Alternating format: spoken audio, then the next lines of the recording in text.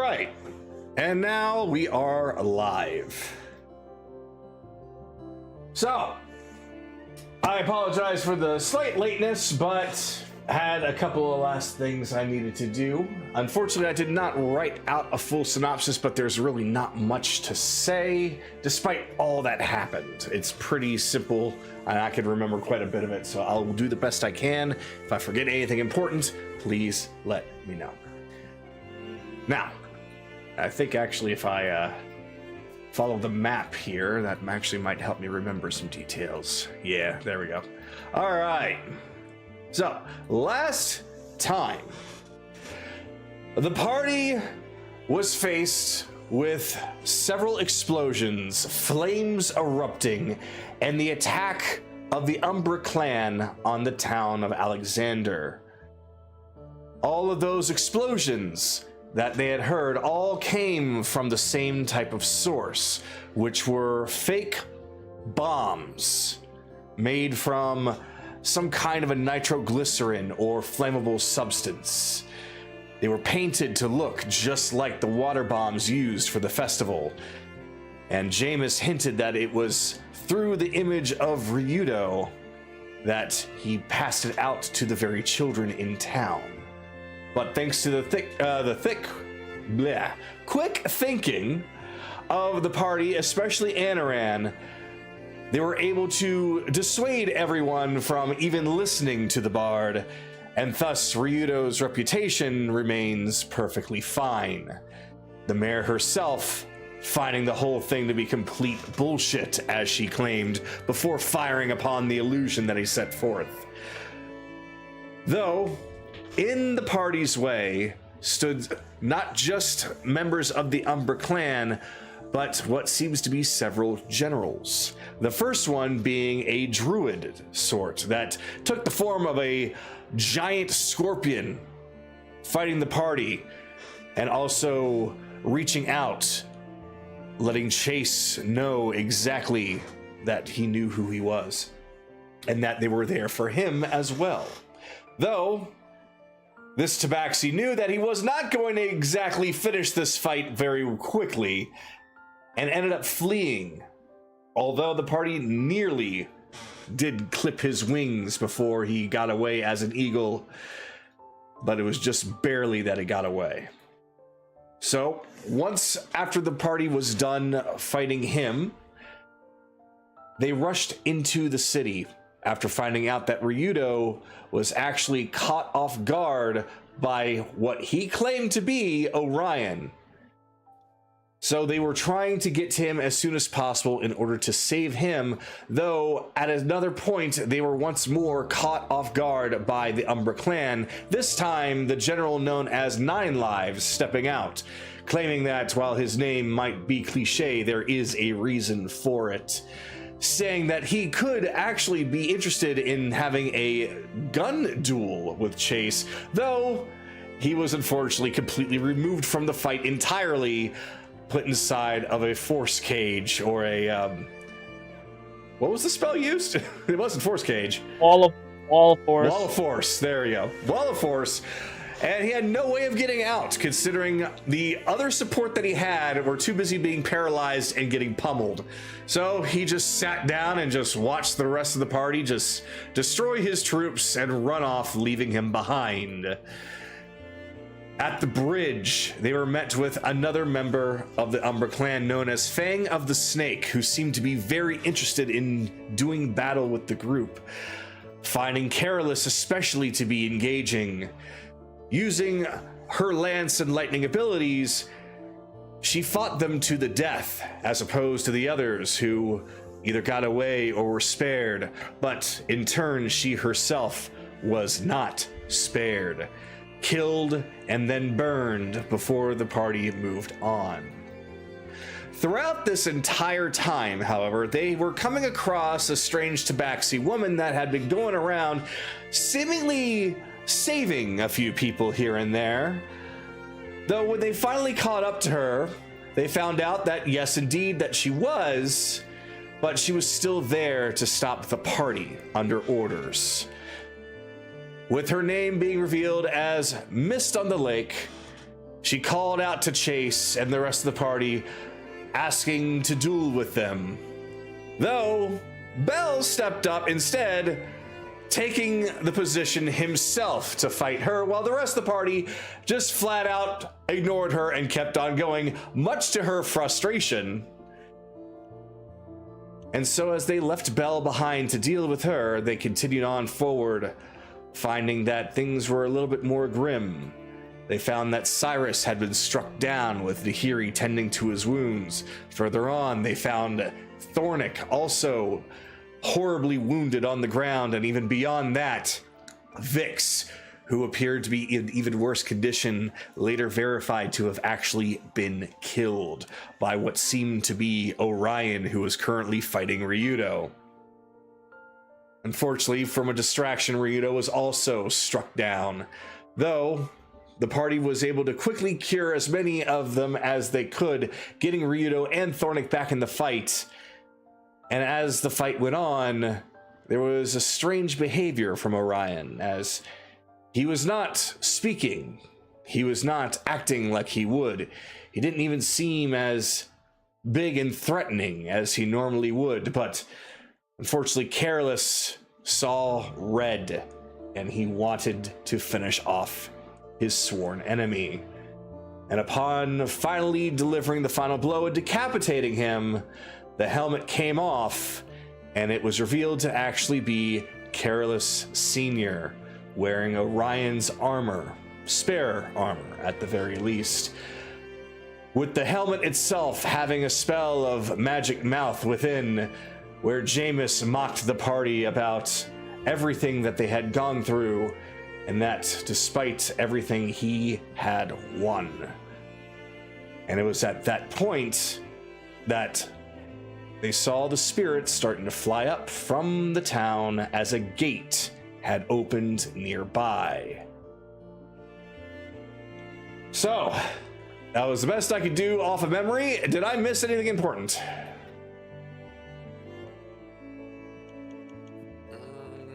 No, not that I think of. All right. So, we begin tonight a little out of at a different time. While we have already seen the party deal with Orion and successfully bring back Careless Sr. and prepare to gather up Vix and take her back to the ship to try and revive her, there is still a fight that has yet to go down, as Mist on the Lake faces down Bell alongside the allies left to help him out. A fire elemental gifted to him by Anaran, the construct gifted to him by Evelyn, and Sue gifted to him by Chase. And even before that, Bell had planned for this moment, as he sent off a silver raven to get in contact with Mietrich and Philomena, specifically those two, to come and lend him aid. So, at this moment, we are going to begin at the start of that fight. The rest of the party had moved on from this position and are at this moment currently dealing with the false Orion. However, Mietrich and Philomena are currently nowhere to be seen. Perhaps they are on their way. Perhaps they decide to leave Bell to his devices to teach him a lesson of doing something stupid. But we'll see. And so, I must ask if Bell is here. Stupidity doesn't sound familiar. Like, everything I've done so far has been nothing but genius. This is slander. It's chaotic. It's chaotic. That's what it is. It is indeed chaotic. All right. So, give me a moment. Get some music here.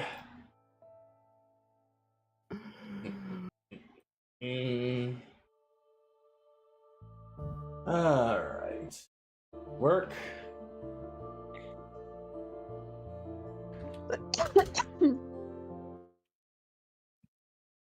All right. And so we begin. So, at this moment, Bell You, of course, with all of your current allies in tow, are facing down Mist as she's essentially pacing back and forth with her arms crossed, just staring at where the rest of the party went, fuming at the fact that everyone just left her behind. I can't believe everybody. I even rehearsed for this. Don't they know that I'm actually here to stop them?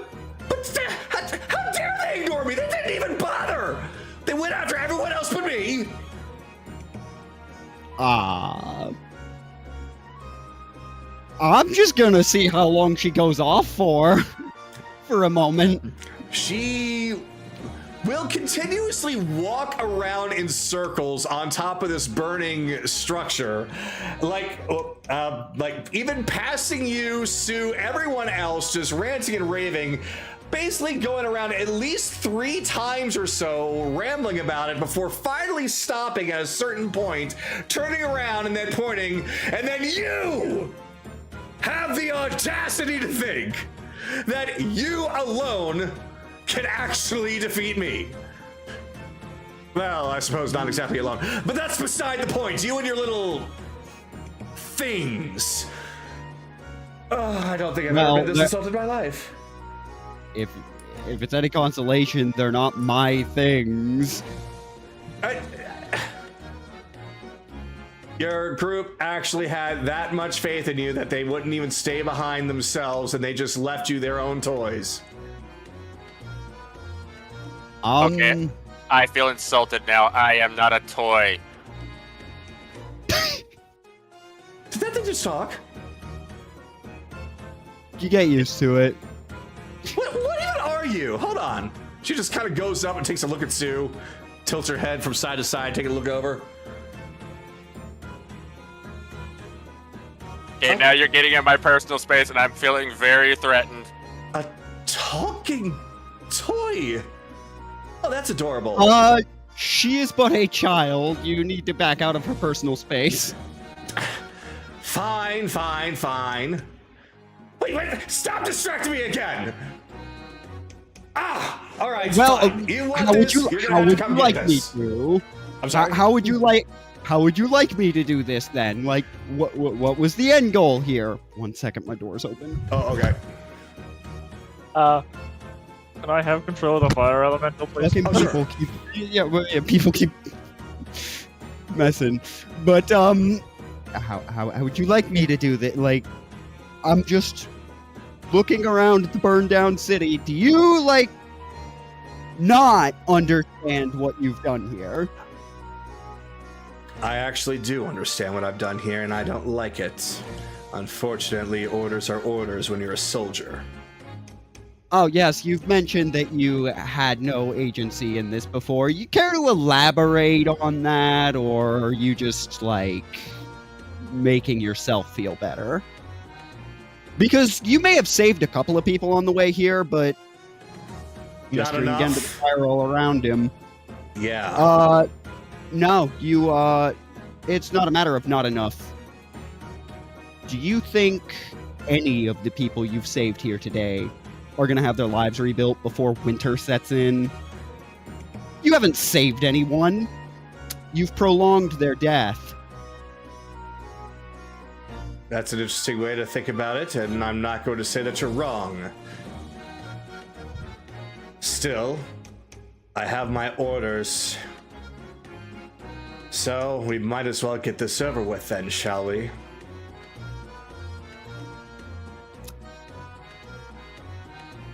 If that's all you have to say on them.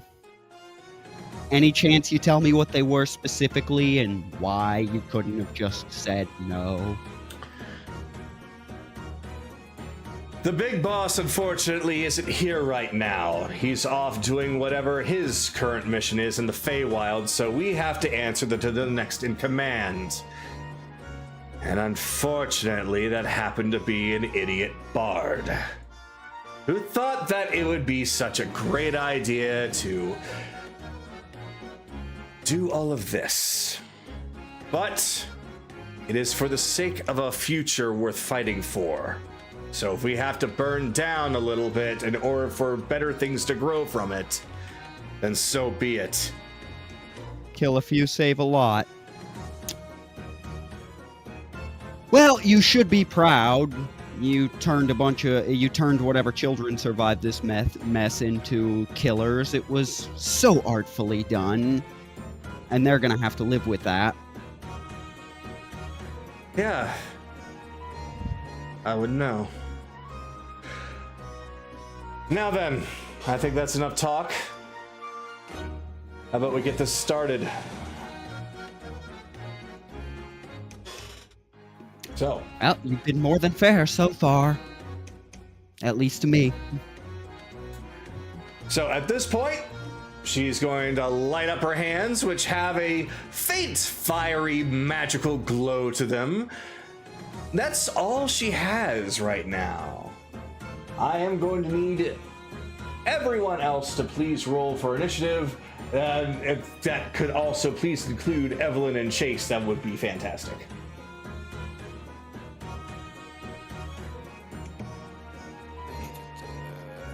I'll have to roll a separate. Yeah. Well, he being a slow boy. Okay. Well, she still rolled high. Sue rolled a 20. All right. Sue with a 20. All right. All right, and I'll wait until... I might as well roll them now.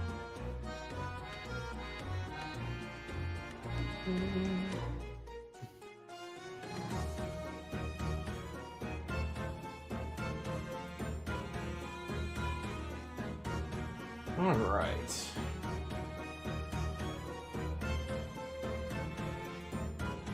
So that should go right after Bell, so I'll make that into a 14.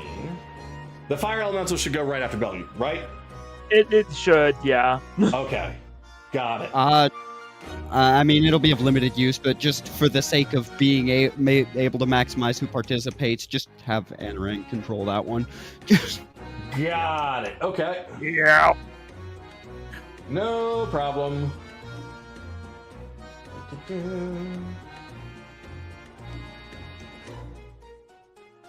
All right, just making sure we get the order in here, and now it looks fine. So, grab this, and I'll get this in.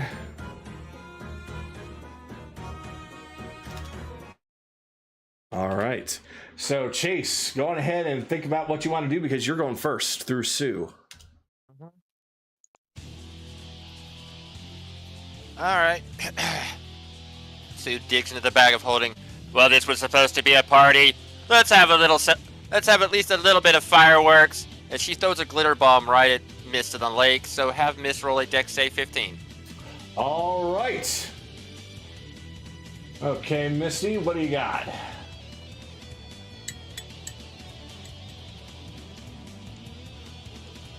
$18.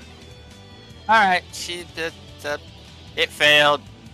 So she's able to avoid getting enough glitter on there. Damn, worth a shot. Yep, the glitter just pops out and goes to cover her, and in a quick reflex, she moves out of the way, and some of that glitter starts to burn up from the fires. What on earth was that supposed to be? What do you think, this is a game? You'd be surprised what's effective on a battlefield. That's the end of her turn. She moved 30 feet, and that's it. All right, so it is actually going to be Misty's turn. So what she's going to do... You know, I really don't have time for this. Let's just finish this early.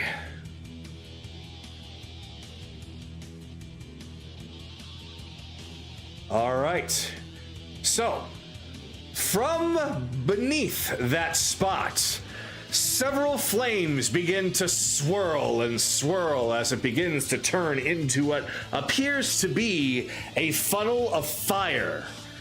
It, of course, at the bottom is quite thin and small, but it keeps getting bigger and bigger as it reaches near the top, spreading out to where all of you are.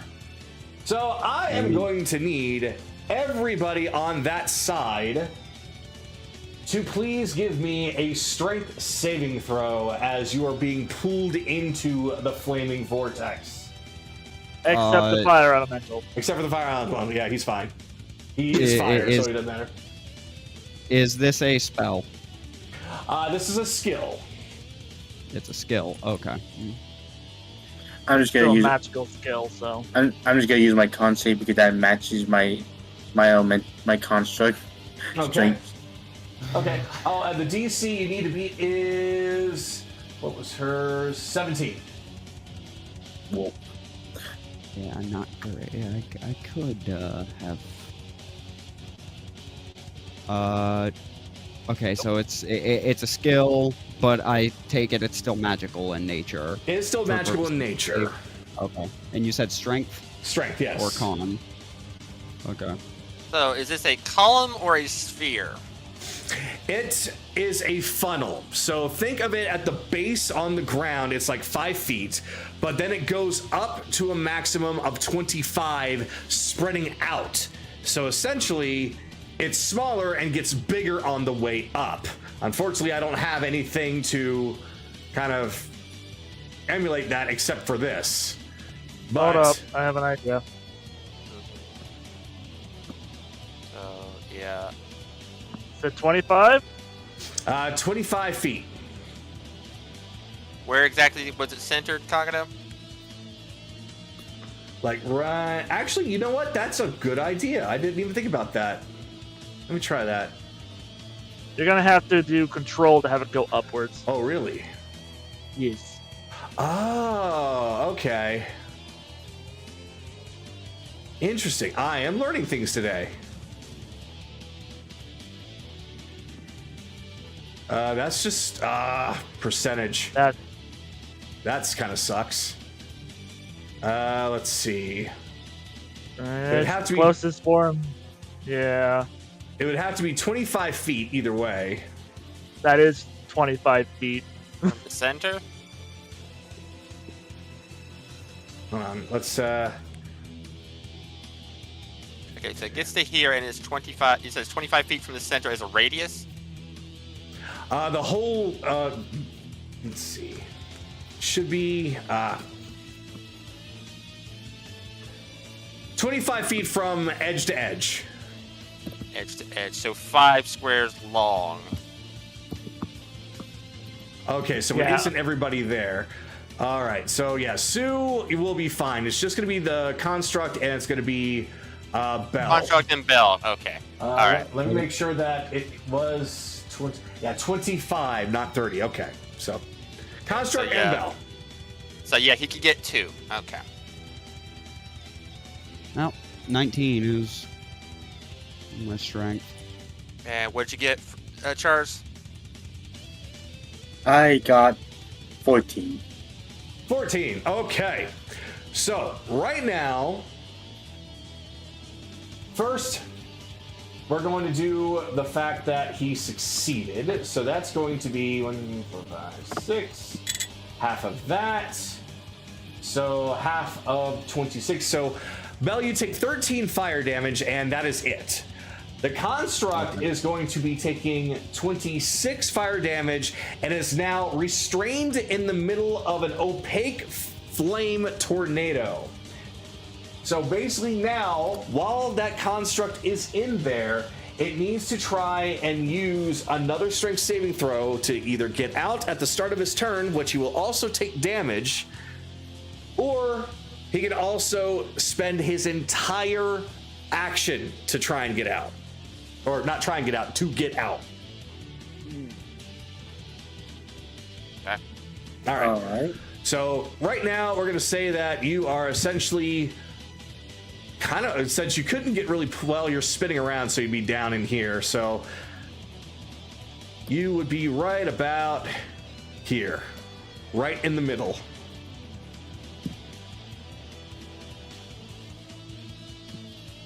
All right.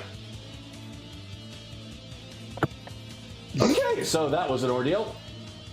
That is everything that she's going to do right now. That's all she can do right now, other than move. So she is going to do that. 5, 10, 15, 20. What? That's 25. All right. Now it's going to be Belle's turn. Okay. Let me see here. That range is a little bit too far, so 5, 10, 15, 20, 25. Hold on. You might want to reconsider your steps because you will be walking in. No, you started your turn there and you fought against it. Never mind. Ignore me. 25. That is 30, so a little bit.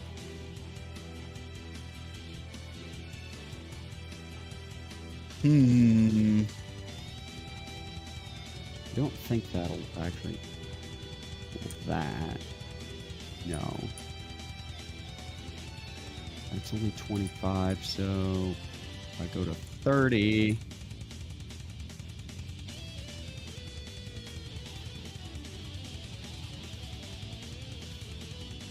That's about correct. Yeah, that's well within. So I'm going to just wire gun over here. All right.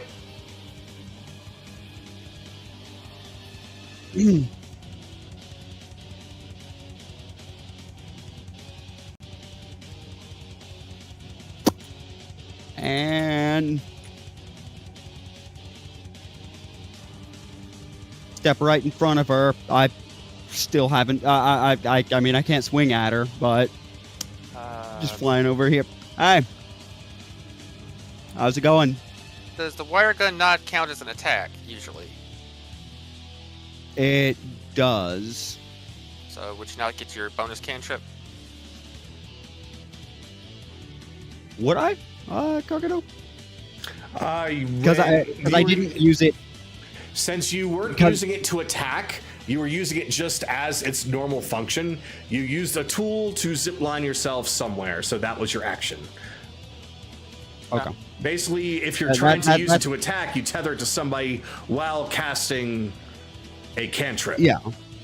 So I didn't have access. I didn't have line of sight on her to do that. Okay. So I had to close the distance. Let's move. Okay. Okay. Let's get back to it. Actually, given how that's lining up, actually, it'd be to here, and then, let's see, I've moved 30 after using the gun, so 35. Well, I'm actually gonna reposition a little bit to there instead. Okay. That is for now it. All right. So, let's see. Yep, that won't work. Excellent. It is now the fire elemental's turn.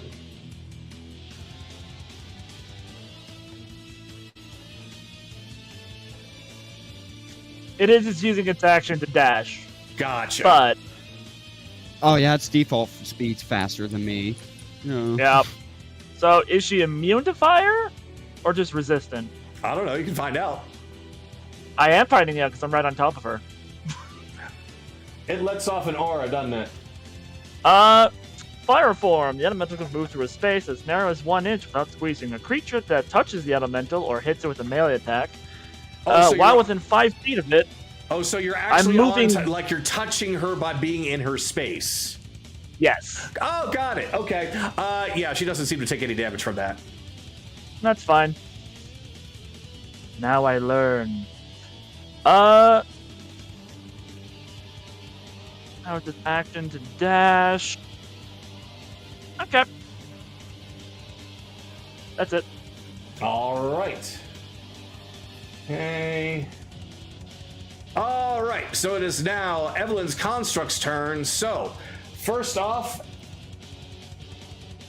1, 2, 3, 4, 5, 6.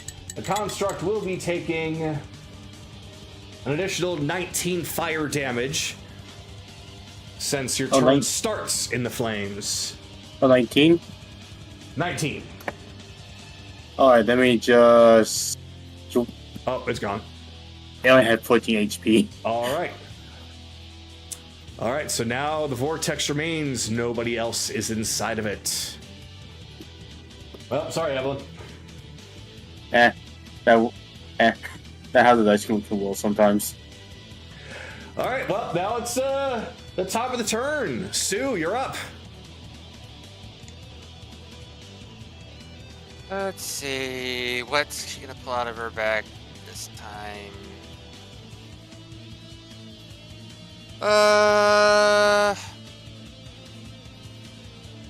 5-foot step. Reaches into the bag again. Throws out something that, well, nobody here would be familiar with, but if they were there back at the ambush on Crowley's minions, they'd remember. Have her make a strength dex save 15 Kagato for the Tangler grenade. Dex save 15. Her dex is pretty good. 16. Damn. Alright. And, well. Wait a minute. I rolled for the wrong one. Hold on. Let me... I just realized... It's 15 then. Well, that still matches, so she just barely watches as a sticky white substance splashes on the ground. Damn it, Chase is gonna hate that I wasted that one. She just looks down at everything that you're throwing at her. This time, the sticky stuff. What in the world is that? Is that glue? Obscene. Did you try to just throw sovereign glue at me? If that's what you want to think. That toy's dangerous. End my turn. No shot. All right. It is now Missy's turn. So... that thing's right in front of her. Aha! So... what we are going to try is find Belle. So, 5.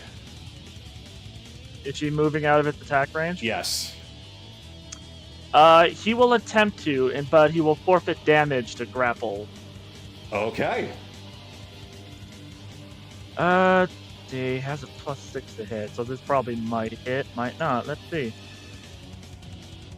24 to hit? That hits, yeah. Yeah, so you just see him and keeps her there. Wait. Hey! Ah! Oh, this is annoying. Well, Give me a hug. Fine, I guess I'm just going to have to deal with you too. Such a shame to have to snuff out flames. Belle? Actually, did you exchange names with her? No, I don't think you did. I never told her my name. Yep, you're right. So never mind. She goes to speak your name, and there's like, shit, I never asked. Fuck. All right, fine. Since you're so quick, this is going to be a very big annoyance. So right now, I don't know what I can really do without wasting some precious resources here. Did she attempt to use her action to cast Psychic Glance? She needs the name so damn bad. Actually, no, she just wanted to know where he was. Ah, gotcha. Yeah, currently he's hiding behind something. She was just, wondering where he actually is. All right. So I know exactly what she can do. She is restrained, but she Grappled. or grappled. Just grappled. Just grappled. So, all right, fine. Guess I'm not going anywhere. That's all right. Let's see. Oh, I know what I can do. Looking around. Let's see if he's behind this tree, shall we? All she sees is fire.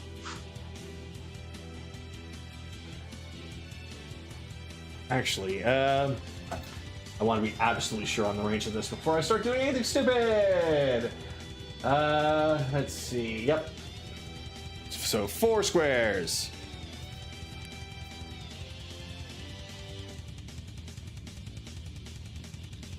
Question: does she have to be able to see that point in order to target it? I suppose. Actually, no, you're right. She can't actually see that. She can't target that.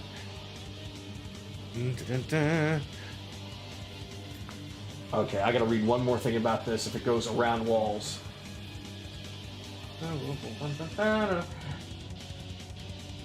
Yes, it does. Spreads around corners.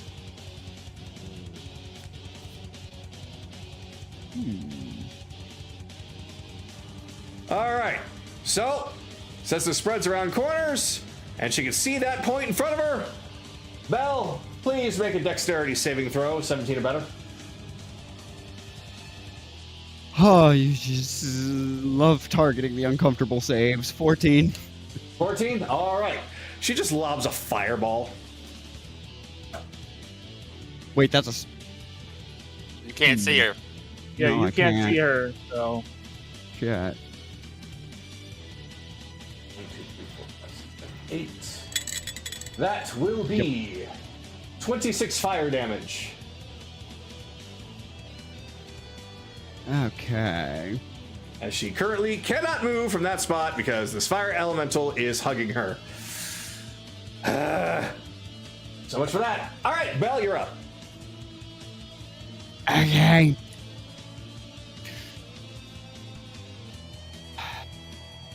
Five, 10. Actually, rebellions. Con save for you. Oh, yeah, you're right. This has made it +4 as well, so that's actually 22. You're good. Yeah, he's fine. Yeah, because I'm concentrating on the fire elemental. I actually completely forgot about that. But in my defense, it has been weak. 5. All right, so 5, 10, 15. Yeah, this isn't even difficult to get to here. So I am just going to walk around the corner, just fucking scorched and bleeding. She halfway looks amused and halfway looks unamused because she can't move right now because of this elemental hugging her. But she kind of smirks a little bit as just smoke is coming off of your body. That's a good look for you. Halfway charred. Duck's gonna be a better one for you. So 23 to stab her. Just straight up stab. Yeah, 23 will work. I'm not carrying the sword for the aesthetics. I mean, it's partially for the aesthetics, but fuck you. 7 slashing. 8 poison. Or, sorry, 5 poison. The +3 doesn't get applied to it. Oh, no. No, because the blade's +2, and that's part of the effect. Would the +2 get applied to it? No. No, okay. So Okay. 7 slashing. So, yeah. Poison. 7 slashing, 5 poison. Oh, so that's a The +3. 3 additional on that doesn't actually get applied. Doesn't get applied to the damage of the poison. Gotcha. Let me do a quick con save real quick.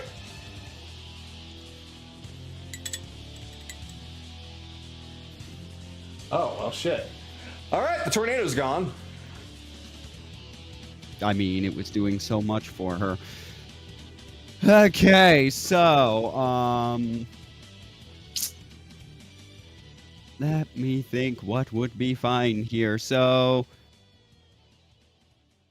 for my, for my extra attack cantrip, Blade Ward.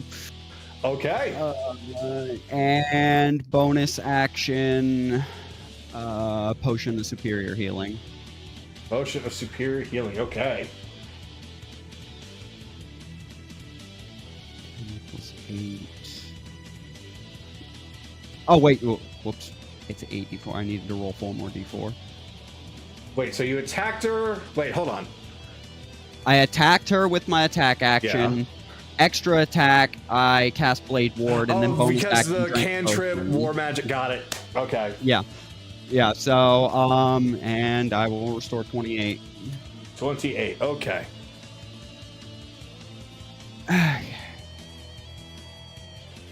Oh, right. Potions. This is gonna be longer than I thought. Not as long as you think. So, again, I'm just gonna continue to ask, while I've got you here hanging out. Do you want to go over where you seem to think you have a lack of agency?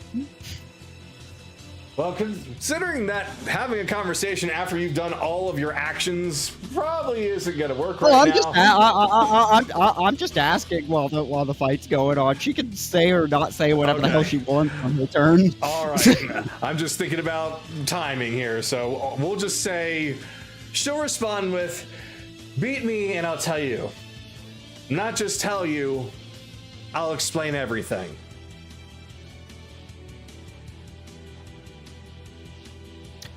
I mean, if you're a glutton for pain, go ahead. So, who's first time. I believe it's the elementals now. Yes. So, question: seeing as I got her here, does she have like a spell book, an amulet? The elemental can see that there's quite a lot of different trinkets on her. She's got earrings, she's got an amulet, there's a scroll on her side. Is any of fireproof? Well, considering the fact that you're holding her, and none She of is them also have on erupted fire. none of them seem to have erupted into any kind of flame. Sweet, he's gonna take the scroll. All right. Just yoink. Just take that. Toss it somewhere. Hey, that's mine! That's his action. He can't he can't beat the fuck out of her, so he can be a piece of shit. Oh, fuck. There goes... Fine. Whatever. Alright, yeah, that's it. That's all he can do. It was Being something. annoying. It was definitely something. All right. Well, since we're... All right, so we are now at the top of the list. And this is when... All right, let me do this. Da-da-da-da. All right. So it's about this moment that there's, of course, this crowd that's just gathered over here that's like, we can't see anything, they're hiding behind the trees, come on, man, stick it to her, you got this. And you just hear a couple of footsteps running your way as one of them just shouts up to them in Meatrix's voice, "Oh, gods, will you please all just shut up and go inside so you won't burn to death?" I don't know. I think they're here for quite a fun show, if you'd say. I'd do the same thing. Philomena and Meatrix show up. Actually, that's a good question. They are supposed to be here. Where the fuck are they? Mentioned behind a tree. Belle, are you behind a tree? No.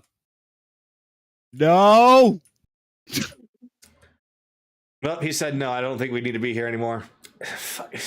We're gonna save him. Come on. Fine. Wait. Hold on. And this is where Mist. You called for backup. Do I look stupid to you? Do you want the truth or the lie? Has the truth been sufficiently disproven, you idiot?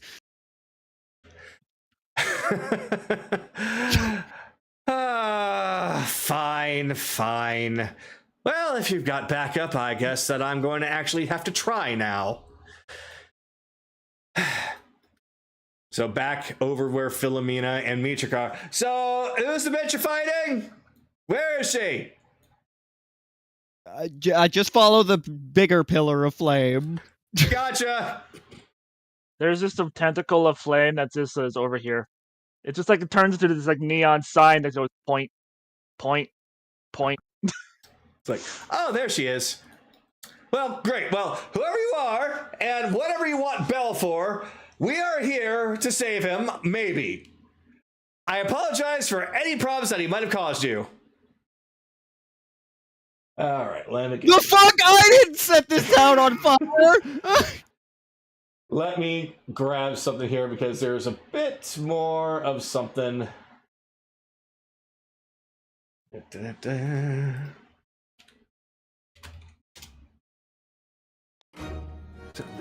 a minute. I've heard that voice before. Philomena, is that you? Wait a minute. Mist! What are you doing here? I'm on orders to help with stopping these idiots and other things. I thought you were dead. Well, yeah, but I lived. And now he is mine. Wait, so you're working with this guy? Yeah, you know, long story. They kind of killed me again, and saved me, and actually let me go through a little bit of, we'll call it retribution. So, now I've joined their crew. She got such a delicious makeover. She did? Oh, I want to see. You, let me go see. He keeps his grip on her. I'm afraid I'm a little tied up by Flame Elemental right now. If you could be so kind as to wait for a moment, and then I'll go and see you. It's been really a long time, Philomena. I need to go and give you a hug as soon as I get a chance. But first I'm gonna have to, you know, beat up this guy, and I suppose I'm gonna have to beat up you too, huh? Yeah, I guess that's gonna have to be how it is. Okay, fine. Well, if that's gonna be how it's gonna be, I guess there's no point in me holding back anymore. At the very least, this will be fun since you're involved. You keep saying that. Quiet, you. I'm not talking to you. So, right now, the Flame Elemental's not gonna feel a damn thing. No. But, Belle, you basically see that Misty essentially starts erupting in flame herself, and her body begins to get enveloped in the stuff. And since you are now within 5 feet of her, you will unfortunately be affected by this, as there is a flame aura that comes off of her that's going to be dealing a very minuscule but still somewhat damage. If I can roll it, please. No. 7 points of fire damage. The flame elemental just... So, let me go ahead and get these two involved in the fight. And another con save, Bill. I mean, yeah. 20. You're good. Yeah, You're you're good.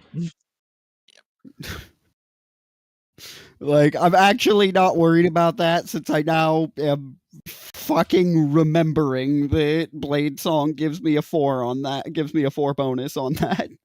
It's fine. On top of it.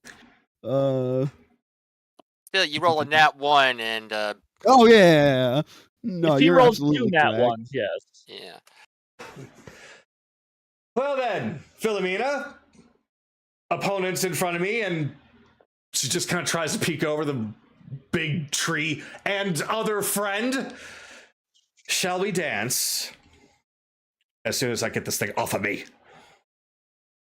And so, the real fight begins. Oh yeah, wait a second. You can't move right now. So, load the cannon! If you got it. Well, it I- is Sue's turn. She's going to fly to this location. And with her action, she's going to pull out the cannon and aim it. All right. We'll just say it's there for, you don't have to pull anything out. It's like, it's there. But yeah, it's like, that's her turn. All So right. So Miss sees this just big cannon come out of nowhere, like, oh.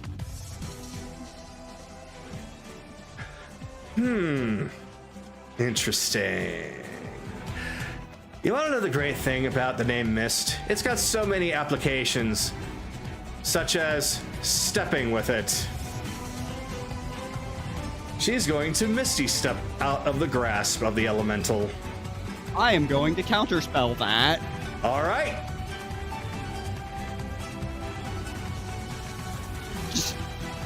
So she tries, and she doesn't actually go anywhere. She actually is trying to move once more, and she gets even more frustrated. All right, I think I'm going to knock you out now. She is going to be using her other special ability in this form, Web of Fire. Basically going to clap her hands together, point them to the ground, and since you are directly in front of her as she can see you, Belle, there is a big red glow that starts to appear under you as pulse after pulse of flame aims directly at you. 5 of them, in fact. Fascinating. All right. These are some fascinating abilities you've got.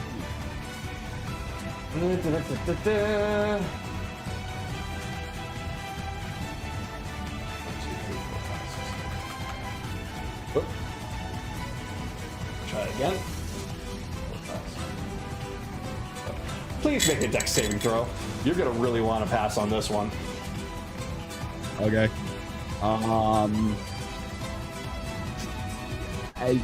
That's really not up to me. Yeah, 8. Oh no. So, one pillar fires up beneath you and burns you. Then another. Then another. Then another. Then another. 5 times. Yeah, well, I mean, even as they start glowing, I just look down, look at her, and be like, when you wake up, you're teaching me how to do that before everything explodes. It's called Web of Fire. Look it up. You take 49 fire damage. Fucking hell. Okay. So, I do believe...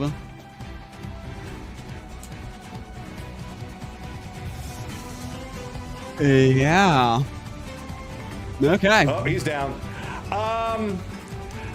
Okay, I'm gonna ask this now. Does Sue have anything in her bag that could heal him? A lot of healing potions. Good, because otherwise this fight would already be over. Okay, so that is all she can do because she can't move. She tried with Misty Step, and that got countered. She can't walk, so yeah, fuck that. Okay, Fire Elemental. So now that Belle is down, what happens to the Elemental? Does he work on his own? He works on his own. He does whatever the fuck he wants. Gotcha.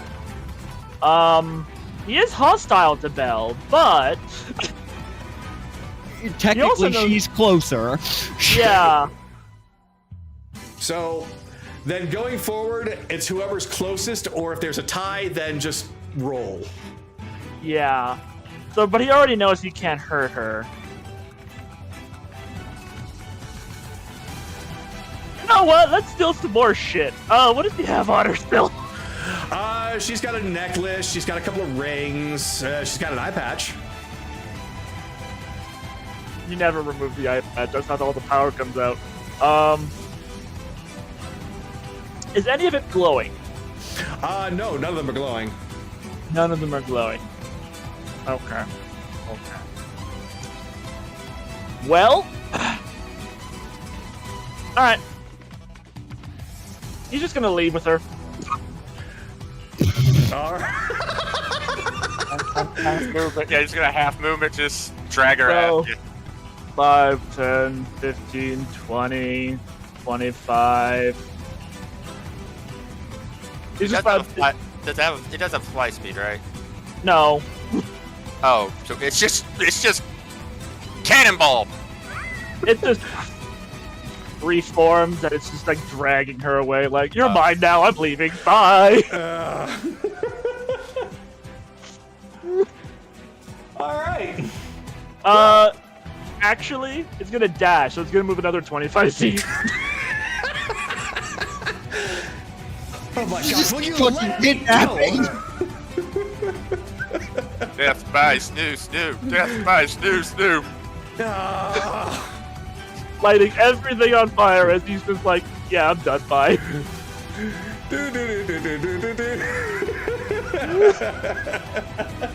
He just went, well, he's down. Let's go get burgers. Some shit. Alright, that's third. All right.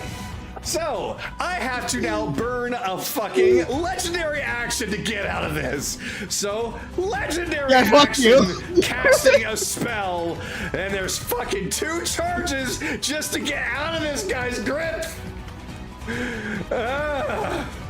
Actually, let's see. 5, 10, 15, 20, 25, 30. So that's 6. Yep, 30. All right. That So- elemental is so beyond worth it. Finally! Now then, that goes 2 of her 3. So it is now Philomena's turn. You know, I just heard a croak. Belle? Belle. You idiot! 5, 10, 15, 20, 25, 30, 35, 40, 45, 50, 55, 60 as she dashes. Actually, did she have a movement speed of more than that? I don't think so. No. Alright, well, she's trying to get to you as quickly as possible. Alright, so it is no. Wait a minute. Oh, I actually skipped. Oh, wrong one. It's not Philomena, it's Metric that would go. Haha, that was the problem. Alright. Actually, feline agility.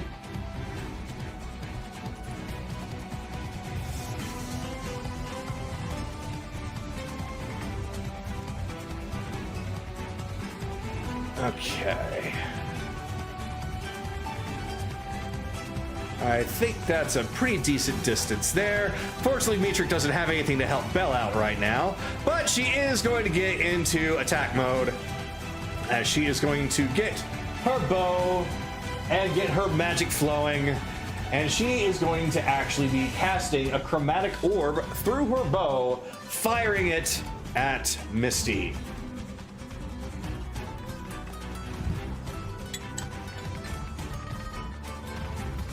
Fortunately, that will not work. All right, then. So much for that. So she fires an icy ball of chromatic orb right towards where Misty is, but unfortunately just barely misses, hitting the roof instead. Although the flames that were nearby are slowly being extinguished by that cold. But unfortunately, it's too small and it just keeps on erupting with more. Next. Belle. Yeah. Death saving throw. Yeah, death saving throw. Christ, I can't remember the last time I had to make one of these. That's just a flat D20 or Yes. isn't it? Just D20. And the pass or failure is based on Just It's roll a 10. those up. If you roll a 7 or higher, you roll a 10 natural or lower. 20. Or get up! Oh, you're up! Or You're get up up with and one! he can. I You're up am? with 1 HP. Yeah, you're up with 1 HP! Yeah, roll a you nat crit 20. it, you get up. You get up Oh, and you can have your turn. Huh?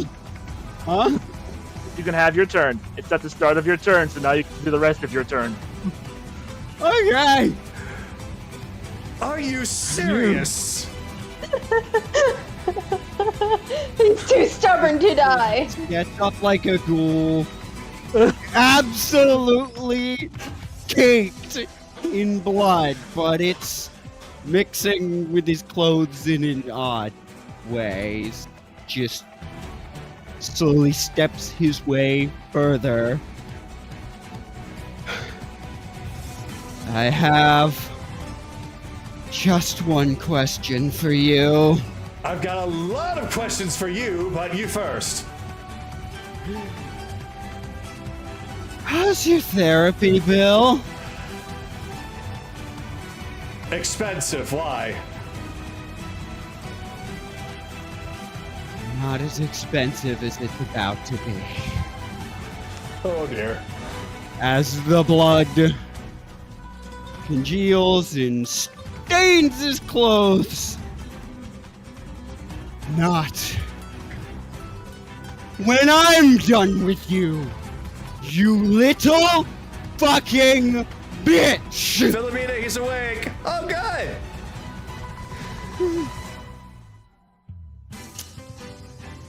Okay, so as his cloak turns green,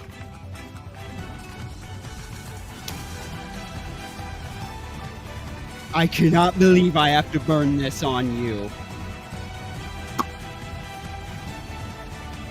Potion of Dragon's Majesty. Oh, shit. Okay. For 1 hour, I'm a dragon. So, let me get a dragon.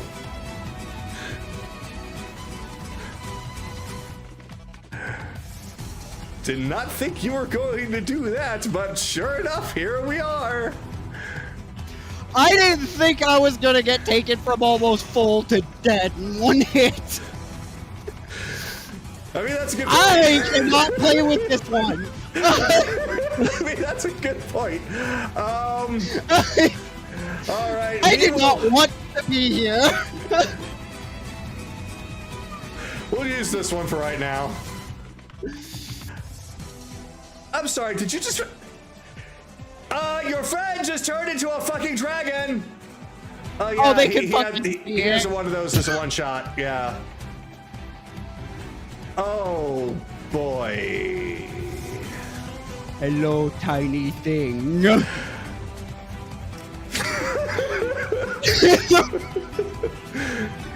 I don't know what the fuck the dragon statistics are, so I'll send you a link.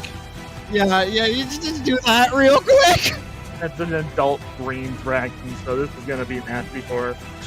The only things you do not have access to is the dragon change shape, legendaries, or layer actions. You just have its basic attacks. And I have spellcasting. everything else it can do. Uh-huh. So Here you I go, need a Mel. second because I didn't think I'd be using this here either. There's just a crowd that was watching at this point, or the same crowd, and they're like, a dragon just showed up.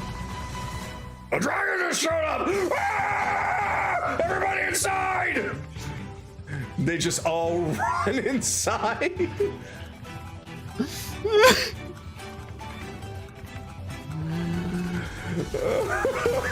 This town is under my protection. So, let me see. So, I guess we will start off with. Holy fuck! I have a lot of HP now. Okay. Yeah. Yes, So, Remember- yeah. I guess we're gonna. I'm not sure how. If it's just the statistics, I'll have to manually roll and then add. So, first off, bite 26. Yeah, it's. Okay. Cool. Let's see. That's 6. That's before getting hit. 19. Piercing damage. That's 19. Yeah, that's 19 piercing and that's 19 piercing and 4 poison. All right. Both of them affect her normally. Yep. And Oh, and you also got near. Well, no, you're not with. Oh, well, you attacked her, so you got within. Well, continue your thing. yeah, bite. So. Oh, okay. That's that was out of order. Okay, so first she actually has to make a wisdom saving throw against Frightful Presence because I'm multi-attacking her. All right. The dragon uses Frightful Presence, then makes 3 attacks. Yeah, I know how it works, but once she saves the first time, then she's immune to it the rest. All right. Yeah. That's going to be a 19. Okay, so she's not frightened, but that's absolutely that's absolutely fine. She's concerned. I will say that much. I would be concerned too, but you know, it's not me this time, so I don't care. So continue your attacks. Okay, so the claw is Also okay. plus 11s. Yes, which is. So 26 to hit That hits. and 20 to hit. That hits. Okay, so claw numero uno is, I think it's 2d6 plus 6, so 14 slash and 14 slash. All right. Slash and slash. Ow, ow.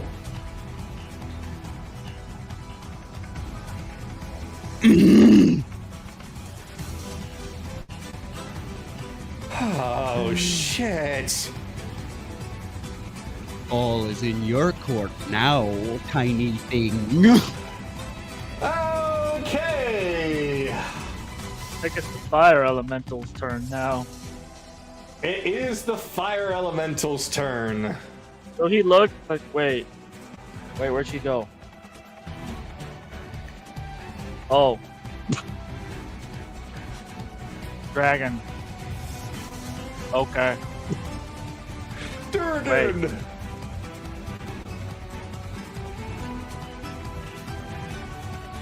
Oh yeah. Alright. Is it an attempt to grapple her? So have her roll strength and he'll roll strength. Wait. Where Yep. Okay. He's playing off with it. He has found something very interesting. A mortal that is immune to fire. Oh, Yep. okay. You have to beat a It did 5. have friend-shaped thing Oh. that doesn't die when he Okay. touches it. 6. You beat it by 1. You're not Wait, grappled. what? You rolled a 5? You rolled a 5. Oh, thank God. He's like, wait. Alright, he's gonna do it again. Oh my god. I think grapple is an action to do. Is it not? You can do it as an attack. Oh, okay. You can. It's just that due to grapple rule, most of the time it's strength off. Alright. Okay, that's better. 14 strength. How about her? All right. 7. Grappled.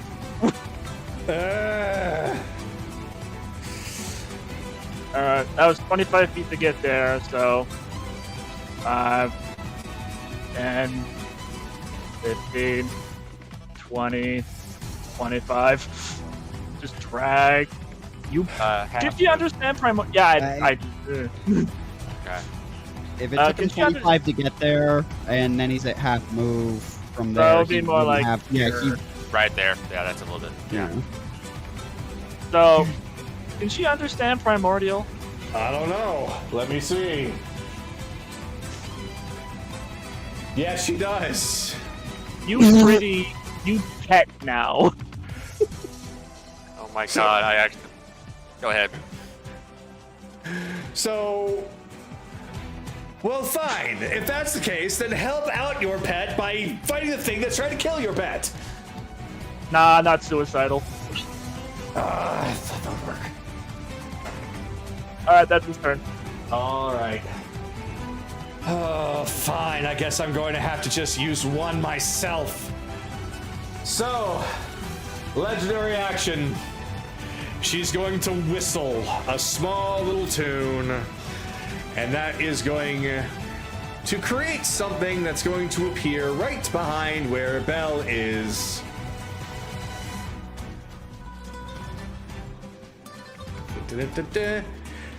You call it, boss? Yeah, I'm a little bit in trouble here, as you can. Oh, fuck, is that a dragon? That's a dragon! You don't pay me enough for this. I don't pay you at all! Oh, no. Are you sure about this? She's been busy or something. You know what? If I go up in a puff of smoke, I am going to have you buy the drinks next time. Fine! So, Misty's fire elemental is now in the fight. Philomena's turn. Oh my god, what is going on over there? Ooh, I gotta see. 5, 10, 15, 20, 25, 30.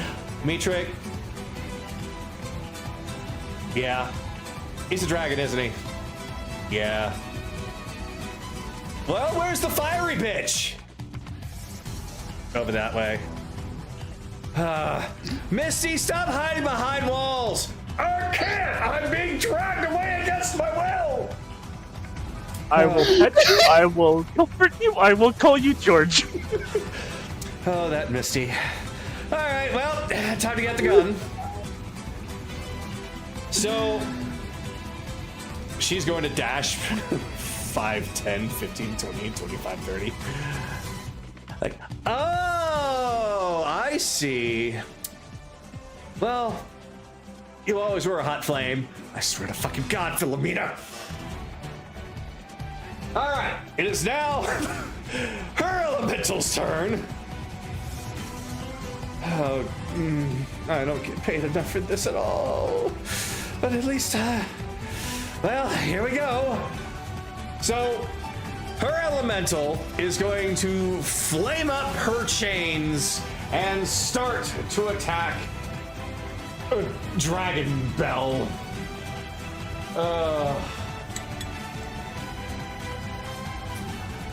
A 15 won't work. Let's try this again. That's great.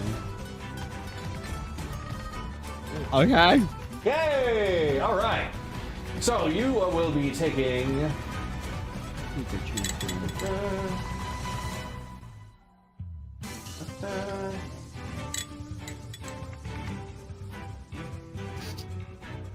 Just 20 fire damage. 20? Yeah.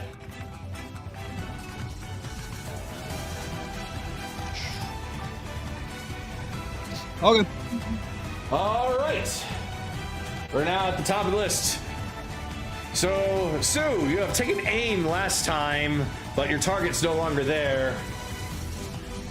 So, what do you do? Yeah, but I think she still has line of sight to it.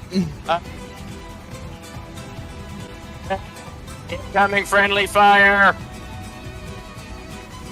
Huh? Okay! This is a... Yeah. We absolutely just punked this bitch.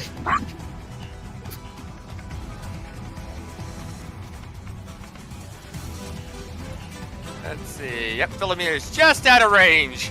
Everybody else isn't. I'm fine with I can take it! Yeah! Con save 15 for the frost shot. Con save 15. Oh boy, alright. This has a decent con. Yeah, that's true. 22. Well, that's from both, yeah, there's 3 22. targets. Oh, I'm I sorry. rolled a 14. 22 from Misty's fire elemental. We're getting Misty herself. Oh, her con not good. Oh, that's a 4. Okay. All right, primary effect achieved. So 4d10 cold damage. Okay. So she takes 23, the rest take 11, and her movement speed is reduced by 10. Well, so does the fire elemental. Ah. He's fine. Reduced by 10 feet for 1 minute. Yep. Yeah, and they can repeat the saves to end the effect at the end of their turns. She's done. All right. Now Misty's turn. You know what? I might be cold, but you know what? You at least give me more movement. So How's her concentration on that elemental?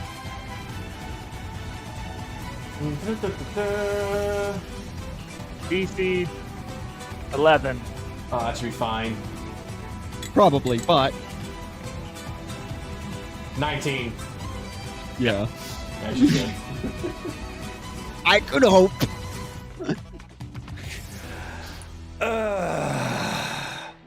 All right, time to slay a dragon, I suppose.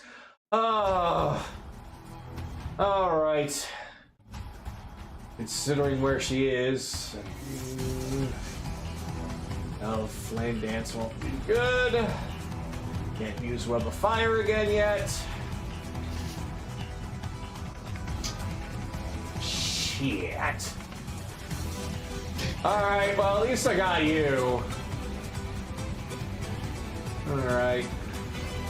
Oh, this probably is going to be bad, but it's going to be a dex saving throw from Dragon Bell as she's attempting to cast a powerful spell at you. A dex saving throw from. Okay. That's going to be Okay, 17. that's a 5. That's Oh. a 5, but I'm going to use legendary resistance, so I just succeed. That is not under the dragon's legendary actions. That's just a thing they can do.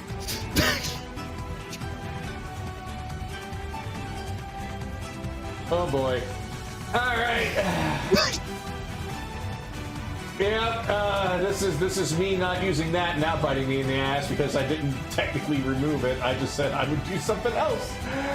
Alright, well at least you succeeded. You will take some damage, but it's not going to be as much as I wanted it to be, so... As she casts Immolation.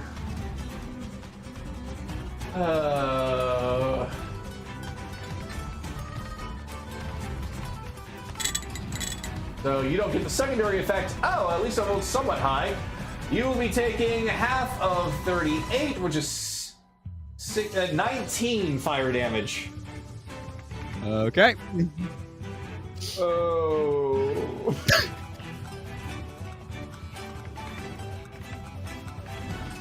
You no hurt. You no hurt. I am the boss fight now. Well, at least you got rid of that resource. I don't have to worry about that ever again. What are you talking about? I can do that 2 more times. Okay. No, No, I'm he talking about means the the- potion itself. Oh, All right. yeah. Well, Yeah, I'm not happy about that, but I'm going to make the most of it. all right, well, now it's Meatrix's turn. 5, 10, 15, 20, 25, 30. Oh, wait, no, she can't. 5, 10, 15, 20, 25, 30. Because she used feline agility to get there. So she can't No, move she now. can move. He can Oh, she move. can. She has She to has to stand not still move. for one turn to Oh, get to get feline agility back. Oh, Yes. gotcha. 5, 10, 15, 20, 25, 30.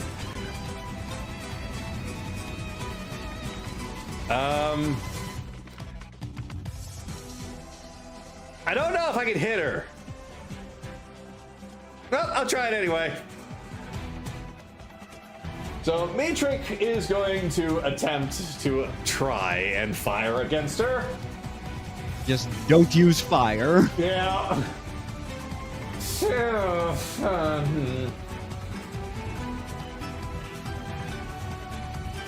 Yeah, that's not gonna be good. Yeah, can't use anything else but that because of the fact that the elemental might get hit. Logically speaking, Mietrich wouldn't want to do that. So it's gonna have to be another chromatic orb.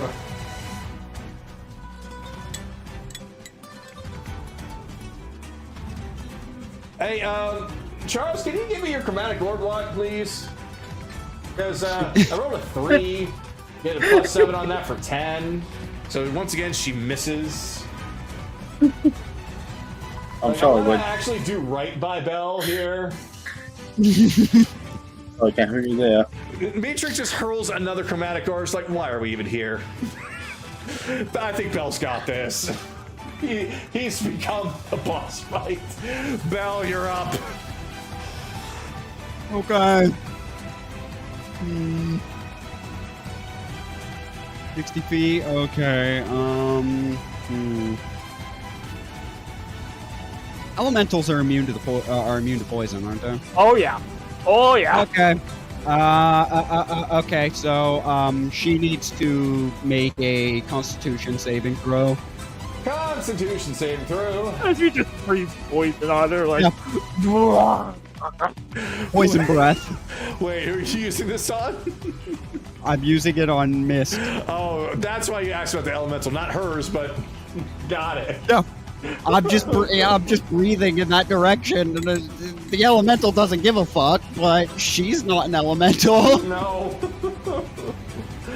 16. Fail. Nope, he failed. Yeah. It's gonna hurt. Yeah.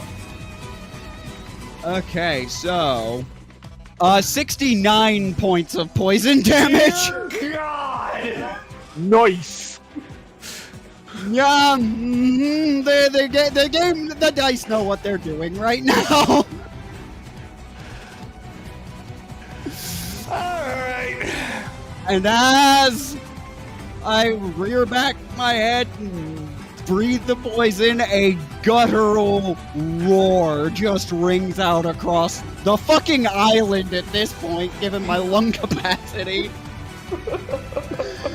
Now all of China knows I am here!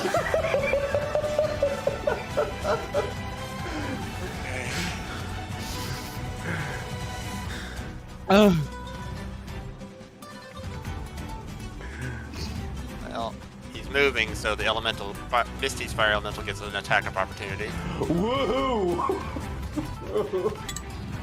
This is all happening simultaneously. So just in the middle of the Orion fight, we just hear a dragon roar.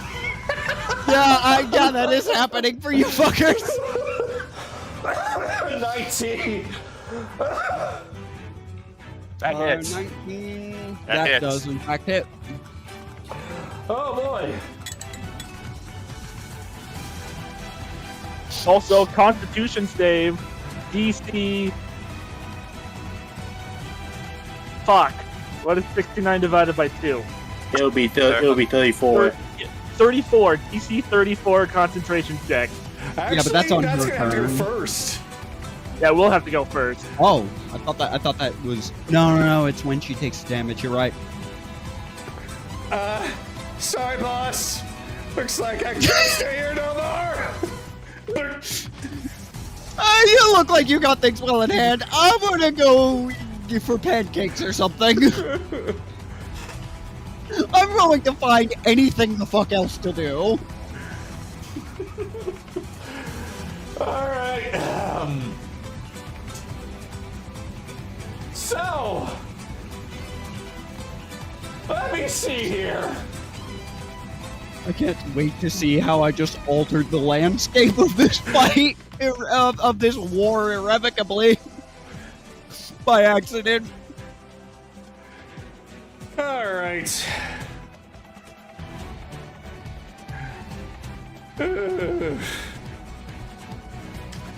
Fire Elemental's turn. Yeah. He sees the dragons there. Oh, you want her. Okay. Well, I know fuck with dragon. He just drops her and walks away. Hey! I thought we had something! Well, first, as he leaves, he just tears off her necklace. This is mine, though. Souvenir. 5, 10, 15, 20, 25, 30, 35, 40, 45, 50. And I like Say that. a gold digger, but he ain't messing with no broke. I liked that ruby necklace, by the way. Oh. He's just holding it. If it's not burning, he'll keep it. This is also rare. That's it. He has no interest in being in front of a dragon. So, Philomena's turn. 5, 10, 15, 20. Whoa. Whoa! You're a robot! Well, yeah, I kind of needed to have a body and such. Ah, looking good. I can't exactly say it's the same thing about you. Are you sure you don't want to surrender? You kind of are about to be surrounded, and one of them is a dragon. I'm well aware of that, Philomena. Thank you very much for the reminder. So, she's gone. You did say you would explain if I beat you. Have I beaten you yet? Can you even? Can you even talk? Well, yes, Yes. dragons know how to talk common. Yeah, dragons can talk. I've been speaking this whole time. Brain dead moment. My apologies. It's like, you have put me into a tight corner, and perhaps it would be of a fortuitous moment to maybe, possibly let bygones be bygones, and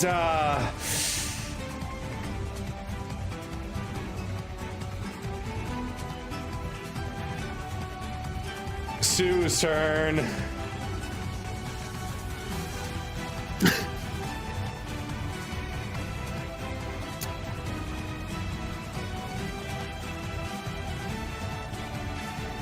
Okay, Sue is hearing. She's got a good enough hearing to hear that last bit. She's going to hold her action. Being shooting off a level 1 magic missiles at Mist. If she tries to do anything but surrender.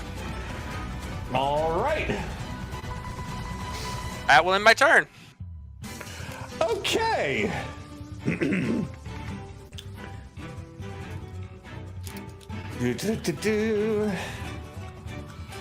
So, Misty's gonna look at the stairs.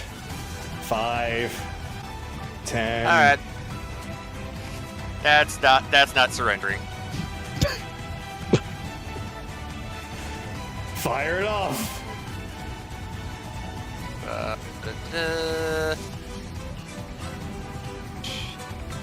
So it's what? 2 times 3? Yeah, so 6 points of damage. Ow.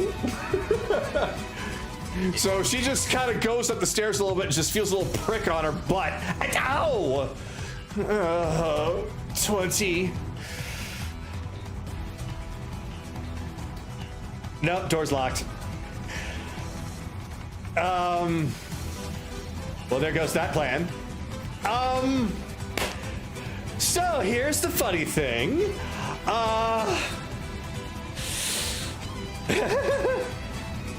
She's gonna start casting a powerful spell. By powerful spell, you mean? There's some lights that are starting to form around her, and she's starting to gradually fade away. She looks like she's trying to escape.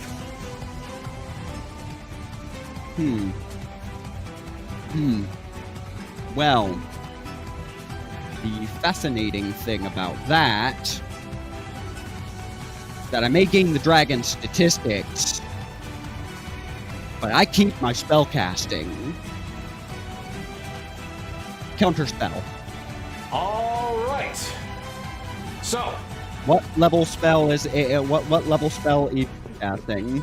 her only 7th level spell, teleport. Okay, then I have to actually. Actually, you use the game statistics for the adult dragon instead of your own. You don't have counterspell right now. That includes my. Oh, that includes any spell. That's not just. You would be using the dragon's spell sheet, stat sheet, not yours. Oh, just in its entirety. It just completely replaces mine. Yes. Yes. God damn it. So yeah, she's getting away. Well, it's been fun, I but can't interrupt it. I guess you'll count this as a surrender. Unfortunately, we can't really catch up, Philomena. But a promise is a promise!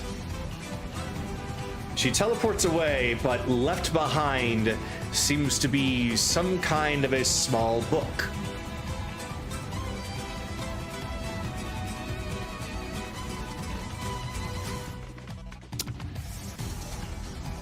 Okay. Well, fine. That can be collected to deal with later. Technically, there's still one more hostile on the field. Oh. Oh, when the fuck do you go home? When the fuck do you go home? Good question. I think it's an hour. Yeah, okay, you can't be allowed to burn down this fucking town. About fire. Yeah, and like this, I can actually fix that really, really easily right now. Yeah, Matrix like, well, at least I don't have to worry about it anymore. So she is going to actually cast one of her stronger spells. All right.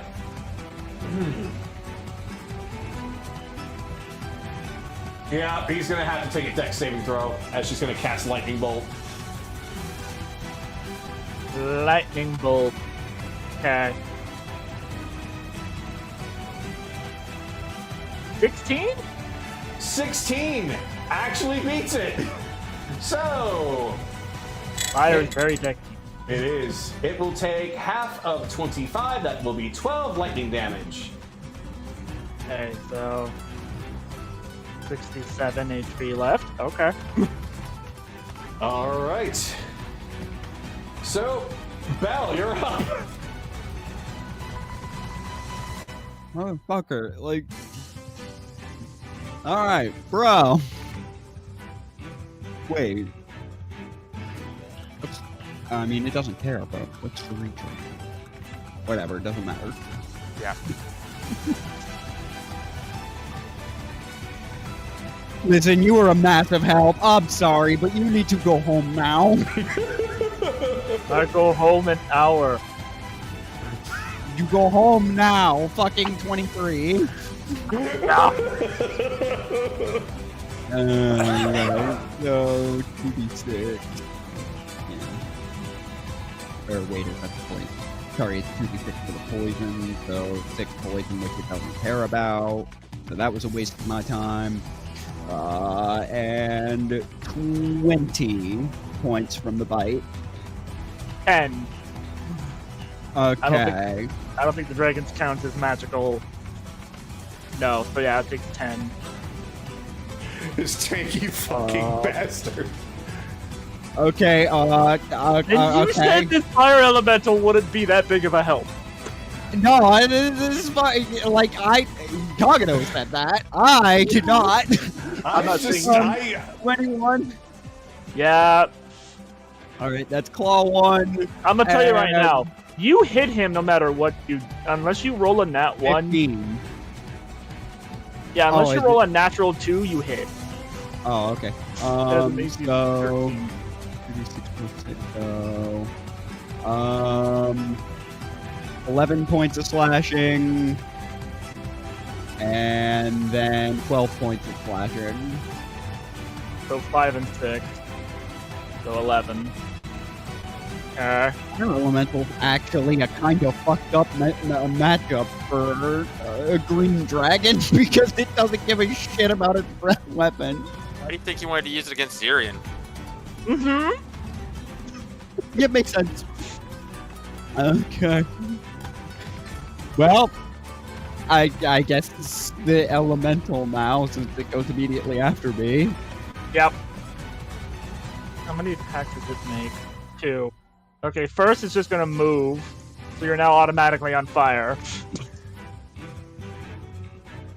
And then makes 2 attacks. See if they hit. No. And no. Okay. How much is the innate fire damage? The first time 1d10 for 3. Okay. It's then going to climb into your mouth. Okay.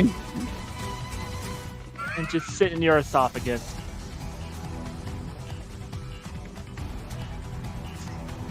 Alright.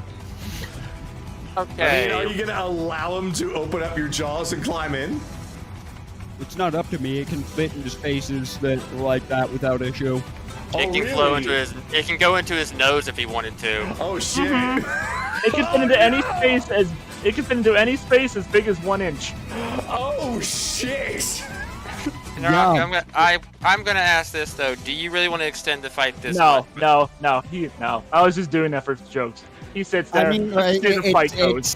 it being in there means I can just repeatedly bite until it fucking dies. So, Yeah, You're let's just say the fight's done. Yeah, You kill it. You can't win. Basically, the bile inside of your stomach will do enough damage to it for it to finally go away before it's able to kill you. So, well then. So, okay, let me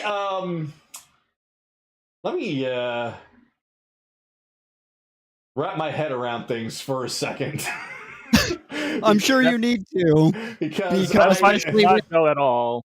What is about to happen? Because she wasn't even under half. She was close to it as far. No, I think she was she was a little under half HP, and I wasn't gonna drag that out. That was a losing battle at that point. So it's just like at this point, just move on. So let me get some music here, at the very least, and just let the mush kind of leak out of my ears for a second. You cannot plan for me, apparently. Well, at the very least, I don't have to worry about that dragon potion in the future.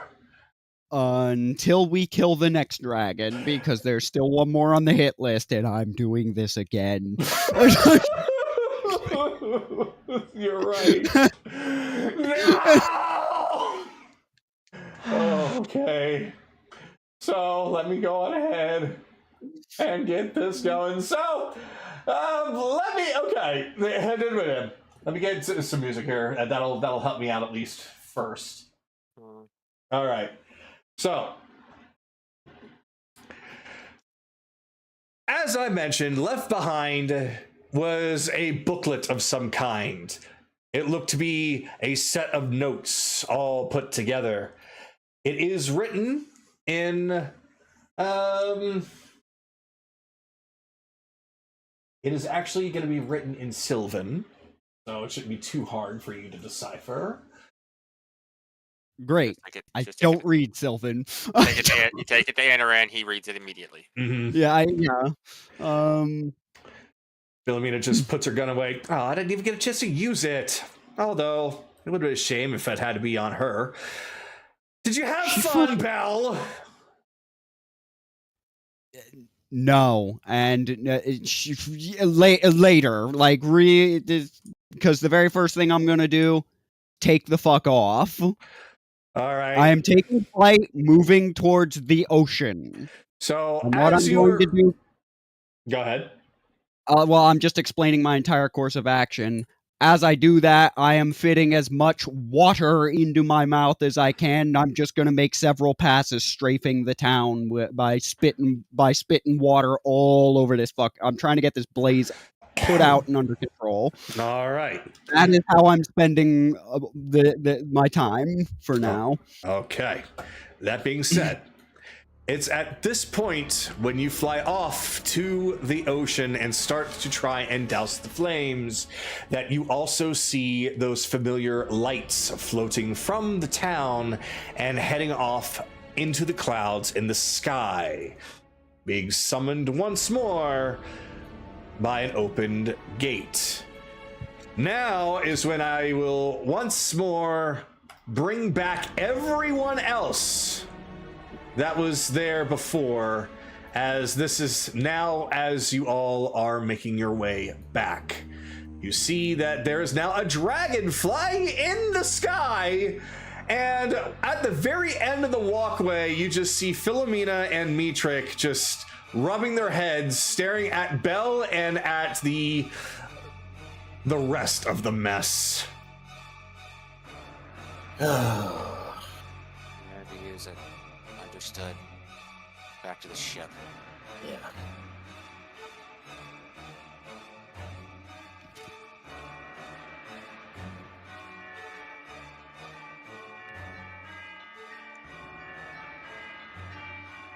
Let me guess, Mitrik, you drove her off. Oh, I didn't even really do much of anything. Bell didn't need us at all. He just transformed into a dragon and kicked her ass. Did you get anything off of her? I might be able to scry her later. Up here. She dropped that, said that it was to make up for the fact that she was surrendering but also escaping. Oh, by the way, with that, just another thing, with that, elemental now gone, I'm gonna need what that necklace of rubies was about later, because that's it. I've got that now. It's a ruby necklace. It's nothing magical. It's just literally a trinket. What Damn. about that scroll? Oh, that scroll? Let me pull that one up. I was hoping it was a necklace of rubies. Let's see.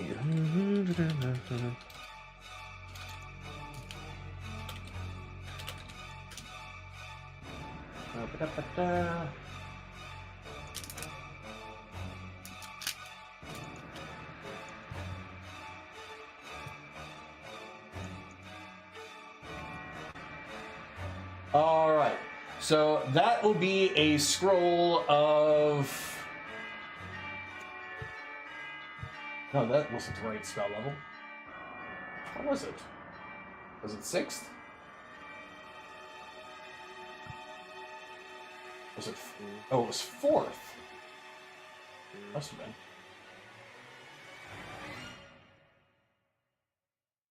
Okay, I am going cross-eyed because apparently oh, here we go. Fizbin's Platinum Shield. 6th level spell. Okay. I've had a dragon spell from Bell turning into a dragon. Neat. I will fucking take it. Like, what the hell?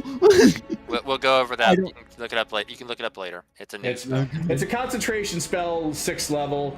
You create a field of silvery light that surrounds a creature of your choice within range, and you can choose yourself. The field sheds dim light out to 5 feet. While surrounded by the field, a creature gains the following benefits: half cover, a resistance to acid, cold, fire, lightning, and poison damage, and the evasion trait. It's pretty... It's tough. It's pretty good. Mine. That is the reward for kicking her ass, sir. I mean, if I walked away from this with nothing after burning that item, I was not going to be happy. Yeah. No, that. I mean, that was. I mean, he pulled it out and threw it to the side. I'm like, well, it'll still be there. So that is your reward for winning a spell scroll that you can now put in your book, and it's a pretty beefy one too. So good job. I'll be able to do it next level, but yeah. All right. So now that being said, Mitrik does also hand you that book. And when you take a look at it, you can see that there are instructions written out in Sylvan. The penmanship looks very refined, very regal almost. All right, we'll discuss it later. Let's let the other players do something for a Yep. little bit, because we've had fun. So. Yep, that's why I said we'll discuss this part later. All right. So right now, while we are still in town, as Belle is currently flying around and helping to put out the flames, I am going to say, let's go ahead and get a roleplay initiative right now in case there's anything anybody wants to do right here, and that will carry over to the ship, so we don't have to do it multiple times. So because certain people were able to do more for a while than others, I am going to say that Kaylee, Carolus, Evelyn, and Akira all will roll first, and then the others will just go after. And it'll just be who's first, second, or third in relation to that order. Oh, in terms of RP, at least for a while, this fire's gonna, even with a Dragon's Maw, it's gonna take a while to put out. I've basically, with how big this map is, I've basically settled everything I can do is just fighting this fire. Well, So you'll find that it's not just you. There are several townspeople getting buckets. There's still several of these water bombs that have not been used that are currently being lobbed in all different directions to help put out the flames. There are some traveling mages that are using some of their magic to try and put it out. At this point, most of the fire that has been spreading was right where you were fighting, whereas the rest of the town, the flames have been extinguished at least by half. Now that you're assisting, as well as everybody else that has gathered up and started to get their supplies to help start knocking things out, it's actually starting to look better and better. Though, unfortunately, it does show that there are quite a few scared people afraid to come out of their homes, and still a stray body here or there.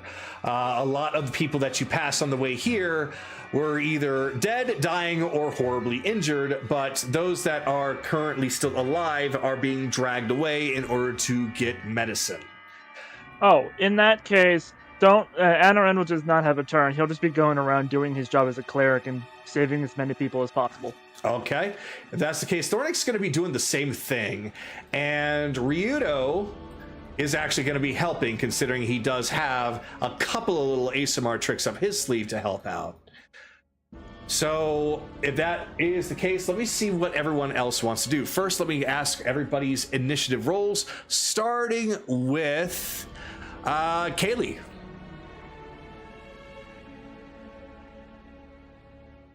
Oh, well, to be honest, I don't really know what Kaylee would do. Okay, so she'd probably be helping out as well. okay. Well, This really isn't. Think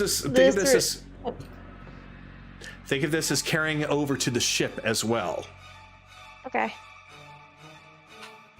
Then I'm just gonna skip my turn until we get to the ship. She'll just be helping out to the best of her ability, like trying to help people who are trapped in like dangerous situations. Okay. What was your initiative roll? 21. 21. All right. Evelyn, what was your roll? 11. Evelyn, 11. Okay. Yes. And Akira, what was your roll? Oh, he's deafened. He can't hear anybody. Already added him. All right. Well, since you can't hear me, then... Okay, well, then as far as Belle, Anaran, and Jolot, Chase, what were your rolls? And then you'll be in order in your respective space. I rolled a 20. All right. Anaran? 17. Okay. Bell?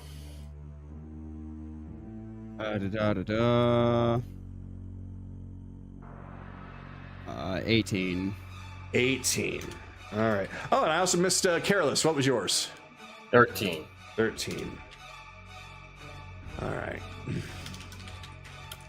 So. And Akira just rolled, so Okay. he rolled a 12. 12? Okay. He's still deafened, so. Gotcha. That's no problem.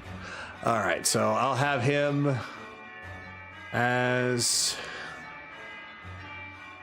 after Careless. All right. So the order is Kaylee, Careless, Akira, Evelyn, Chase, Bell, Anaran. All right. Now that is taken care of. So if most people are going to essentially be using their time to help out the townsfolk, then I am going to actually change maps over to the recovering Alexander. I will roll one thing before we go for Sue back in the fight, because there was something that did happen during the fight that she didn't see it. Never mind, she did not see Bell. Okay.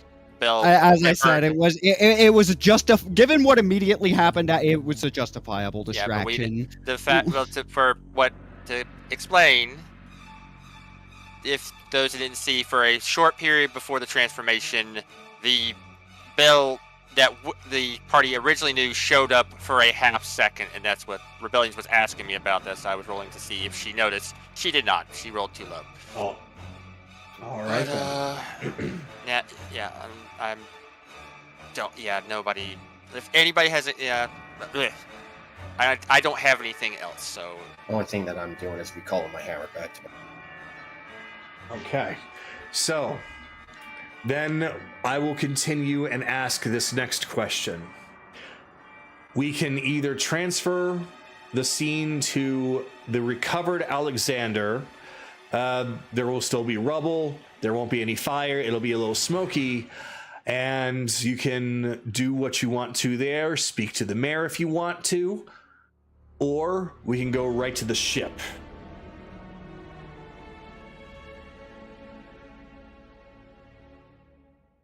that's on the rest of you. Chase is kind of out of it right now. Anaran will speak to the mayor. Okay. If anyone else wants to do anything in town, Like, I am busy being an accidental minor guardian deity for these fuckers. Okay. Here.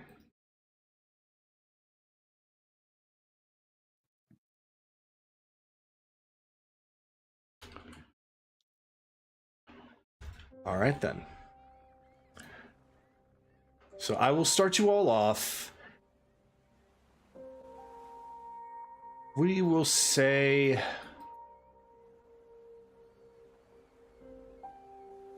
basically the same place that you started off before. Near the docks. Lynn. Sue. Akira as Mitrik. Anaran. Bell is still dragon. So, I'll have him hilariously right there. As there's just... yeah. Alright. So, 1, 2, 3, 4. Okay, make sure I'm getting everybody else here. Careless.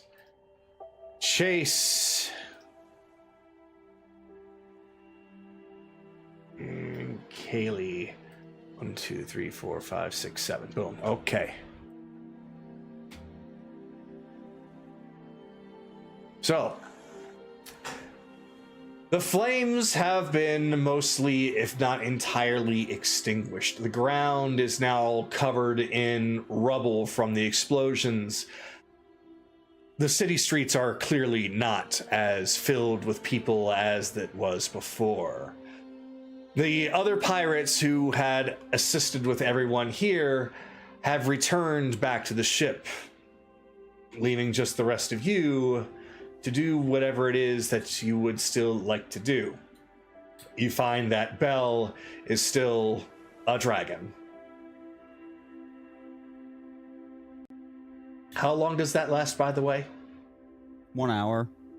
It's getting close to the end of the hour, so we'll say that at basically around the time that you're about to go back to the ship, that hour will have run out. Okay. So you are still dragon for right now. It'll take, say, about 45 minutes with everybody's help, with all the magic and resources, to put out all the remaining fires.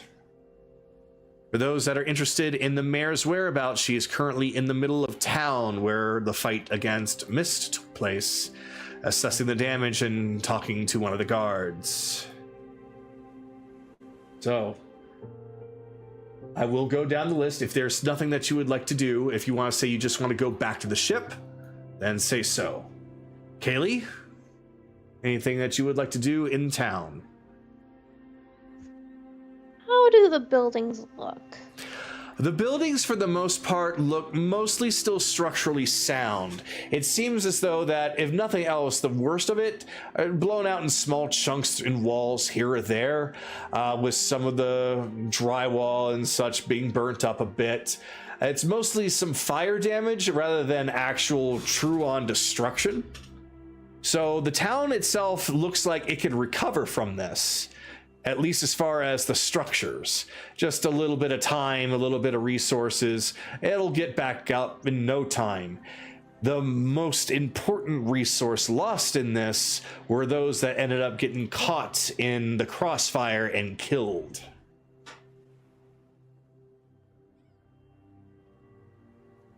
Well, at least they're not completely devastated by this whole entire affair.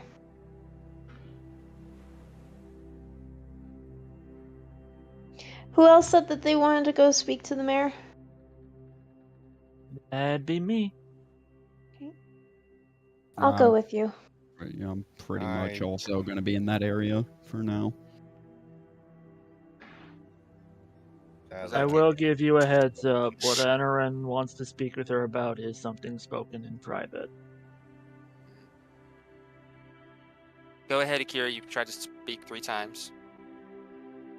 I was about to say I am going to talk to the mayor. Okay. Okay. So that is currently now 4 people wanting to talk to the mayor. So, Carolus, what would you like to do? How do the town guards look, and is there anybody who's helping orchestrate rescue ops and whatnot? Oh, the town guard is all on that. Like they are, like they're hustling. Good. Well, he's after he got you back to the ship, he's probably just gonna come and observe the conversation. So you're gonna go as well, okay? Yeah. Then Evelyn. I don't really have much. Okay. Do you want to consider yourself heading back to the ship then, or going to listen in with the talk with the mayor?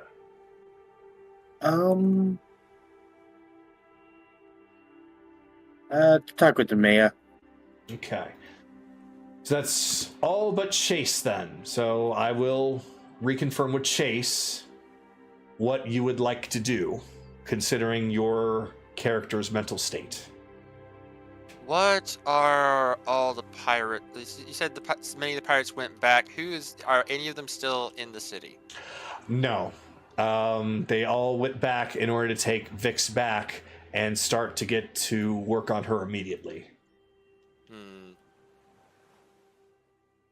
Well, it's just a matter of if people like they can either leave Chase at the dock or kind of guide him around. He's kind of on autopilot right now. Then, It's what the rest of the party wants to do with him.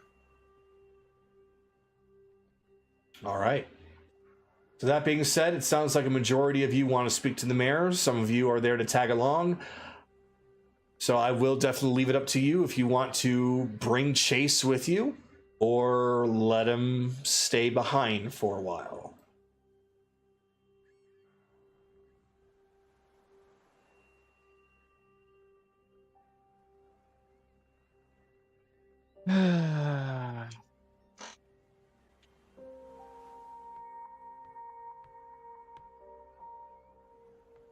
Okay.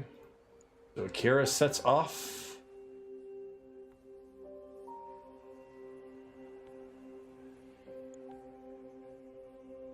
Kaylee and Anaran set off. Bell already said he was going to be in that general area. Yep, there he goes. Kalis is just gonna kind of help Chase along. So you're going to be taking Chase along with. Yeah. All just- right. He's gently gonna take him. Come on. All right, then. So as you go through the streets, you see that this seems to be quite a strong community. You don't hear much in the way of crying. Of course, there are some people that look really distressed, but it seems to be a very strong set of people as they're trying to set aside the tragedy and trying to come together and work together and to get things back in order. Most people are indoors, either recovering or having to deal with whatever their personal possessions are, but there are still quite a lot of people that are actually on the streets helping to clean things up. It's at this point that, Anaran, you get close enough to where you see the mayor as well as one of her guards, and she turns to him. Approximately, what's the damage? Well, my lady, it seems that thanks to those heroes that were here, could have been a lot worse. Unfortunately, though, about 20% of the population was fatally harmed in the attack. 1/5 of my entire city. I failed again. Ma'am, go on ahead and help out wherever you can. See if there's anybody still underneath any rubble. If there's anybody that needs any help, anybody that needs any medicine, water, whatever it takes, just go. Aye, ma'am.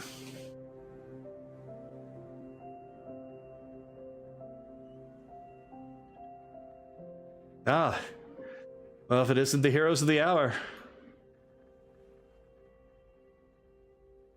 The rest of you can speak first. I'll wait.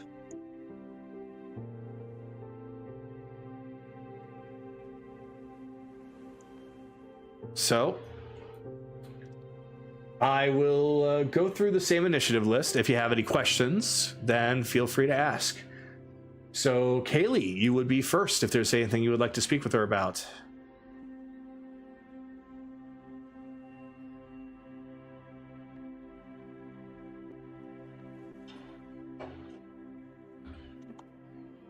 You called us heroes, and while we did technically help, I wouldn't say that we're not also the catalyst as to reason why your city was attacked.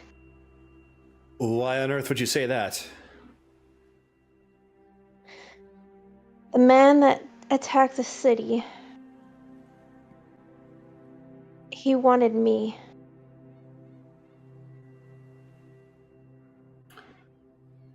So what you're saying is that it's his fault, not yours.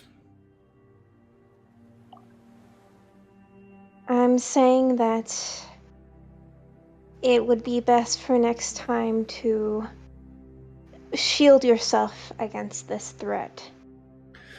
No, I absolutely agree. We were entirely too lax considering the amount of peace that we've been dealing with over the past several years. We got a little too comfortable resting on our laurels. But Then I'd like to help with that. I don't know exactly all his powers at the moment, but I can give you as much information about Jameis as possible. Jameis. I've heard that name. He's a bard, is he not? Yes. Well, that would certainly explain a few things. I am familiar with the one he decided to try and pose as, not whatever that woman was. Ryudo, the pirate. He's been here once before. Yes. Yeah. Good guy. I knew it was a bunch of bullshit. Look, I don't want you to think of that you're to blame, that any of one individual in your group is to blame. As far as I see it, and I'm sure as far as the rest of the town sees it, you all are heroes. Imagine if you were not here.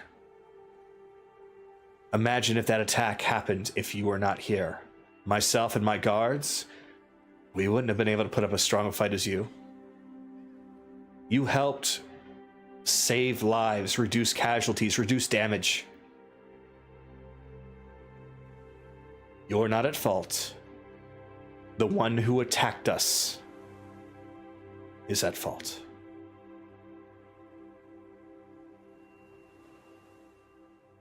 Well,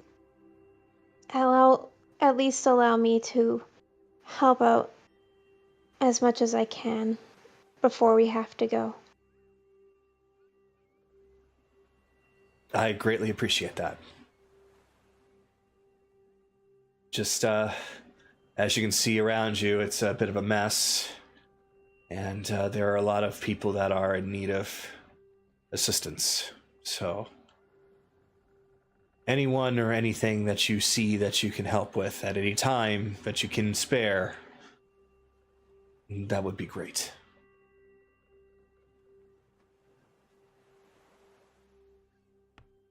You're not a failure either. So you heard that, huh?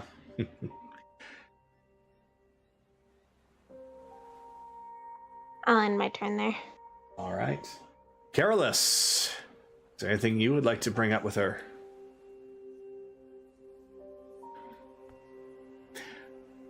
Words cannot describe how sorry I am for what has happened in town. Didn't deserve it. Again, anything heinous like this, no town. Mike, please pick up. Thank you. No town deserves. Carolus, I'm going to need you, now that you're up close to her, I need you to please roll for history.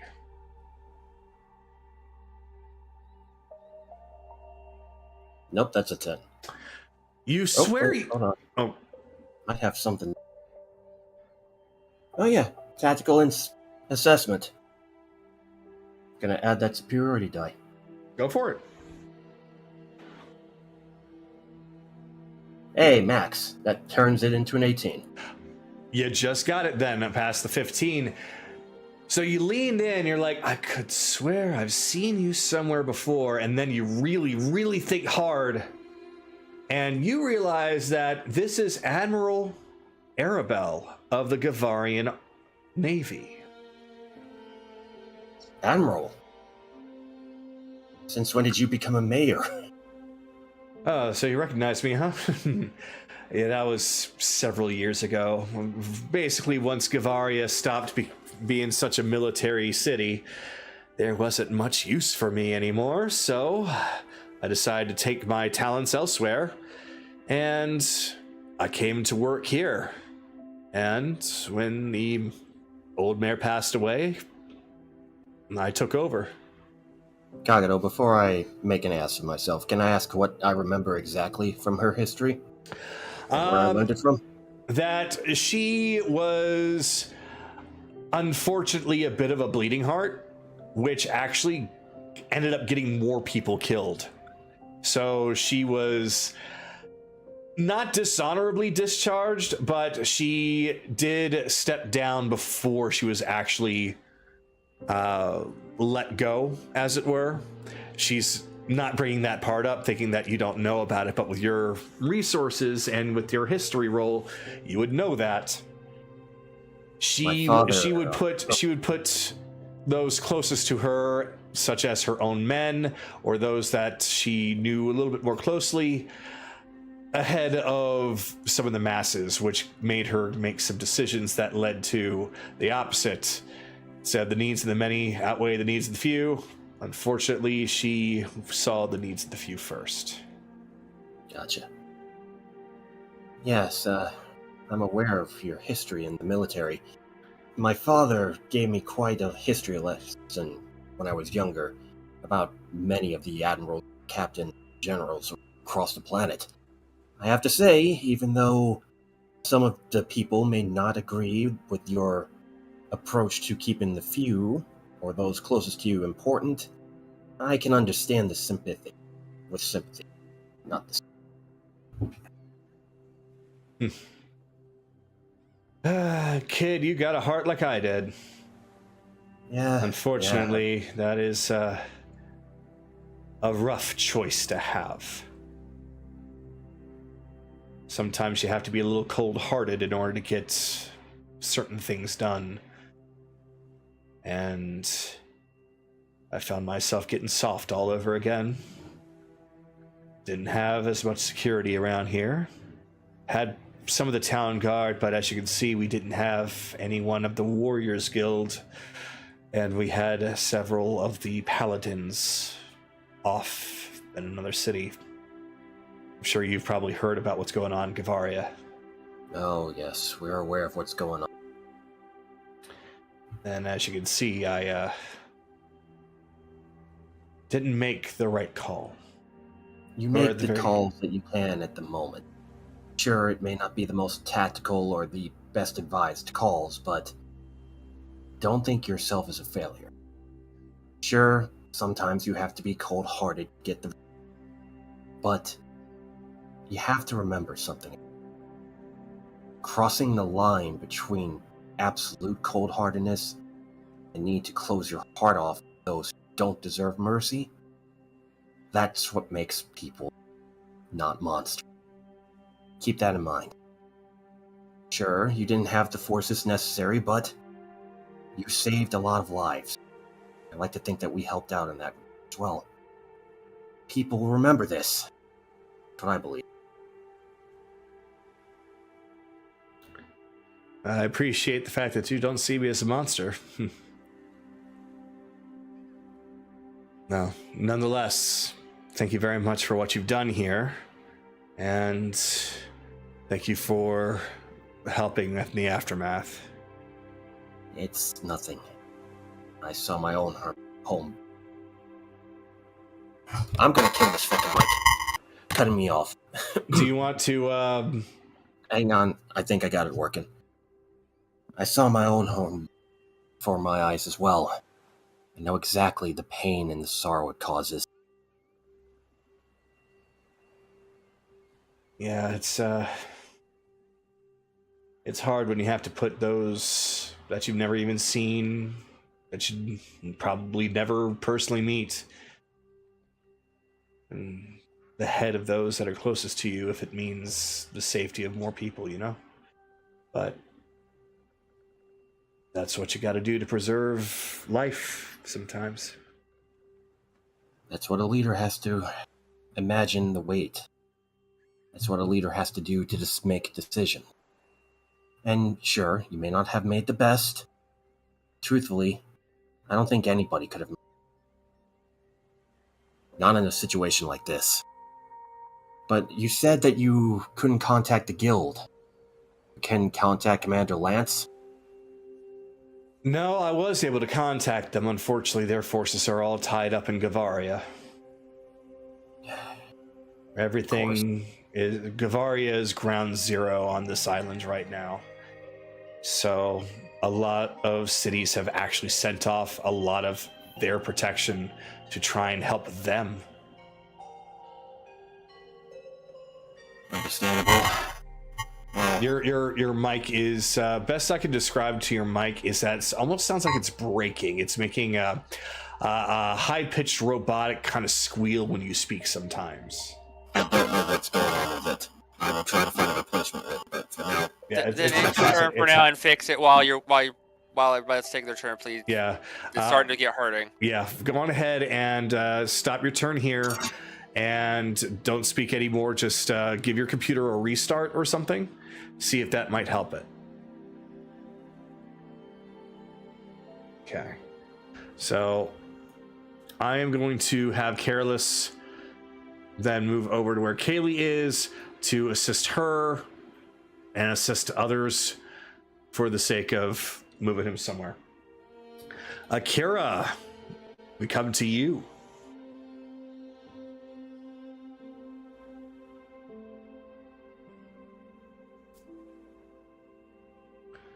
And you are muted, just in case. Expecting it to be my turn yet, but okay. It's because since you didn't take part in the fight, you guys that did not participate got first priority in initiative. So that is why you're going so early. Okay. So Akira basically is walking up to the mayor. So I'm guessing they already told you about who did this to you, or the man who was basically in charge of causing destruction. Your friend Kaylee let me know that it was actually Jameis who was at fault for organizing this whole thing. But as far as I understand, he also had quite a lot of tabaxi here. I think I heard one of them calling out Clan Umbra like a battle cry. So I'm assuming that that is the clan associated with the attack. Well, you're right about that one. Umbra Clan seems to be involved with this. He placed his hand out and basically showed the image of what Jameis looks like right now, and almost changing it to his known or his past disguises he has used. She leans over and takes a look. So he's a changeling. That's going to be even more annoying to track him down. And these are his more common looks then. Pretty much. But he has the same, but he does the same thing. He will perform and create a show. I kind of have a thing that you guys might be a little bit more observant or hiding up whatever's going to be going on, especially who passes as bards now. I see. Why on earth is he doing this anyway? Why? What would a bard have to do with destroying our town? He just immediately points over to Kaylee. Oh, so that's what she meant. Destroying the town in order to get to her. I'm gonna say that's a primary objective, even though he is doing secondary objectives. What were those lights? Lights? Do you happen to know what those glistening lights in the sky were after the flames started to be extinguished? The clouds were acting very strange too, like there was a funnel. Oh, yeah. You're talking about souls, right? Those are basically those who died. I've never heard of such a phenomenon before. They're just being called to the afterlife, right? Pretty much, but something that I am not going to go into detail. That is something we'll be taking care of. Okay. Roll persuasion, but at an advantage because she seems to be. I already have the advantage anyway because I'm still using Metric. Gotcha. And yeah, go ahead and roll persuasion.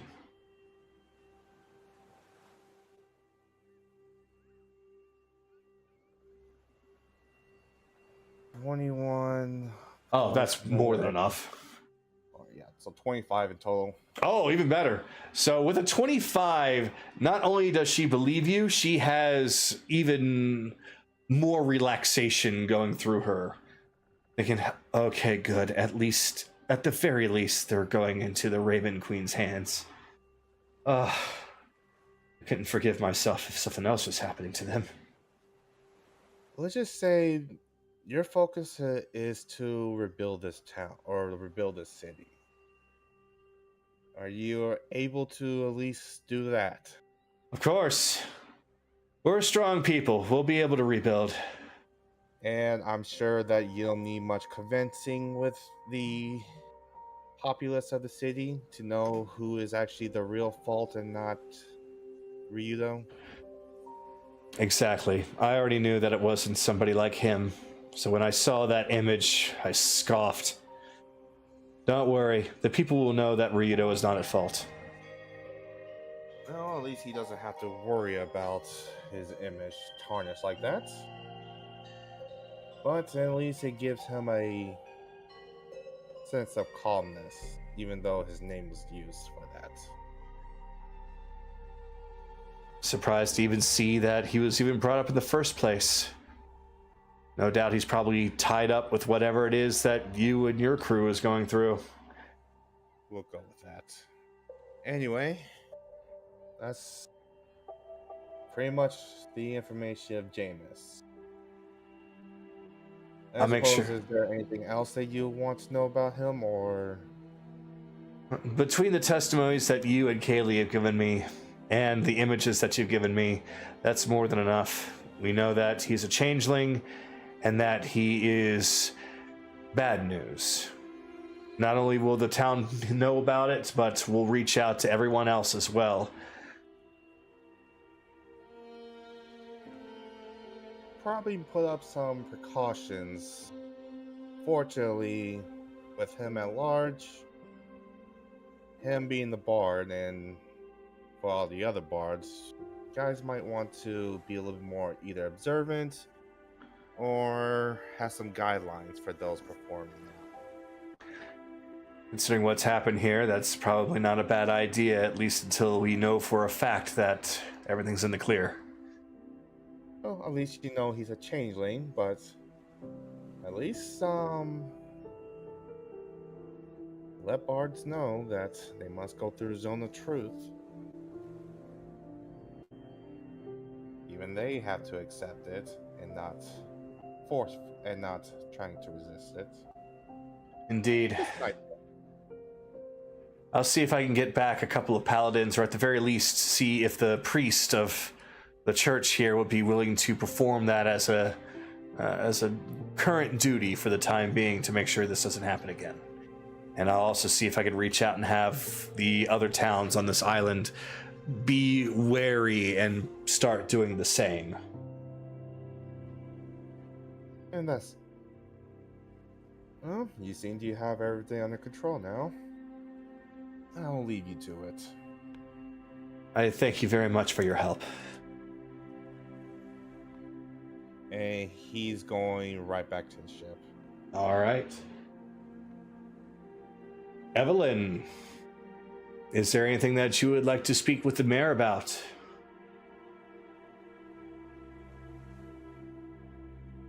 Nope. Okay. So you're mostly there just to observe. So all of this that was verbally spoken, you have heard. Chase currently is not in... Chase is out of commission, it seems. Though... Yeah, Sue still can technically do something, and I do haven't. Yeah, I was going to allude to that. So Sue now has the floor.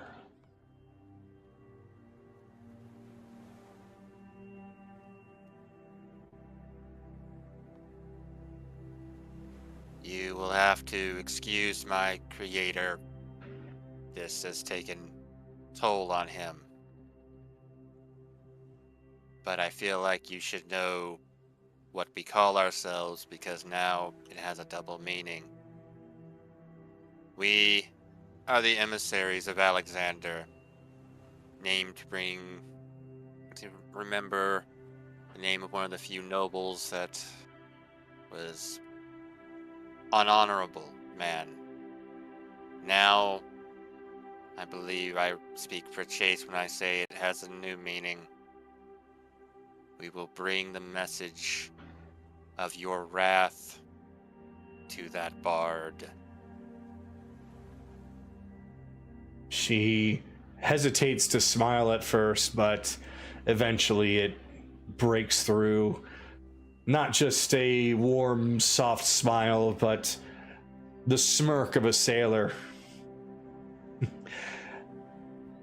That sounds amazing. Give him an extra shot for me then, will you?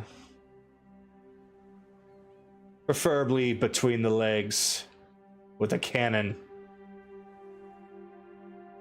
We'll see about working it in, but I believe the elf has something specific to talk about alone. Alone? And I will end my turn there, Naraku. It's your stage now. Doesn't Bell go before me? Oh, does he? Mhm. Oh, my Yep. apologies. I do believe. Yep, so Bell, you got the floor, Mr. Dragon Man.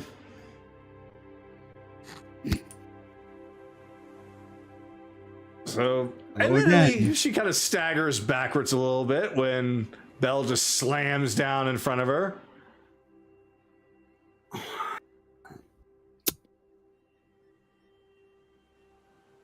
Fire adds a certain spice. Ah. Hello again.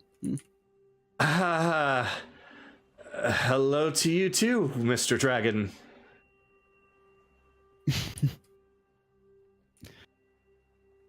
I am sorry I was unable to do more. You took it upon yourself to scoop as much water up as you could and literally rain down water on top of the burning buildings. If not for that, some of these buildings would probably still be on fire, if not destroyed by now. Perhaps more of you may be alive had I acted in this manner sooner. In my experience, hindsight's 2020. You can't expect to know what's to come all the time.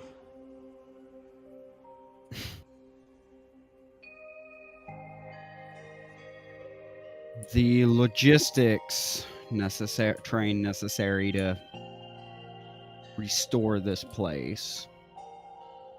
You require planning, funding, these types of things. Do you have a plan for that? Funding won't be a problem. This is precisely why we have a treasury. Getting the materials won't be more than just a matter of time. We'll reach out to Croy and the king, as well as the Viscaris, and I'm sure we'll have enough as far as materials and building and even some help. The thing that's going to take time, though, is going to be the hearts of the people. While we are a strong city, many lives were lost today. Those that lost loved ones, they are going to need the most time. Mm-mm.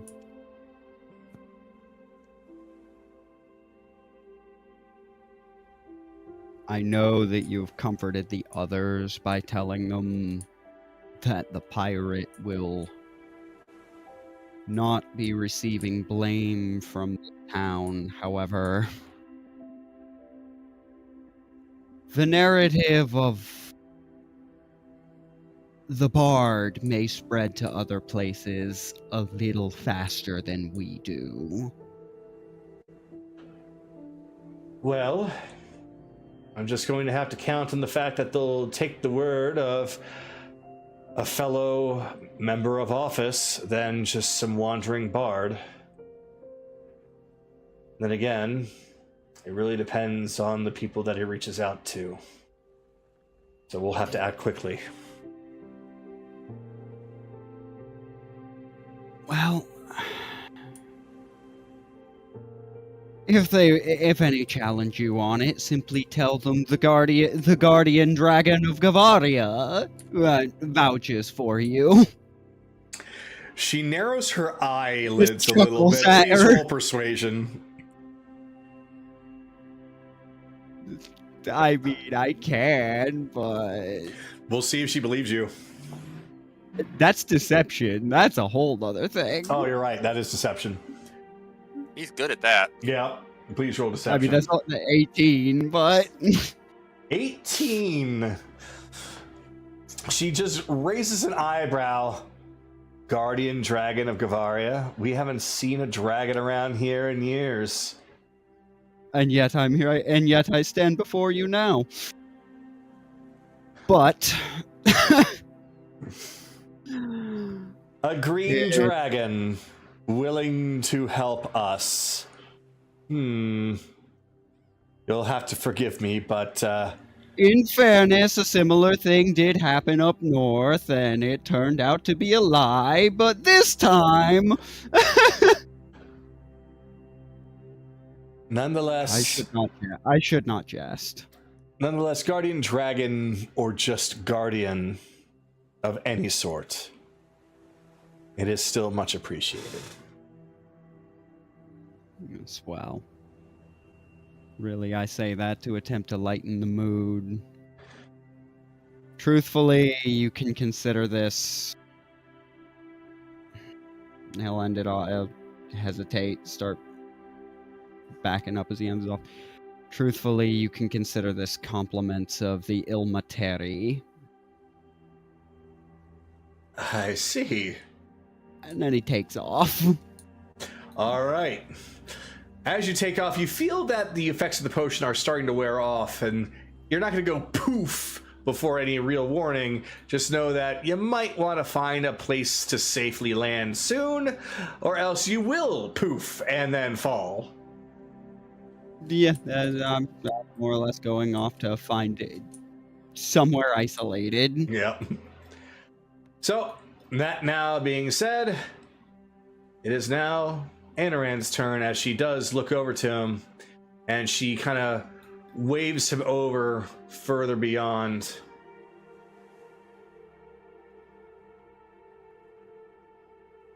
I understand that you wanted to speak with me in private.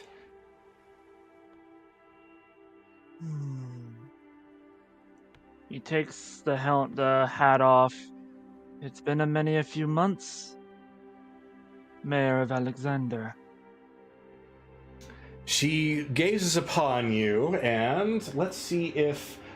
Would you have ever left your town before now? No, but I think he would have met with her before leaving the island. Okay. Then, that being said, I'm still going to roll, but it's not going to need that nearly as high. It makes sense since his look has changed since then. Mm-hmm. That's why she's rolling. Okay, that's decent enough. She looks at you for a moment, confused at first, but then she starts to notice a couple of features. The structure of your face, your stature. You wouldn't happen to be Anaran then, would you? Yes. My gods, lad, whatever has happened to you? You look like... Well, you look like you've been through much. Yes. This... I wanted to speak with you about... Not this year's... trade, as that has already happened, but next year's. Only send to my village what you can afford to send. We will understand. I see. That is... thank you. because we would absolutely be happy to still send what is necessary, but with what has happened here, we are going to need more resources than before. So that is a very nice gesture from you. Thank you. I will consult with my higher-ups and let them know. They will be understanding. As for the enemy, if anyone lays doubt to your word, tell them that that a sacred ally from Ambergale marks that bard for extermination. They'll get the gist. I see. That certainly has a lot of weight behind it. I'll make sure that gets passed on. You lost 20%. You heard that too. Well, I suppose that makes sense as she actually reaches up and points to her own set of pointy ears. Good hearing.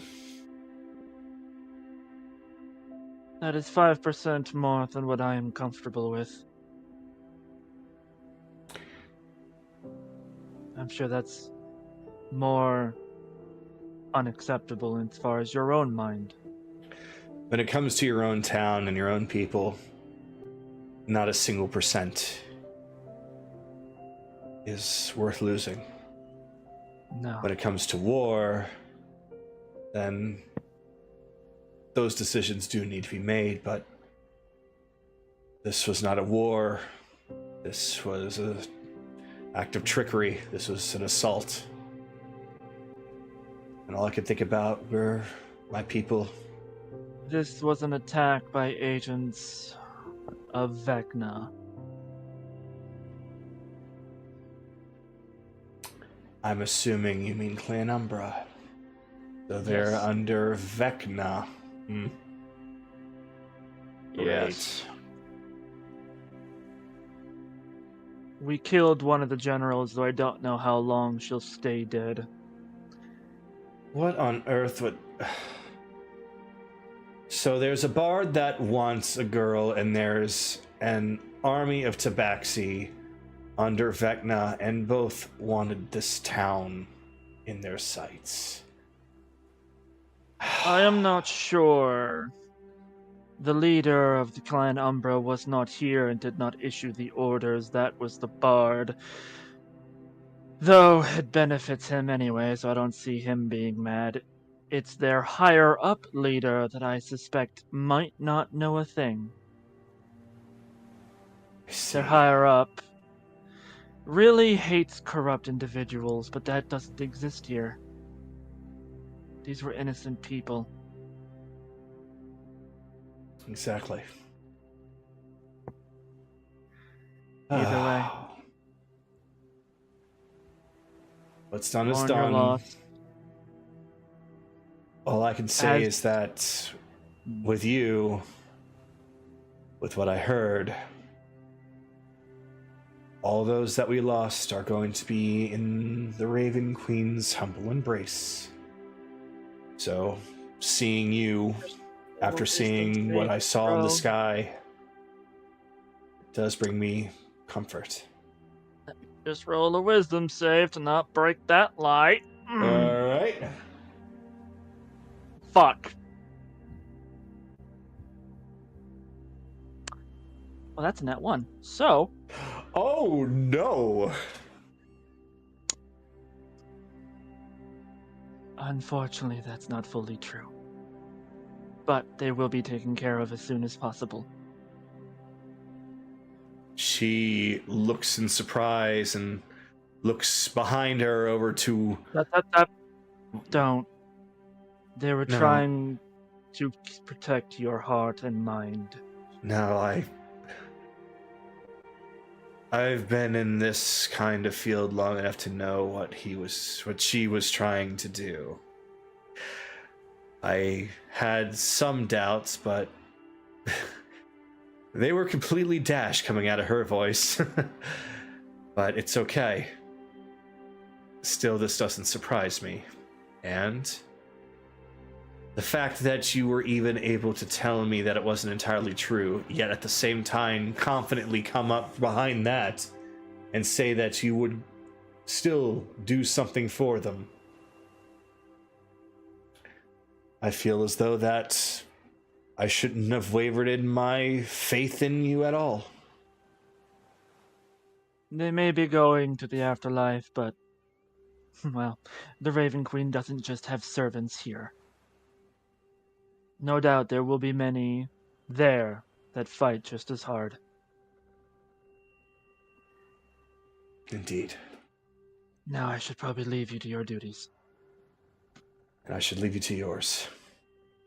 Thank you. It's nothing. As he leaves, he'll use his last 3rd level to send to his high priest. Murin, Alexander was attacked by Vecna's forces. They've lost 20% of their population. Our enemy has decided to assault the doorfront. How would you like me to proceed?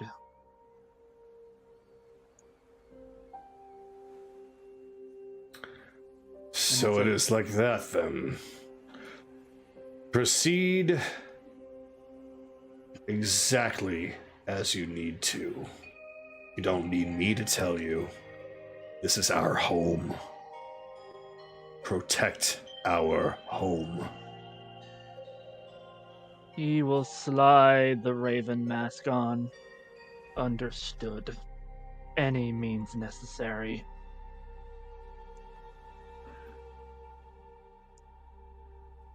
And he'll just head straight back towards the ship. All right. So, some time passes. Kaylee, Careless, and others that were still in town got the opportunity to help out as best as they could. Though, as the day starts to get shorter and shorter, and the sun begins to fall, the smoke begins to lift, bringing a bit of a dark shadow on the town, as if the day itself was in mourning. Everyone, with nothing else left to do in town, at least at this moment, the ship awaits. And so that is where I will begin to bring you all.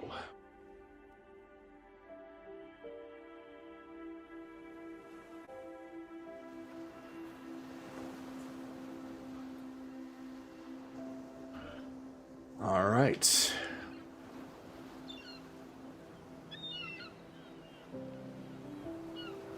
Okay, 1, 2, 3, 4, 5. You're no longer dragging. Remove that. Okay. 5.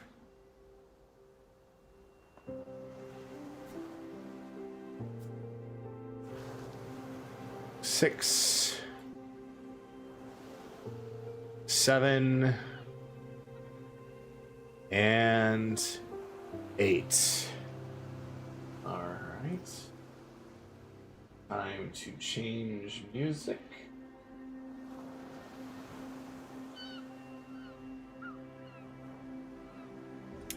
All right. Would you all like a break now or a break later?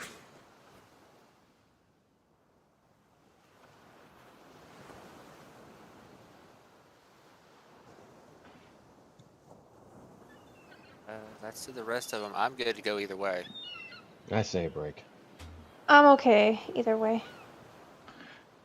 So that's either way, break. I'm alright with either way. Either way. All right. Let's go on ahead then and just take a break now, because what we're going to get into will be some more heated stuff, and then we'll go from there. So 5 to 10 minute break, because 5 never seems to be enough for a couple of you. So With that, let me go on ahead and switch the Be Right Back screen, and we'll take our break.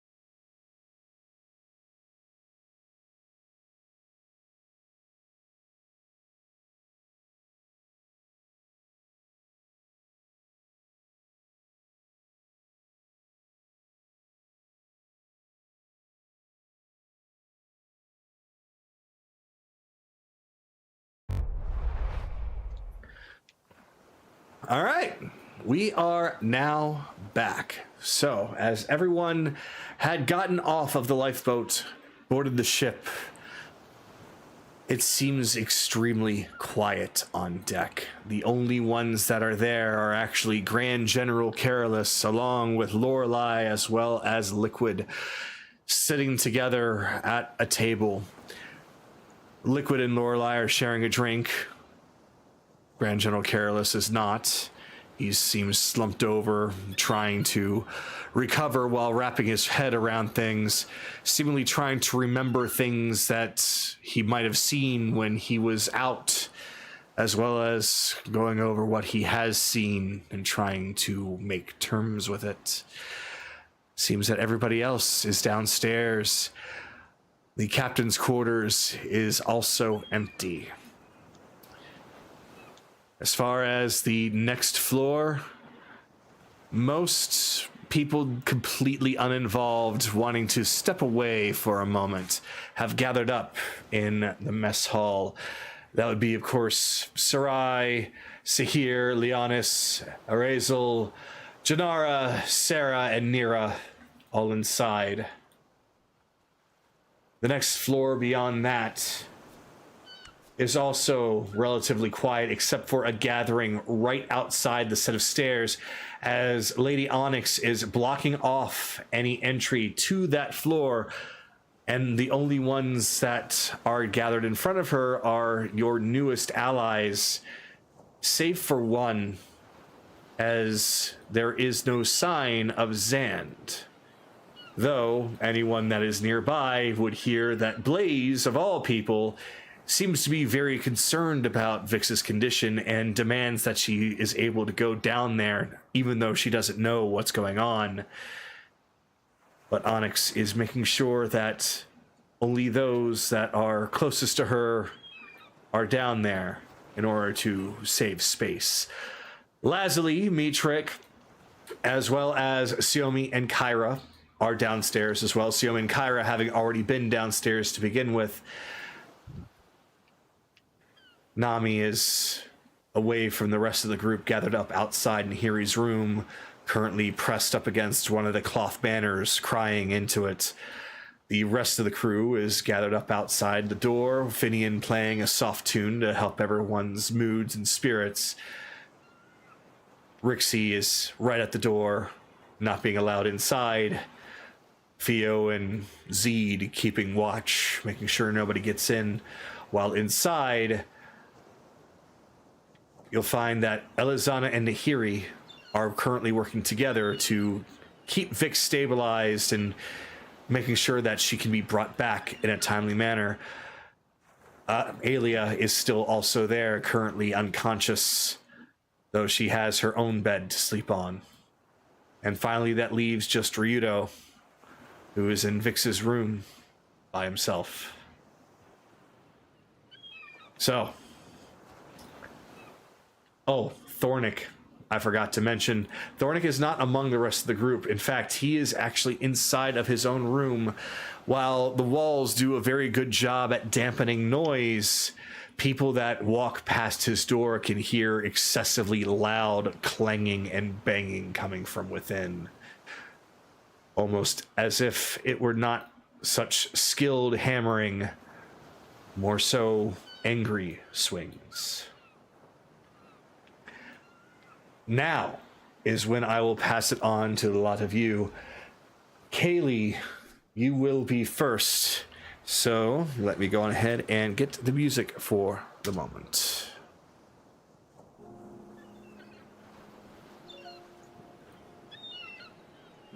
All right, Kaylee, you have the floor.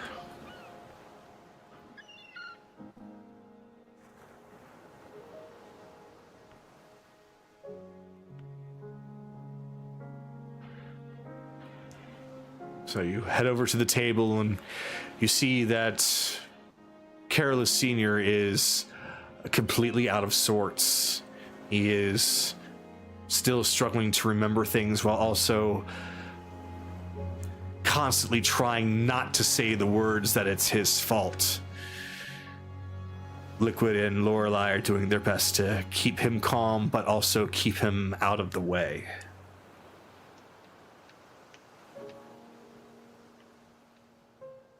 Haley moves over to him.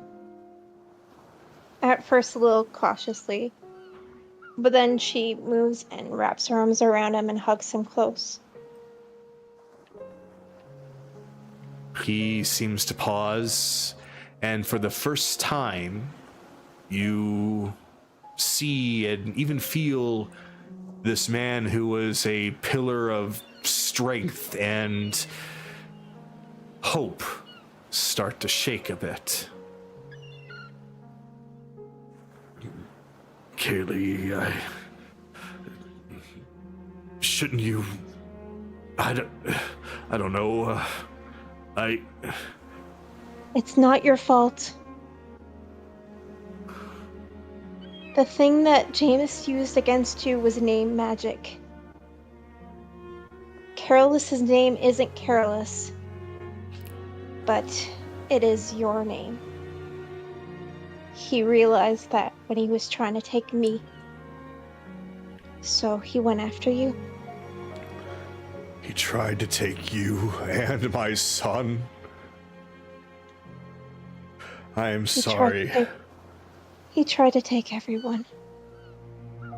I am sorry for what's Don't happening. apologize. Just everything, for what's going on. No one should have to go through this. Don't apologize. If anyone should be sorry, it should be me. You? Why you? You shouldn't have anything to be sorry for.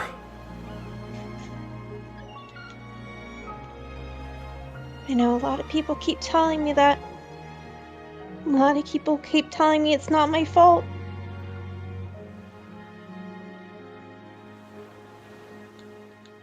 Kaylee, the fault. But you all can't admit that it wasn't. That this wasn't. I can. All I can do is promise that it won't happen again. I see.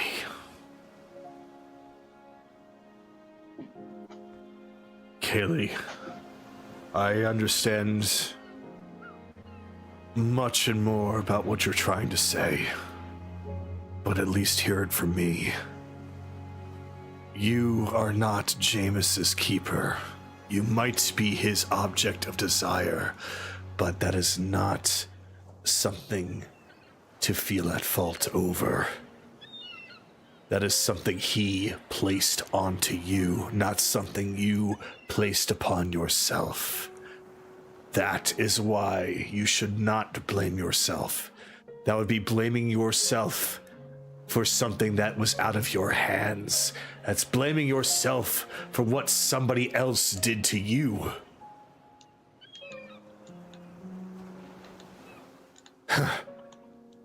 I should be following my own advice. And yet I also understand how you might feel, because even though I can relate with what happened to me, I still can't help but feel somewhat responsible. Might not have been my consciousness, but it was still my body at work.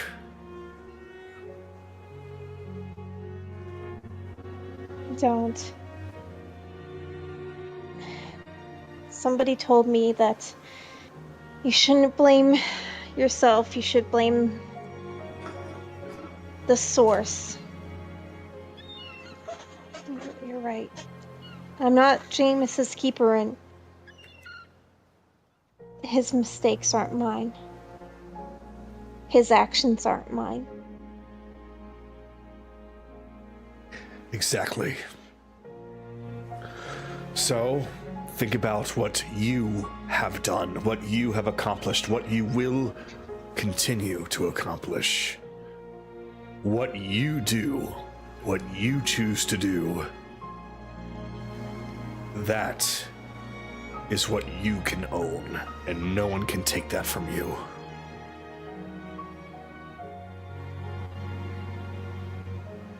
Well, I guess you know the next thing that you need to do, right? There's quite a lot of things I need to do, but I know the first most immediate thing. As he turns and looks over to where his son stands. I'll say this. He never gave up on you. That's good. That's more than I really deserved for how I acted.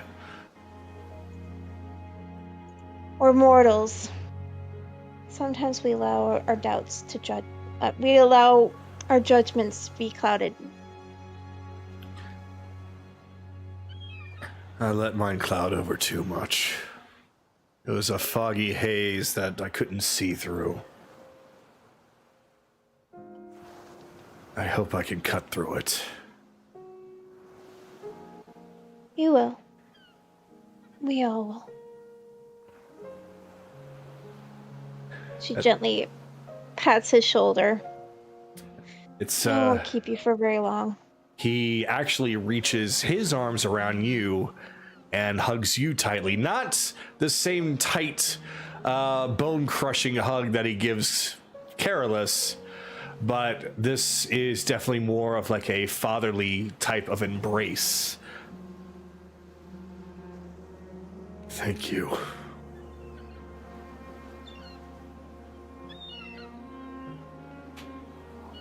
No, thank you.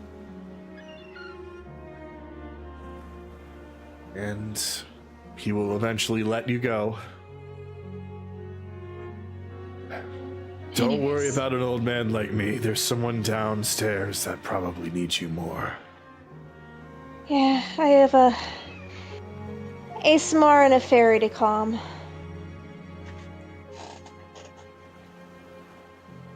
Liquid and Lorelei just listened calmly to the whole conversation, not once interrupting.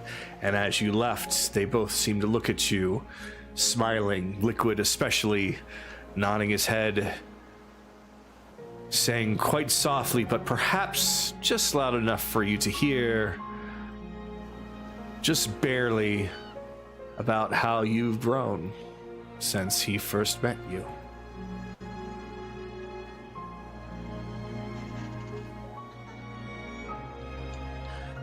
You have a few minutes left. I'm gonna have to save it for next time because it's gonna get deep. All right. Carolus, then, we come to you. Choices.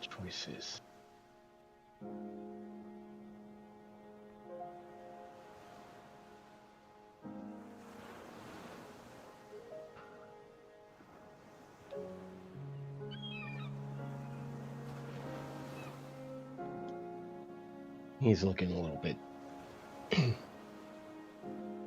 despondent at the moment. Like he's there, but not really there all the way.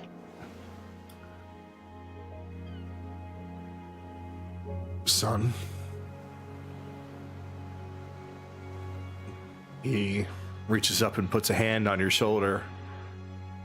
He does notice that you're not quite all there. So he gives you the time that you need. He'll get himself quick back. Oh, what? Oh, right. I forgot that. Yeah, you're here. I'm sorry about a lot of things, son, but the most important thing that I'm sorry about is what I said and how I treated you back in Zadoria. Before you left on this voyage, I acted like an utter fool. No, you acted like somebody who was ashamed that their past was being brought up. And I, in my own typical way, forced you to talk about it. I pulled the whole, if I'm going to take over after you 18 on. In hindsight, that was the worst way to have done it. I wanted And- answers, and I didn't care about getting them, and I forced you to talk about it. Now And it's led to this. And yet, even then, no matter how you feel about how you might have approached the situation, that doesn't account for how I acted. I acted like an absolute child. This is a matter of family. And that's what you're inquiring about. Something that is your right to know. Your brother and I absolutely have not seen eye to eye for many years.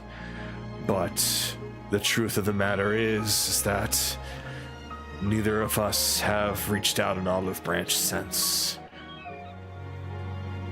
And when I say neither of us, that includes me, Careless. Whether or not your brother wanted to or not, I made the decision not to. What if I had? It's been 20 years, hasn't it? Yes.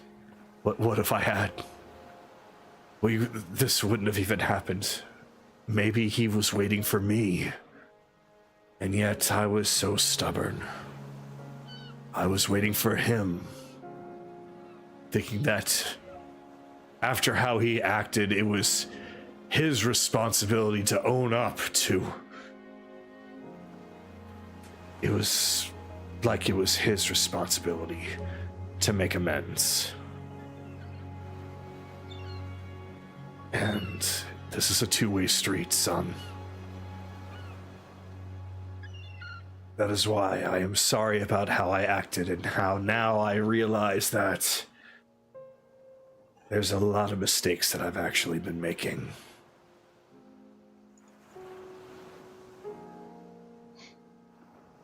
No one's perfect in this world, I guess. I mean, I try to be as perfect as I can be, but the truth of the matter is that probably the most flawed member of the guild in so many damn ways. No, look at his hands. Just look what happened. What happened to Dale's? Because of my own blade, That's 2 family members I killed at my own hands now. Twice. Careless. The first time, the second time, you might have swung the sword. But your judgment was impeded. You were tricked. You were absolutely not at fault for either of this. For Amelia or for me. I appreciate the sentiment, Dad, but that doesn't make it any easier. It's never going to be easy. I was sitting here moping about up until when Kaylee came and helped me see the light for a moment, and I'm not going to close the door on that light right now. Yeah, she got you too, did she? She has a way, you know? Well, she does. She really does. Father, I know that you said that it wasn't because of me or my fault, but I'm so sorry. Had I known that you were under that helmet, I would have... I know it was name magic, but it still doesn't soften the blow. I took your head. The man that I admired, and I wanted to be, and I killed you like you were just some animal. He stops you where you speak, and he throws his arms around you, and you get that signature Careless senior hug. Maybe not quite as crippling, but it's definitely a tough one. As he leans his head in close to your ear, close to your shoulder. It's all right. What happened to me?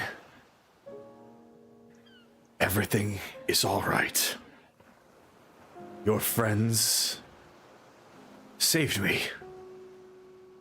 Just imagine, with how powerful name magic is, if you did not slay me, I would actually still be under his spell, Careless. You actually saved me. I know that, but it still doesn't make it any easier to swallow. It's something I'm going to have to carry with me for the rest of my life. Don't carry with you the thought of murdering your father. Carry along with you the thought that you went through with an action that you didn't feel comfortable about to save your father.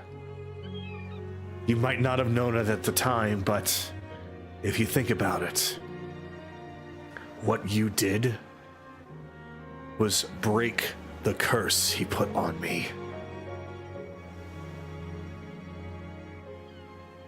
He's just gonna gently return the hug. Kind of do his own version of the signature hug. Right back to his old man. I have to thank both Chase and Anaran as well. I understand they're the ones that put me back together. Yeah, I have to do something in return for both of them. I don't know what Chase is doing right now, but give him some time. He'll come back around. I'm not saying that he's blaming you for what happened to Vix, but as far as I'm concerned, what you said about my actions not being my own fault, well, what Jameis made you do, that's his fault. I promise you this. He gets no mercy. One way or another, he pays for what he's done to you and to so many other innocents. Just like the same with Orion forcing you to wear that armor. Careless, and this is me as the DM, unfortunately, because this is now several times you've said that even after the fact, your hand begins to burn. You mentioned now somebody would get no mercy when you work under Saren Ray. And now you're being punished again for it. If you would look at your hand, you will find that there is a second mark. He looks at it. I know. But at the same time, I understand. Saren Ray reaches out to you. Just for a brief moment. It's really regrettable that I have to do this, but Careless, I need to speak with you urgently. Tonight, when you sleep, I will come and speak with you. There are some things that you just need to understand.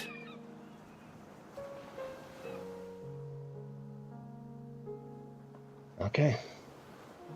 He looks back Question. at... Sorry to interrupt. Can we smell this burn? No, think of it as like a magical burn.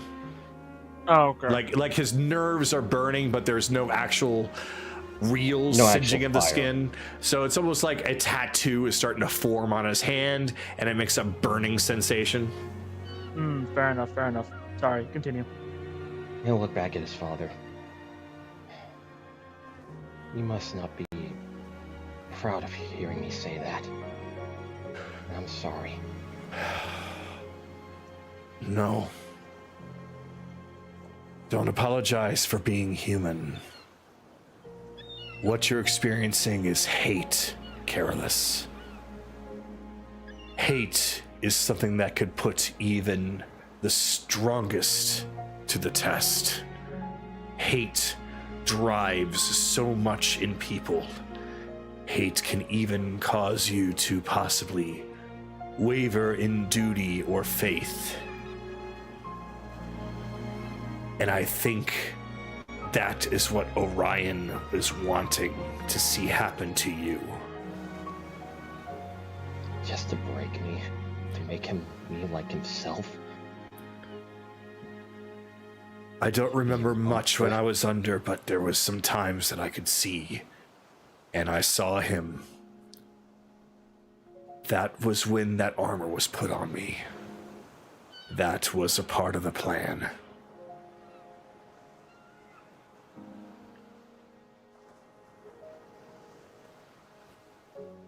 I see.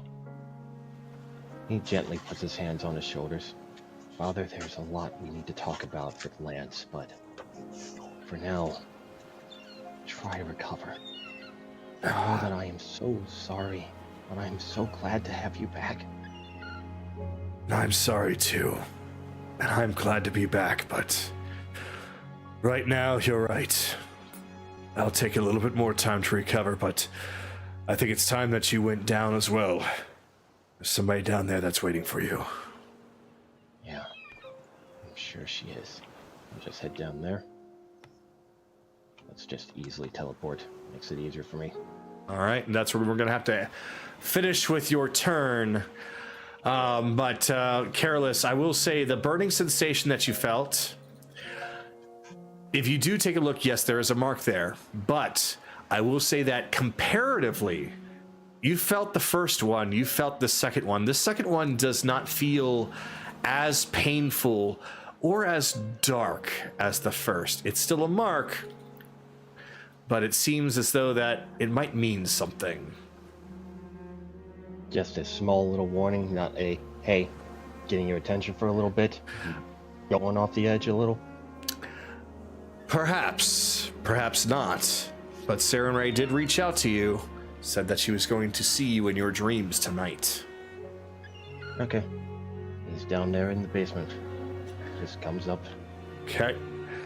So as you move into your next position, we are going to move over to Akira.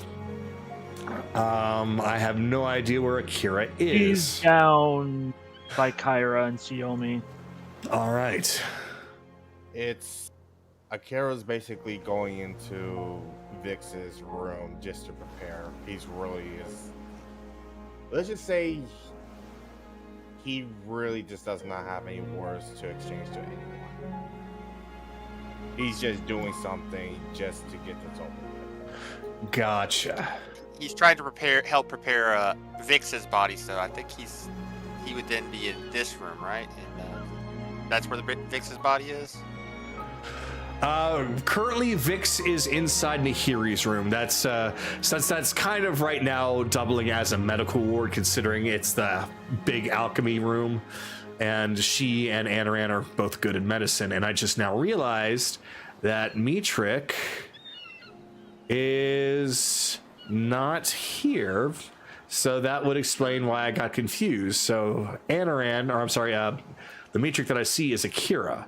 So I will put the actual Mitrik.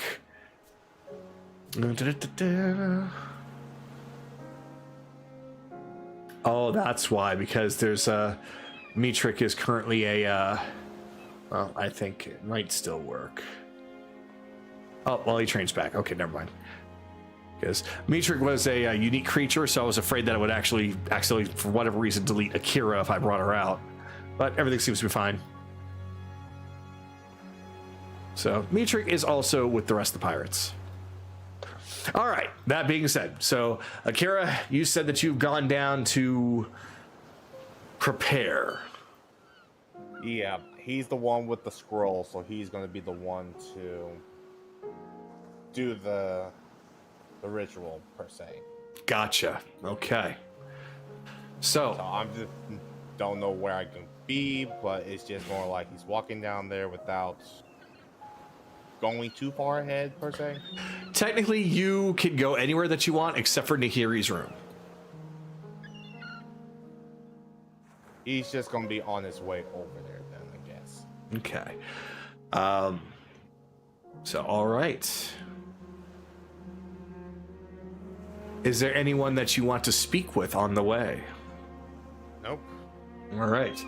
Well, we'll say that as you get closer, then Zeed will look at you and look over to Theo, who then turns, sorry, can't let you in right now. I understand that you're part of this, but they're still getting it ready. Everything's gonna be fine. Just give it a little bit more time. Just hurry it up. Okay. She hurries up, going right back to what she was doing. Eve just going to just wait until he's called to do. Wait until he's called to do what he needs to do. All right. So, then during that time, he's just going to be leaning against the wall, playing as the Brood Prince for a while. Gotcha. So, the image that you see is pretty grim. Nami is absolutely just rivers are coming from her eyes. The rest of the pirates are sad but hopeful. Finian with his music is the type that's not brooding or sad, more like an uplifting type of thing. He seems to try to use his music to keep everyone also in high spirits and hopeful. So I could just honestly see a Carol right now. He's just slowly putting up his earmuffs because he's hearing all the people crying and being all sad. He's like, oh my god, I'm getting her up soon. well, like I said, it's mostly Nami who's doing that. Everyone else, if at worst, has sniffles. Akira's just putting his earmuffs. Oh, okay. All right. He is very emotionless per se. No, it's understandable. So with that then, since he will be just waiting until he is called, Evelyn, is there anything that you would like to do? I don't know where you are. She's up by me. Okay.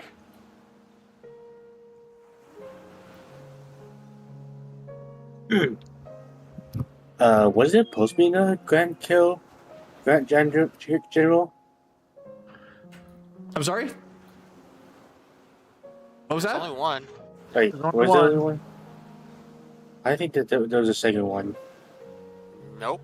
No. Well, if there is, then I, for whatever reason, missed one, but this one is the only Grand General Careless that is on the ship. Who's supposed to be on the ship. Assuming I thought there was another one. Ugh. Well, let's just say if you do see another one, put your character right in front of him, and I will make sure that I delete it because there's not supposed to be one there.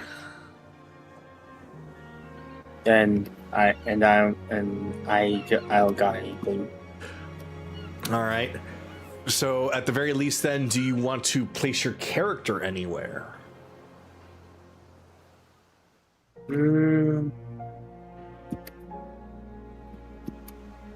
Yeah, I think for now I'm gonna place my character in her room. Okay. So Evelyn chooses to leave everyone to do what it is that they need to do, and allowing herself to step away from the situation and go and take time off in her room. I'll open the door for you. Somehow I remember which one is my room. No, you went in the right one. I said somehow I remember. So your warm, comfortable bed awaits you. Freshly cleaned, pressed, and well made by who knows is taking care of all this. But somebody seems to be looking out for you and your comfort. So that brings us now. Where is Chase? Crow's Nest.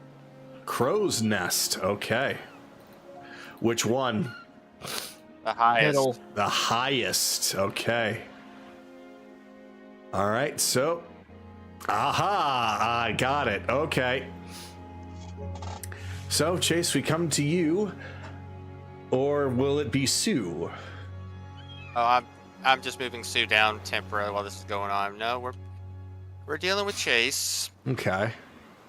While the figure has him lying down. Currently, he's we're gonna, since we did do the role play kind of thing, we're assuming that this takes place after the role play kind of thing happened. But while they were doing it, Chase has just been up here. In front of him is a whiskey bottle and 3 shots. Mm. And he's been the 3 have been processing. So since you've been drinking and you're currently processing the alcohol... Well, they haven't been drinking yet. They just have a whiskey bottle and 3 shots right there. All right. Like I said, they've been talking, processing.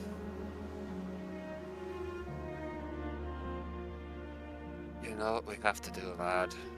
We can't keep at this. I know.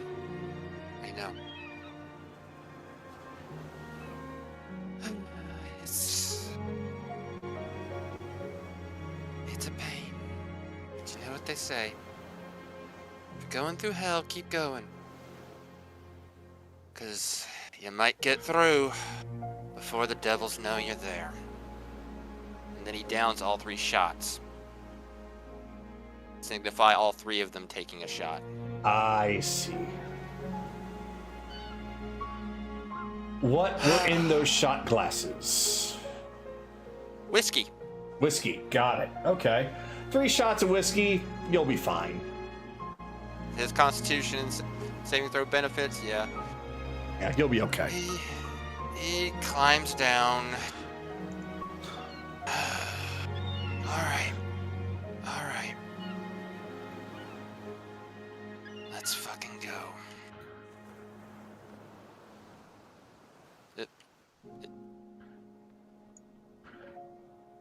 Alcohol having slight effect.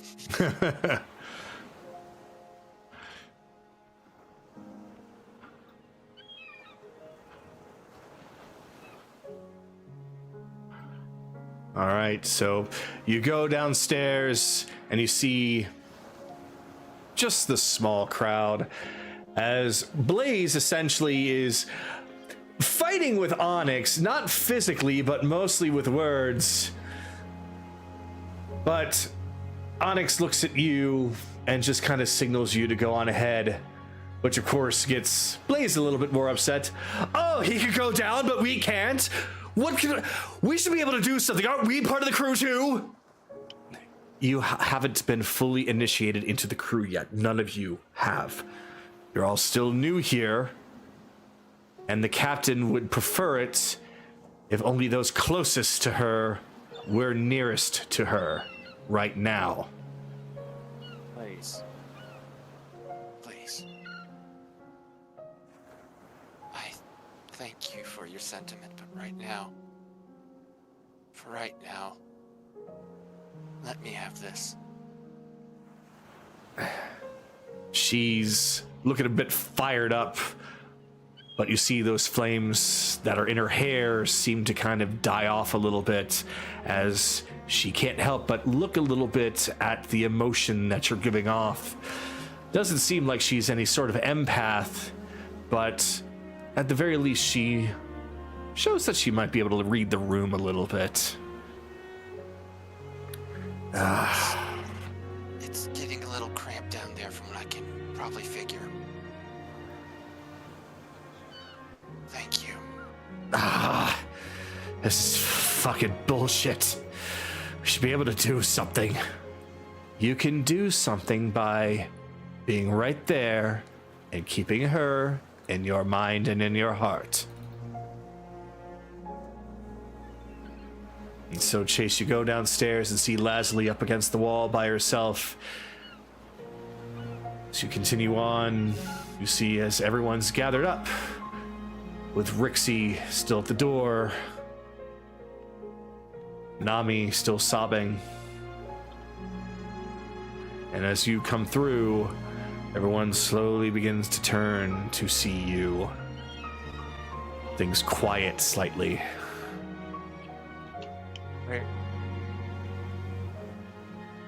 Where's Ryudo? Well, Ryudo, He's actually in Vix's room right now. Chase starts picking up speed as he fucking just bolts open the door. All right.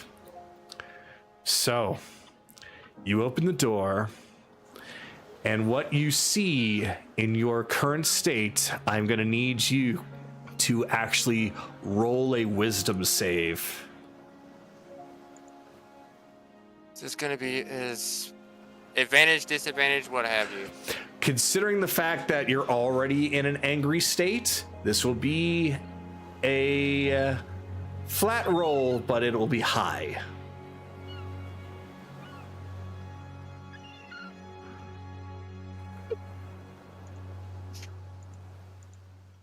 That's a 5.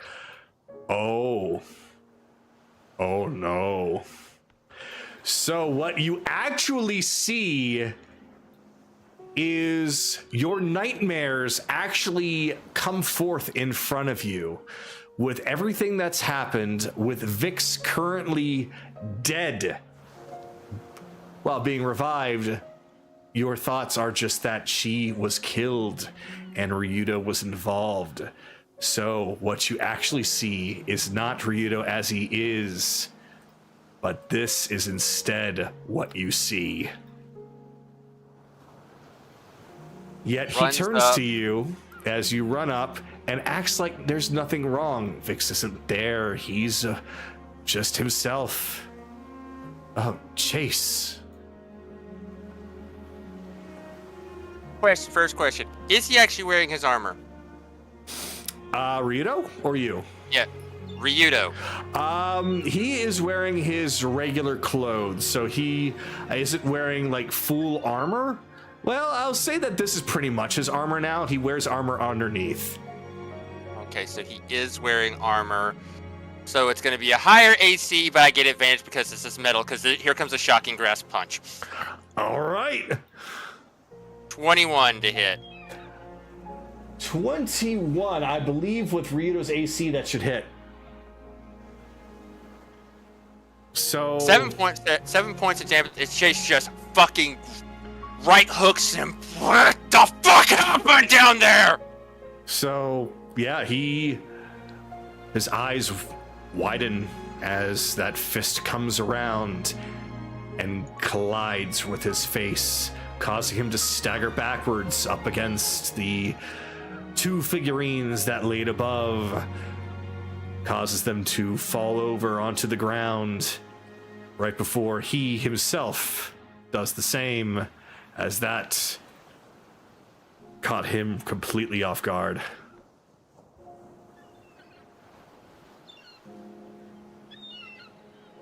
Just rubs his face.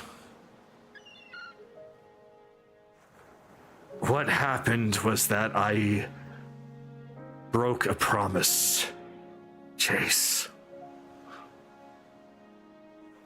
I broke a promise.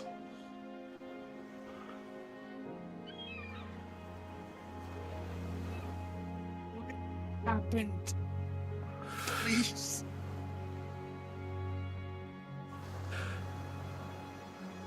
I brought Vix along to help with dousing the flame. She gathered up some firefighting equipment. That's all she had. Nahiri with some water magic. Cyrus with some of his skills, perhaps. It's beside the point. Kaylee warned me about what was happening, so we turned to leave, or at least I was going to turn to leave and let everyone else at least try and help those that were still in trouble.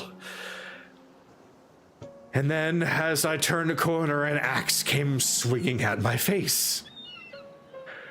And I saw what I thought was Orion coming out from the corner to fight me, apprehend me, something. Vix, she saw red. The sight of him, the very sight of that armor set her off. And I couldn't stop her. She just hurled herself at him with all the gear that she had. But she wasn't combat ready. She wasn't prepared for it. It just took one swing. And that was it.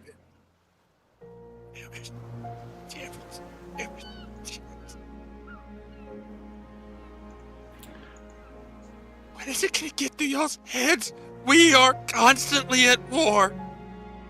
We can't drop our guard. Not anymore.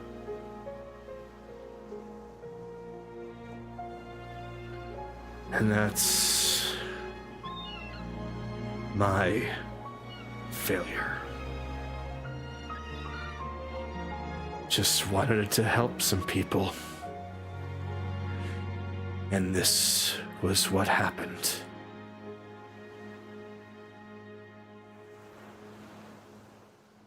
I promised her that when she would be boarding with me, when she would be on the ship, that I would make sure she was safe. With everything going on with the goblins, I promised her that I would keep her safe. I would do everything that I could. And right then and there, not even by the hands of Orion himself, but a fake, I couldn't even protect her from that.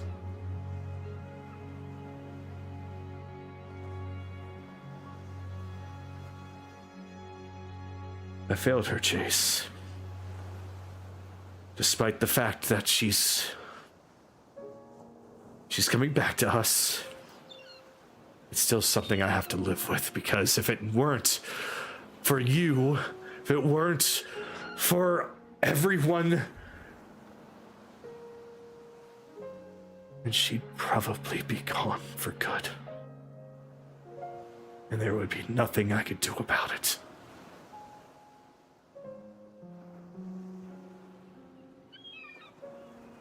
Lord, thank you for these words.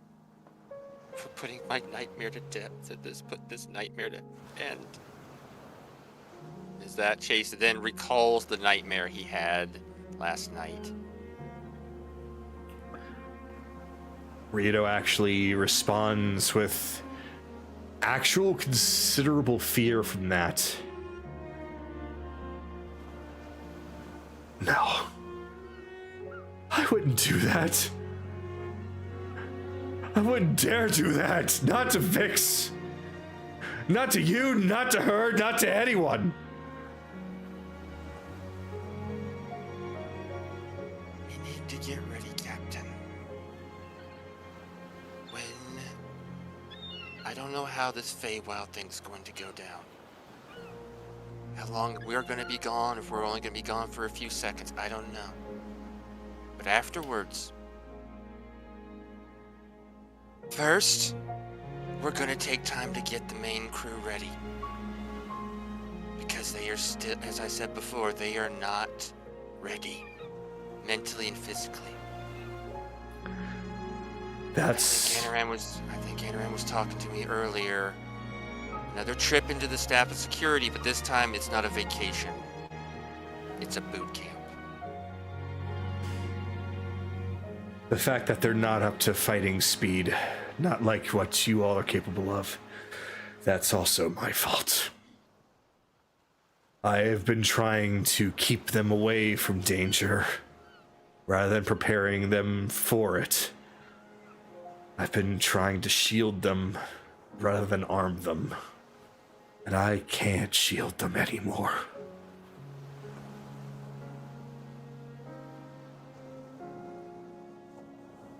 Something good came out of this after all.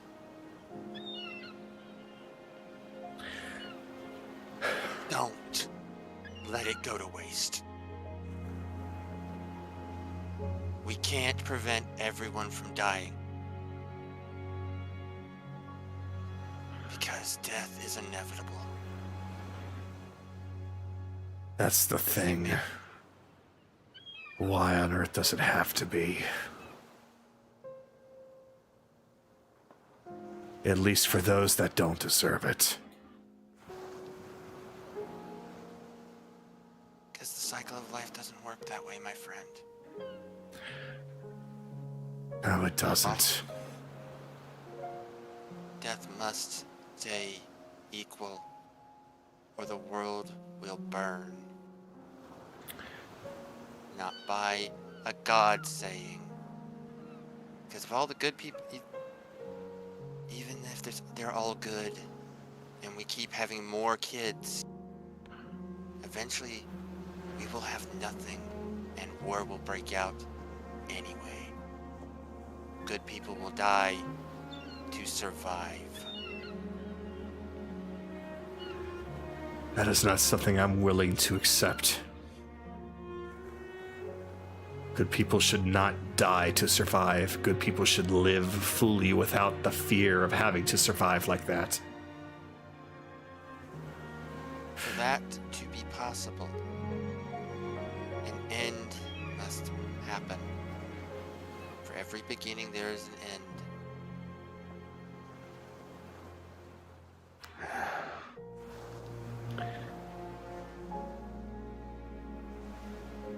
Look, I'm sure that it's gonna be time here soon.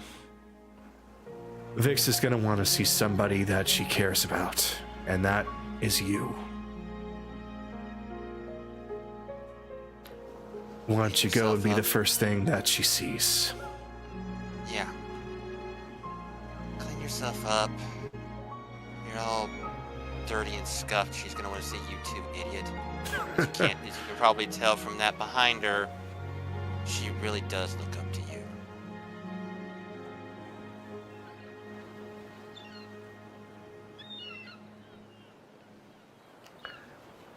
All right. Fortunately, that's where we're going to have to wrap up for Chase's turn.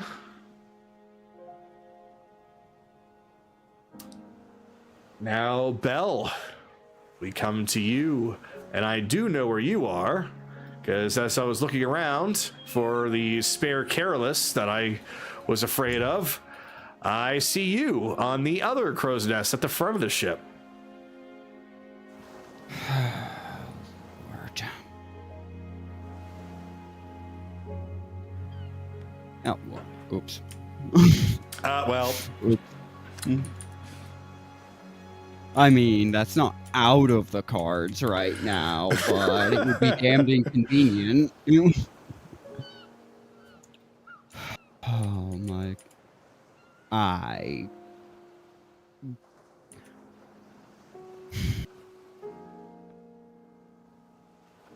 So, Belle approaches Anaran. Dharma.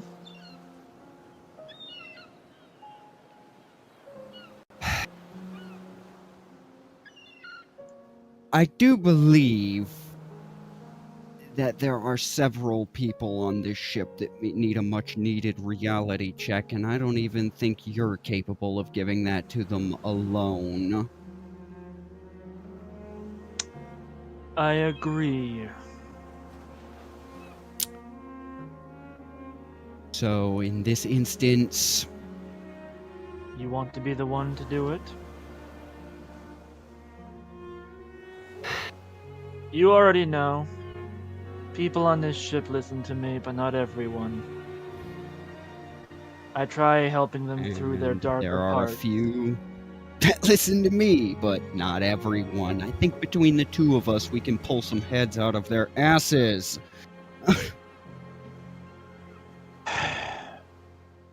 So what's the plan? Who do you want to be the one to deal with?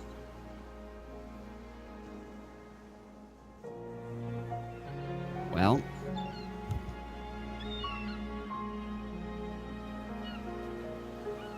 seems to me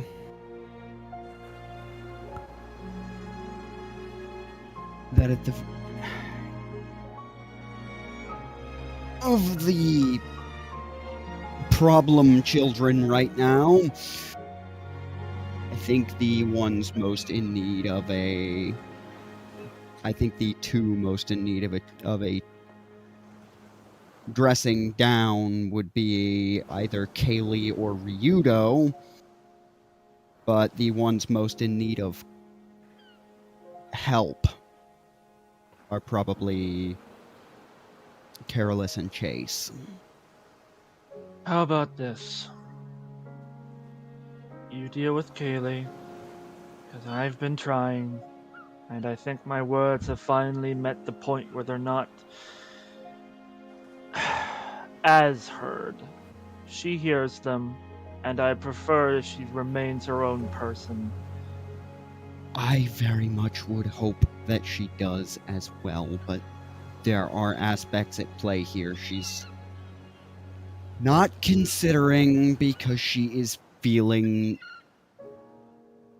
a familiarly unwarranted sense of guilt over this situation, and it's blinding her to a couple of factors. You bring the logic to her and Chase.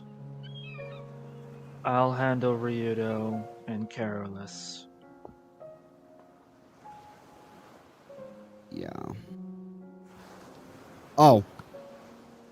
Then there's also something that you and I are going to have to discuss, as I may have discovered, because I don't like I don't like how I'm feeling right now. Alright, you said you You wanted can be a smug little bastard about this all you want, but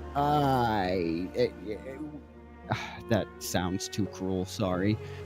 He just looks at Sama with eyes that portray a calmness but have the rage of a blazing sun. You may have been more correct about what's happening in my head than I gave you credit for. We can discuss that and the other topic, because I think you wanted to talk to me about your sister. But we can I save that did. for another time. Let's deal with the problems, and then we deal with everything else. The problem I'm having with approaching anyone at present, though, is I'm not sure how to be calm right now. From my expertise, pull Kaylee aside, get her some a drink, something to I snack don't on. want her to take it the wrong way. Then be as to the point as possible and help her understand it is okay to feel the way she does, but to not let it blind her. Guilt is fine, but this is no longer guilt. It's fear, it's anxiety. It is an emotional masochism that is familiar to me. All right. As for Chase, he's a man of logic. Just be straight with him. I don't know if he can be reasonable right now. That might have to wait. If he's not reasonable, get the one called Dreamer, who will be. He'll be a bit sassy, but he'll be reasonable. Just be respectful. Right. I'm respectful. I hope I can still do. Thank you. I will. As harsh as it is, as harsh as my words were, I don't blame her for feeling the way she does entirely. Neither do I, but we are in war, and war has no place for that. Unless we want this to happen again. I do. Okay, so she's all the fucking way down there. Okay. Oh, and he's gone. Okay. I said she's all the way down there, so Poof. I'm trying to fucking Ninja vanish!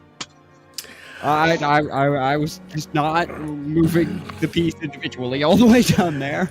I will say though that you have a couple of minutes though. If you want to have this be a longer one, then you can basically talk to her a little bit, let Anaran take his turn, and then it'll be Kaylee's turn afterwards, and then you can continue that. It's mostly just keeping tabs on the time. So, how do you want to go about it? The most I'm going to do is walk up and tap Kaylee on the shoulder and just listen. When you have a minute, we need to discuss a couple of things I have overheard that I hope I'm not hearing correctly. But take care of whatever business you need to first. All right. Okay. I'll be up in... Do you want to roll insight? Sure. Go for it. 24. Okay. He'll see that she has less a guilty look on her face than she did before. She looks a little bit more determined, more calmer. Okay. Okay. I still got a piece to say, but it does look like you're a little cleared up. I'm still willing to talk. Okay, just Being don't... honest, maybe you're the perfect person to talk about it with. Oh, when it comes to revenge, accept no substitutes. And I just bow, and that's where I'll end it off. Okay. Then, if that's the case, then it will now then go to Anaran.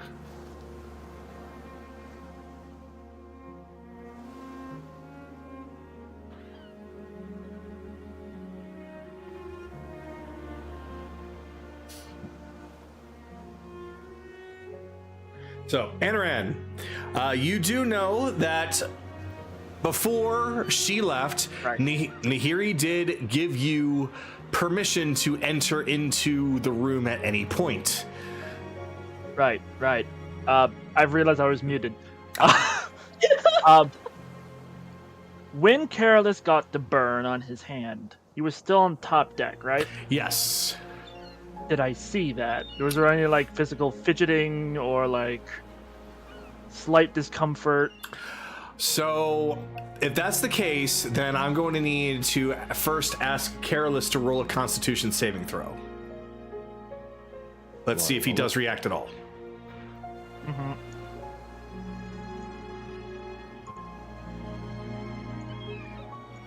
23. 23. All right.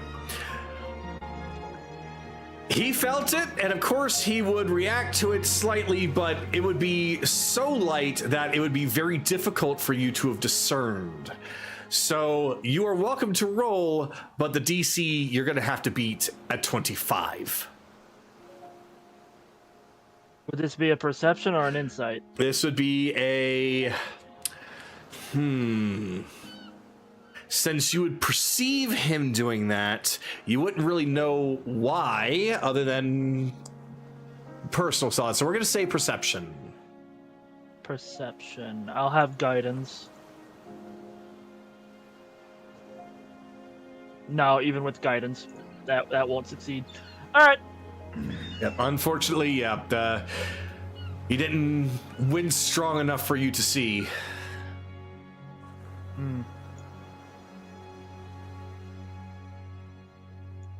Back from the dead. No, thanks to you. Thank you, by the way. Are you done acting like a child? That is Something I most certainly hope that I can stop doing. I've been acting like one for far too long. Either way, look. There's a lot that's happened in the last 24 hours, and I am about ready to rip somebody's innards and wear their fucking spine like a cane. Oh, God, the milady will be pissed at me for doing that, though. So, get your rest. We're gonna go over everything you remember afterwards. Of course. I'll hopefully have more that I can share. Good. And, I mean, I saw Careless fidget. Do you know anything about that? Was he? I understand he's been through a lot. He's probably just mentally a wreck right now, but what do you about that? When it comes to my son, there's a lot of things that he fidgets about, but I would say perhaps he might be feeling... How best to put this? I'm sure if he was in his right mind, he would be coming clean to you about this as well. Nobody comes clean to me, so, you know. Well, maybe they ought to. You are a voice of reason in this group, despite your sharp tongue sometimes, but sometimes that's needed, because that gets through to people quickly and cleanly, even if it hurts, like a knife. So, Very well. I will say, before you go and see him, that I believe his rage is getting to him, and I believe that rage is making Sarenrae notice. If Sarenrae has a fucking problem, I'll eat her heart out. He has a reason to be mad, and for once, she can fuck off. Sarenrae doesn't work like the Raven Queen, so I can understand. I don't care! I know you don't. Just understand that she is how she is. And she is wrong. That's all I will say on that, because there's no point fighting over it. No, there isn't. So, Look, but Lorelai... I didn't mean him to turn away. Did you two see Elizana? Kelly's mother at all? They both nod, Lorelai speaking up that she has actually joined Nahiri inside her room to help with the medicines. Good. I think it's time a few people went on a bit of a journey of self-discovery. So, you'll head down. Oh god, too far. Right, wait, this way, this way. Goddamn new ship. Okay. So yeah, I just teleport whenever I can. It's the best way to do it, honestly. Okay. Might as well have it like this. By this point, everyone that was currently speaking with Onyx has just gone to sit down and have chosen this place as their spot of waiting. Well, Onyx that's certainly a searing heat. Mm-hmm. He just looks over. Has anyone been giving you any trouble? Not exactly trouble. We'll just say that there's a lot of very caring people amongst this group that was very concerned when they saw the condition of Vix and everyone else. It seems as though that being on this ship, they've gotten themselves quite comfortable, and in that instance, you five, you go to the kitchen, have Nira prepare a welcoming feast, something light on his stomach, a little spicy, and help her. You want Vix to feel your emotions and your care, do it via food. I do believe that that's quite a proper welcoming party. Don't mind me, I will go on ahead and get... Yeah, Anarin, when Kane walks by, Anarin's just gonna shoot him a bit of a "I'm keeping an eye on you, fuckhead" kind of glare. And he would look back and look kind of nervous, though, because of the piercing look that Anaran gives and the fact that Kane isn't nearly that kind of power level to deal with that. So he's kind of scoots a little bit faster. But the others will follow suit.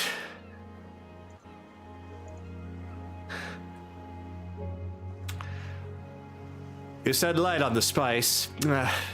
Well, Light on the spice, but still have some heat. some heat's good. Helps the blood pump, you know? I like her. The rest, one after another, head on up. You do notice that it's only them. Somebody out of that group is missing.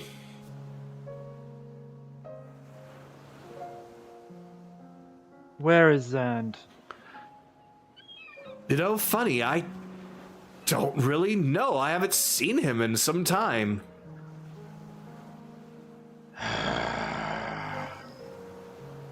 Locate object, Zan's weapon. All right. So, considering the distance of locate object, you cast the spell. You find that it is not on the ship, nor is it anywhere nearby. It seems as though Zand has left. Where the fuck has he gone?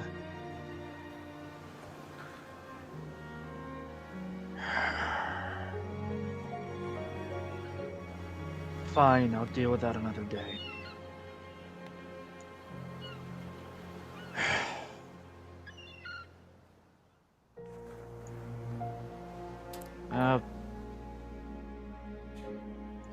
Either join them in the kitchen or come on down. I do believe that everyone down there is, well, no sense adding to the crowd. I'll assist the best way I can, and that's going to be out of your way. Do what you gotta do.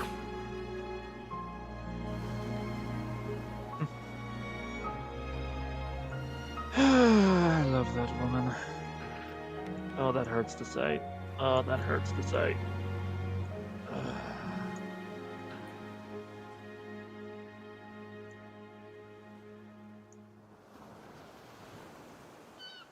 You, careless. Oops, sorry, I had my mic muted for some reason.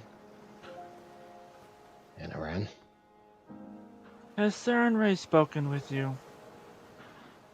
Do you mind if we take this conversation somewhere private afterwards? Just answer the question with a yes or no.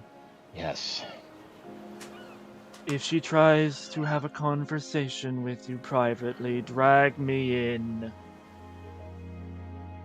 He's gonna give him a look. Why are you being so concerned about that? Normally you don't give a shit about what I do. Just do it.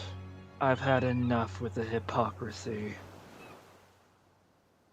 Even if I have to do some myself for other, more frustrating reasons that I would prefer not to do. The divine don't get an excuse.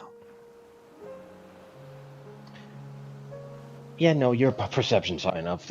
Just see that he's got a mixture of multiple different emotions right now. Besides just anger, there's confusion, uncertainty, but also just a desire to protect everybody, but not knowing how to do it the best way.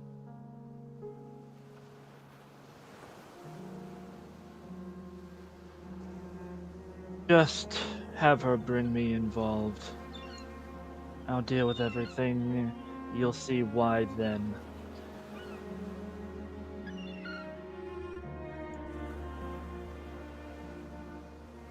Move.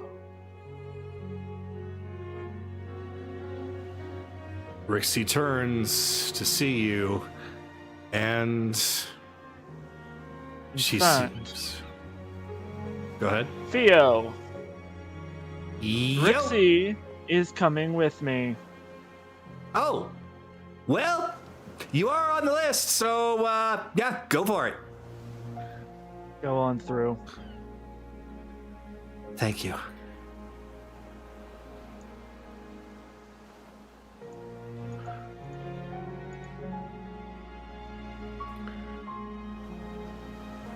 So, Rixie will come in, but stay out of the way, taking a spot to observe.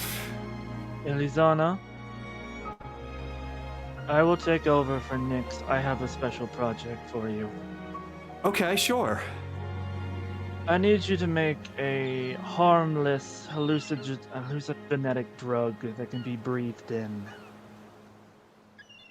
Huh, okay. She starts to flip through some of her pages. I do believe I might be able to do something. Lean in the self-discovery kind of hallucinogen. Ah, going on a good trip. I see. All right, then.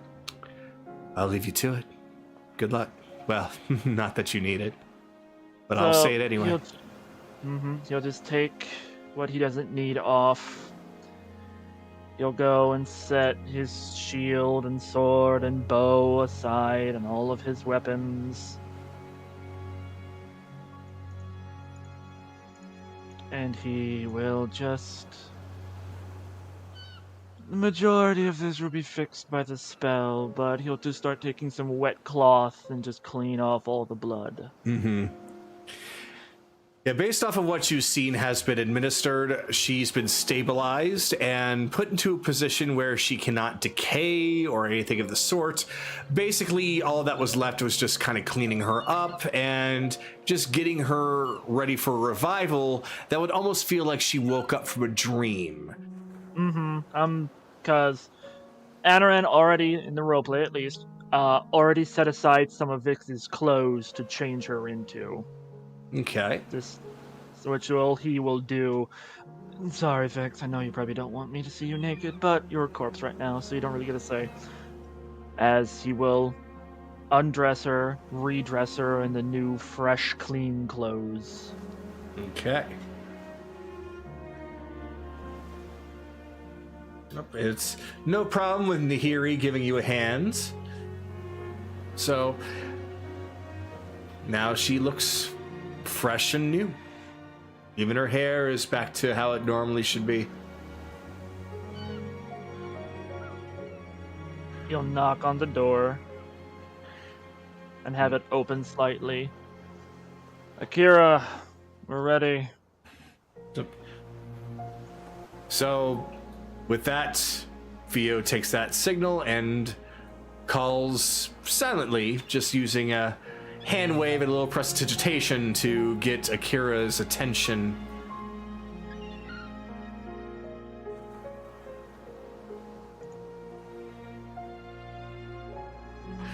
So, There, ops. Go ahead. just basically, yeah, she's just waiting for you to come on over. He pops out the earmuffs and starts walking. All right. Theo goes in and pushes the door open and sets herself back down on the pumpkin. Anaran will move to give Akira space. You're the one with the scroll. Your ritual.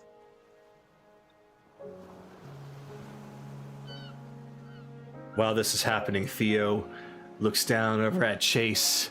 Psst. Hey, I think maybe you should be watching. Because there's going to be a certain moment that you might want to go inside.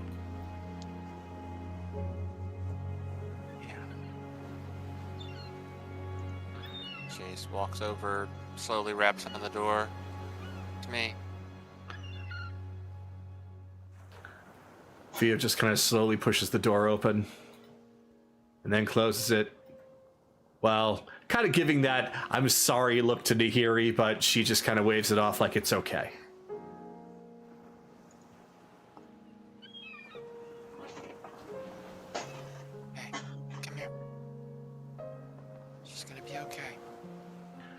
I know. Just never thought I'd ever see her like this. But I know she's gonna be okay.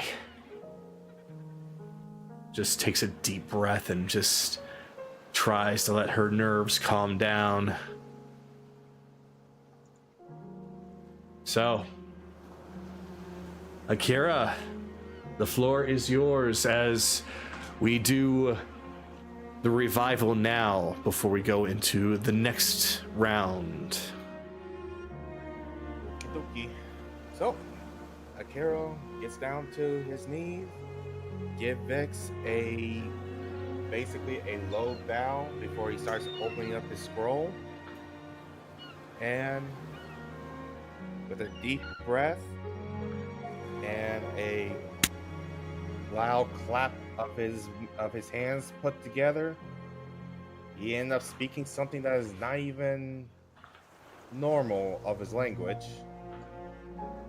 Place his hands down on the scroll. His 9 tails starts being wavy, almost like it's starting to flow as he has started the ritual. So, Alright. basically, almost like the next scene, a white fox is roaming around in the Sea of Souls, basically trying to find the right soul of Vix. As Looking for her, go ahead. and is basically going in deep into the water to search for her. So, as the ritual continues, eventually you will find secluded in one spot a pair of wings opening, looking as black as night, several feathers fluttering away. The visage of the Raven Queen appears as she steps aside and brings what looks like to be a little goblin child, looking similar to Vix, who is currently holding on to the dress of the Raven Queen, scared and confused. She looks down. It's time for you to go home. She looks to the little white fox, back up to the Raven Queen, and then lets go of her. Then kneels down to the fox, reaching over to pet him.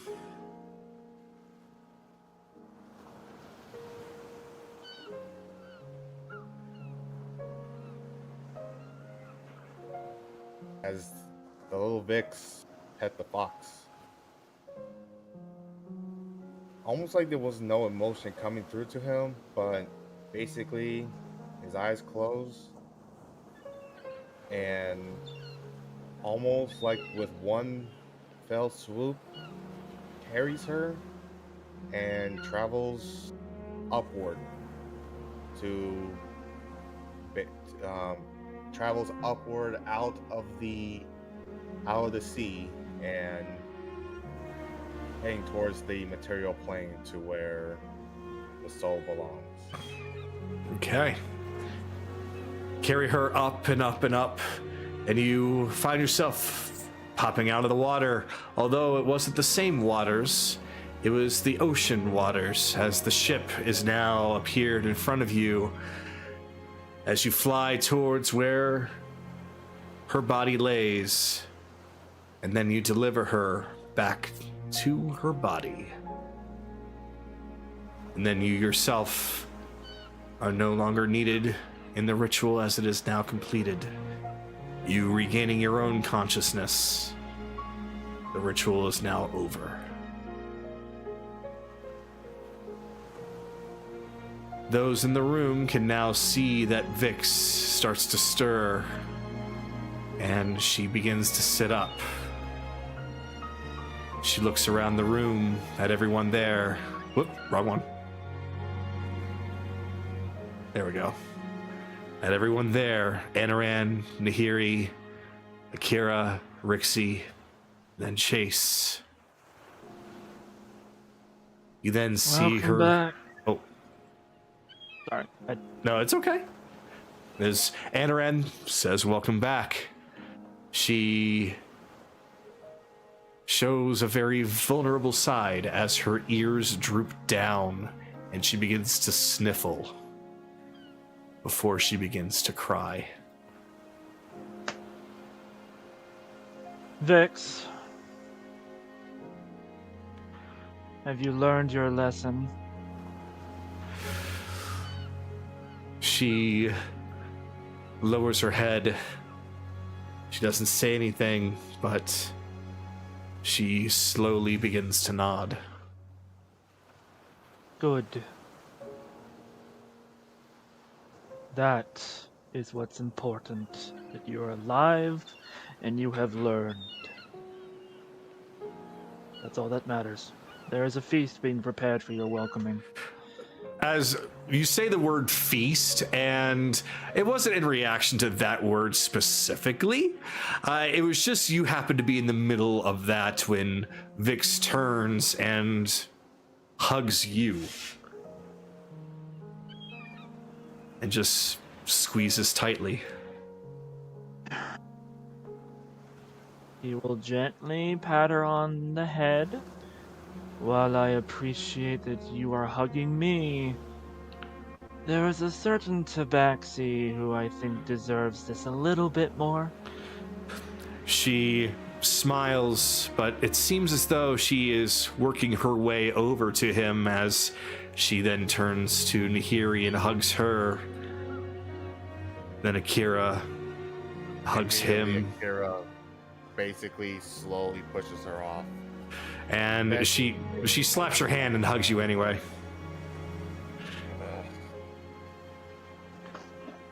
She doesn't say anything, but she smiles at him. And she hops down as Rixie comes around. And before she even has a chance to hug Rixie, she just holds up her hands and just points directly at Chase.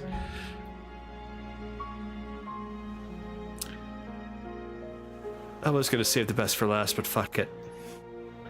And she leaps up, throws her arms around you, Chase, and hugs you like her life depended on it. Here you make me make that promise back at the Yangtze Temple, and you do this to me. I'm sorry. I'm sorry. Can't run off half-cocked anymore. Have to think before you act. Please. I can't have it happen again. No more. No more. She just takes your hands in hers and she holds them, looking up at you, and gives you a moment. She still doesn't speak, still mostly recovering, but also that she just didn't want to use words. She just continues to hug you and hold you close, embracing you for as long as she can. Now for your punishment, you are spending 2 full days in bed. No tinkering, no drawing, bed. What? But Yeah, she has a -4 to everything. You are... This was not like Revivify. This was a much rougher spell on your body. 2 days of rest. No disputes. But I feel as fit as I were. No, you don't. No, I don't. Hold on. Okay, just like they said, stop moving. You've already overexerted yourself by throwing yourself at anybody that you can see, okay? You see that behind you? Anoran? No, in front of Anoran, the bed, lay down. Okay. She By the stumbles way- over and just plops. Good. Nahiri, use the strong bedcloth and tuck it in so that she can't move.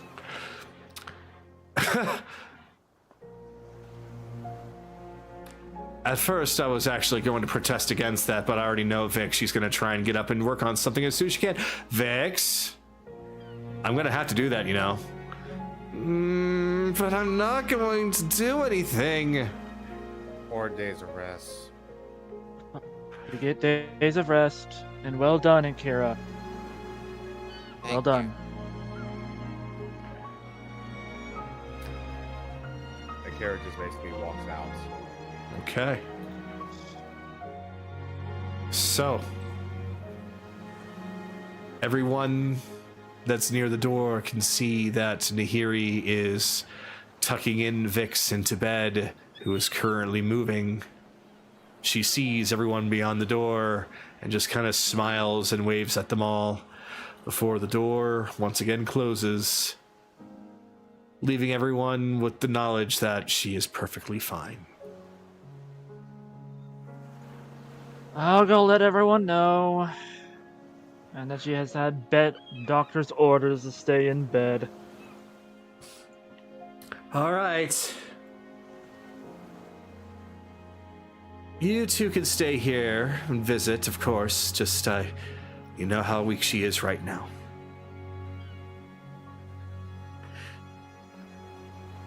Much time. I'll spend as much as I can tonight, because we have to set out in the morning. As much as it pains me, as much as I want to stay here. It's all right. We'll take good care of her. You have to do what you have to do. So, before we go back to the list of initiative, Anaran has stepped out.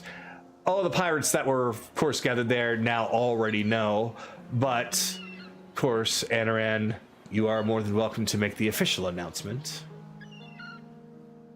Vix has returned to life, but she is very weak. She will need at minimum 2 to 4 days of bed rest. You may visit her, but nothing physically taxing.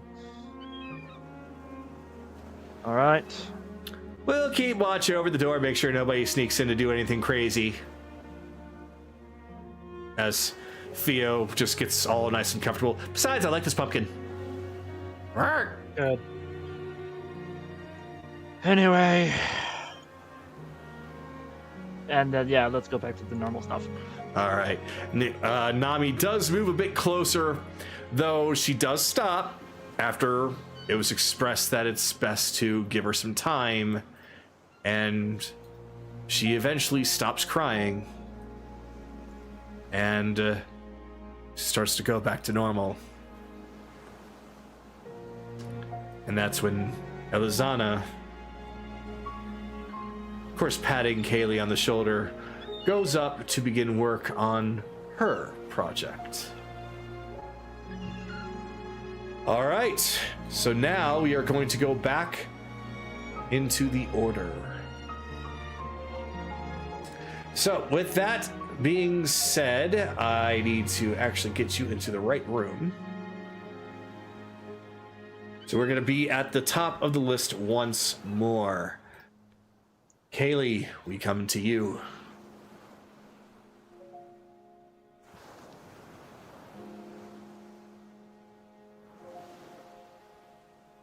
Come on. She moves over and takes Nami's hand. And she We'll will see take her yours. We'll see her in a bit. But Yeah, we I got think to there's give her somebody space, else. right? I think there's somebody else that needs us a lot more. All right.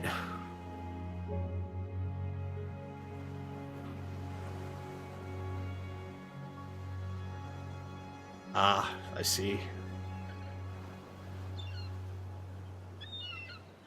She'll press the button to open the door. All right. So, Kaylee, when you go inside, there's something different that you see. Instead of seeing what Chase saw, instead you see Ryudo standing there staring at the little robo Ryudo that Vix had made, and there is slight, ever so minuscule wisps of what appears to be some kind of a dark aura coming from him that seems like he's almost trying to suppress.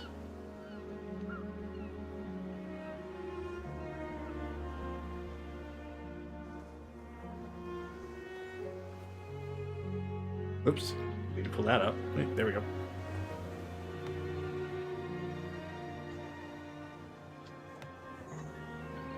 Ryudo.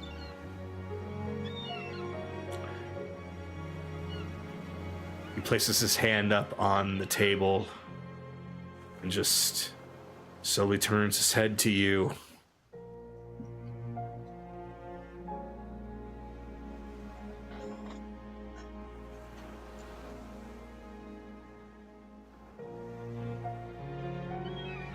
Do you know why they did this?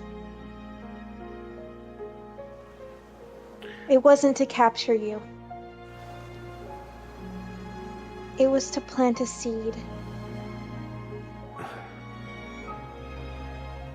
I see. I suppose if they really wanted to try and capture me, they wouldn't have sent out a false Orion. Exactly, they would have sent Orion already.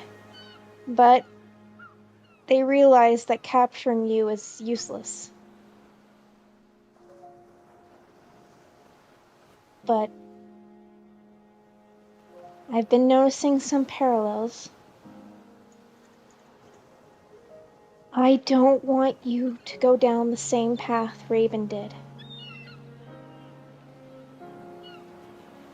And I know you don't want to either.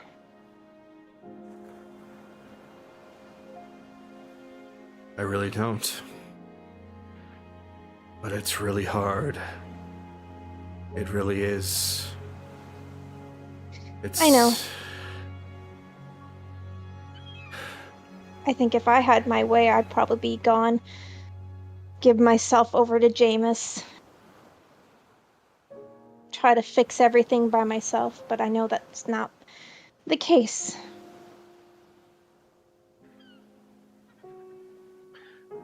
I've often thought about doing the same thing. The fact that I'm involved in this means that it spreads out to a lot of you. And I've thought many times that what if I just left and gave myself over? Would they leave you alone? Trust me. Just like they told me, Jameis wouldn't leave them alone. Just like how Bicus won't leave us alone. You turn into Raven, and it's all over.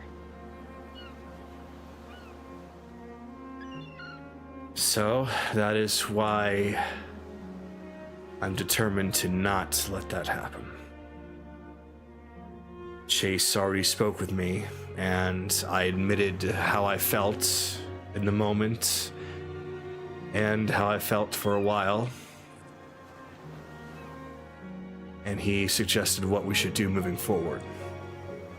That it's time that I stopped trying to shield everyone here and instead have everyone prepare themselves, get ready for what's to come. It's going to get harder before it gets easier going forward at this point.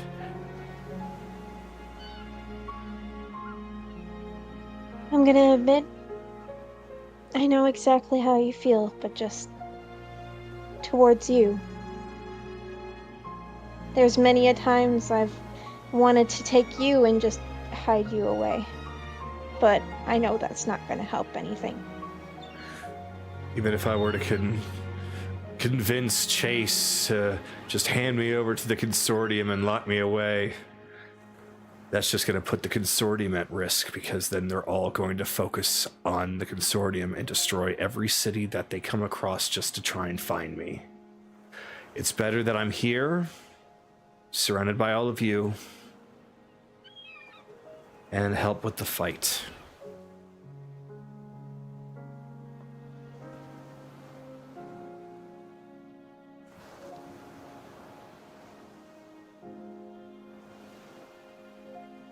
Come here, you big doofus. She wraps her arms around him. You too. Nami is just full of emotion at the moment, mostly letting the two of you talk, but as soon as you even remotely look at her to invite her over, she's like already there as if she misty stepped, and she's got you both in a big squeezy hug.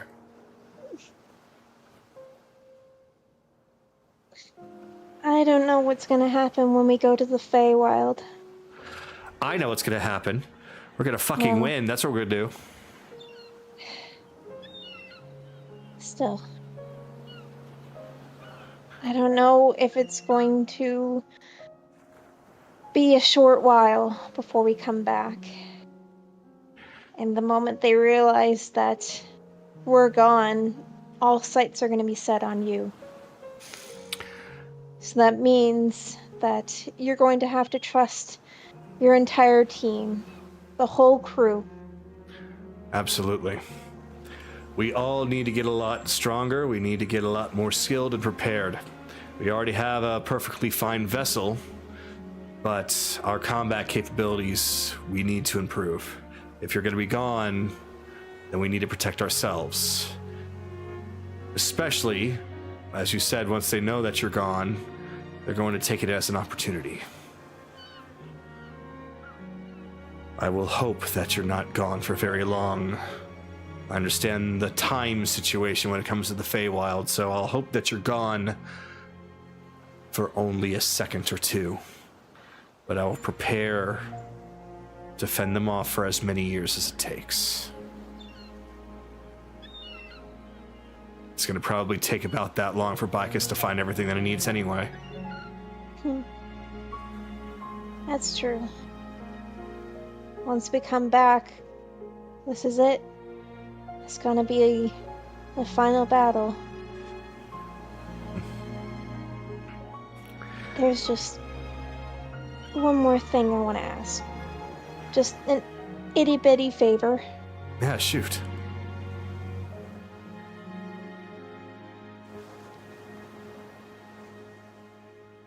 Will you trust me? No matter what. No matter what it is. No matter what I do. He actually stops for a second and takes a deep breath.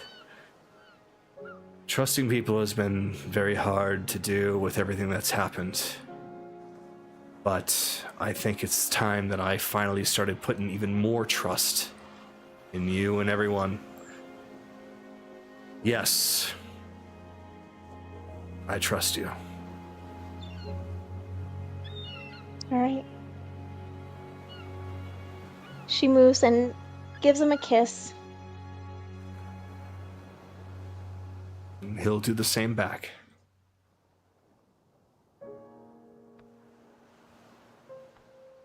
Now,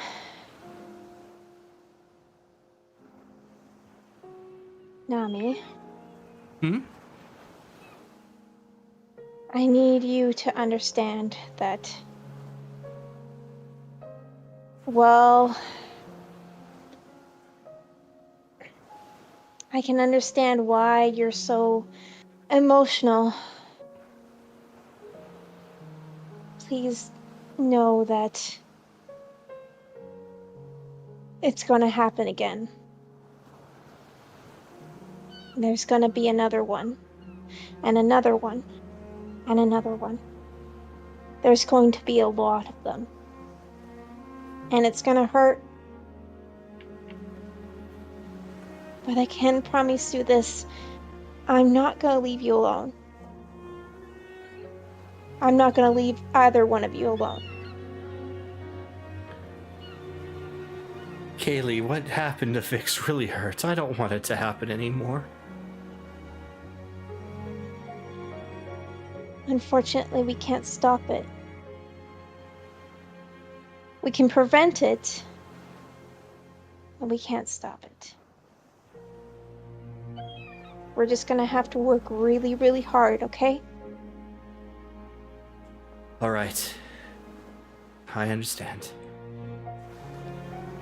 Good, because we're gonna need you the most. I'll do everything I can, okay? I know you will. She moves over and she gives her a kiss too. And she will do just the same back. Anyways. They're not letting anyone see Vix for time being, but they will soon. Yeah, I figured that after what's happened that she needs a little bit more rest. So I'll go and see her when it's time. Same goes with you, Nami. I know. Anaran said as much.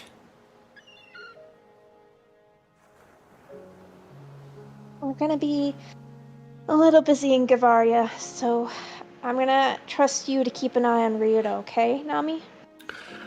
Oh no, I'm going to definitely be keeping an eye on him because Ryudo, I think it's about time we started to train together again, wouldn't you say? Yeah, I think so. We'll be fine. Well, you need to do what you gotta do in Gavaria. We'll be improving ourselves here. Alright. She is actually giving them a genuine smile. Just like how you trusted me, I'll trust the both of you, okay? Of course, Ryudo gives a small, genuine smile. Nami is just all smiles, she's practically glowing. Anyways, I have to reassure my team that I'm okay. Hey, when you go and speak with them, I'm sure everybody's got lots of strong emotions and thoughts right now. Let everyone get what they want to say out. Try and do your best to understand things from their point of view as they should with you, okay? You're a team. Okay. It's best to be working together than against one another. That counts emotionally too. I know. So, Kaylee, we're gonna have to wrap up with you on that one. Okay. So, She will be going over to Belsama, so if you want to talk to her on your next turn, that's where she'll be. okay. That being said, Carolus, is there anything Hello. that you would like to be doing right now?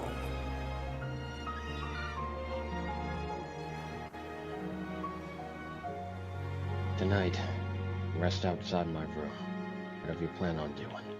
Or just knock. Alright?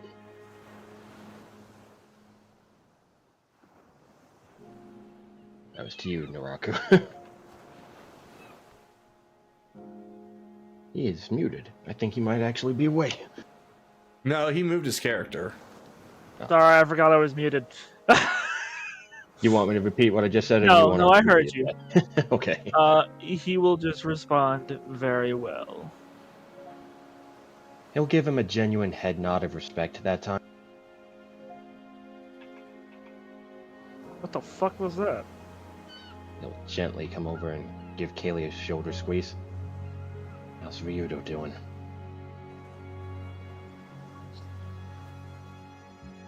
It's gonna take some time, but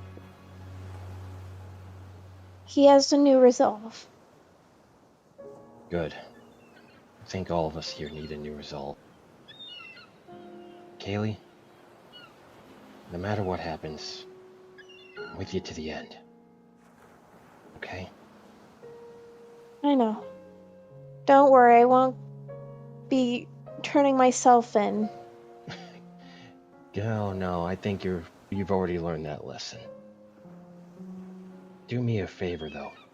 No, actually swear something to me. I'm scared about what I could become. My own anger. if I end up starting to become like him, shoot me in the head. Do you understand?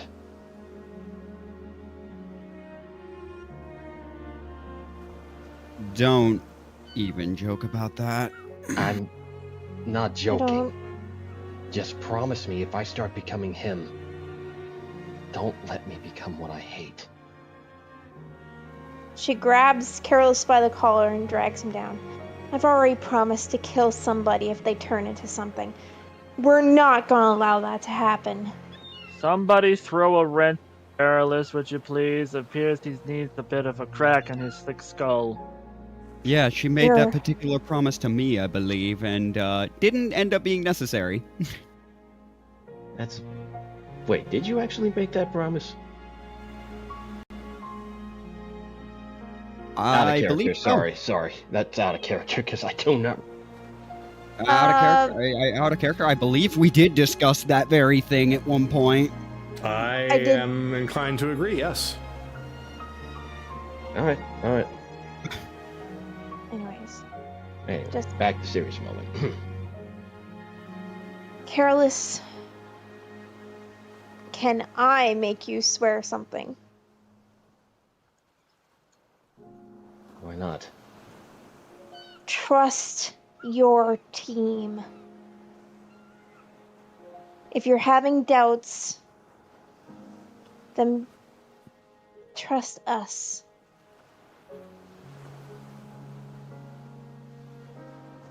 Okay.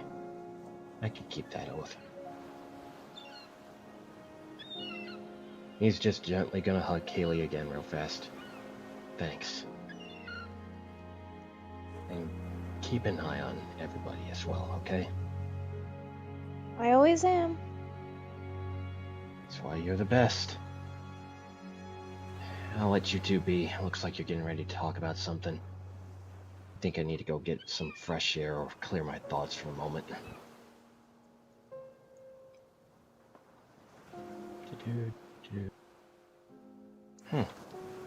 Oh, yep, she's still there. Yep. Hey, honey. Hi, Careless. She seems to be quite overwhelmed, though. At this point, she's recovering a little bit from how she was feeling, because there was an overwhelming a lot of sadness before. Now she's just trying to breathe. He's just gently gonna come over and pull her into his arms. Breathe. Don't overthink. Just breathe in the moment, okay? The wind. Easy for you to say. I heard what you asked of Kaylee. You fucking idiot. She's gonna take her staff and bonk you on the head. A little Alina special for you, you fucking nitwit. What are you doing talking about putting the shot through your head if you be... No, you do not do that. You do not do that.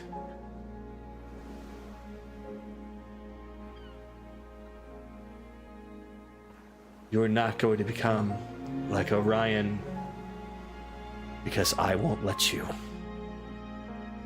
Kaylee is absolutely right. You need to rely on the assistance of your friends, your loved ones. They'll help pull you back down if you start to escape from who you are. It's only when you run from them that they can't do that. And asking to put No, a bullet it's through your just- head is exactly that, running.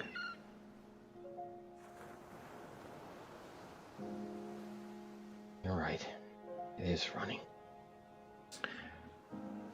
She just puts her hands on both sides of your head and just leans in. I need you to look at me and listen very carefully. What happened was terrible. But remember what it was meant to do. You know what it was meant to do because you know you can fight it. You know they want to get under your skin. You know they want to make you lose grips on yourself, to abandon your faith, your friends, lose heart, and become nothing more than a mindless killer like Orion.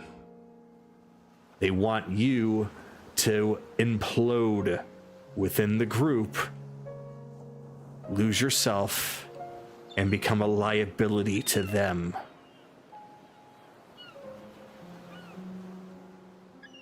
If you continue acting like this, then they actually are winning.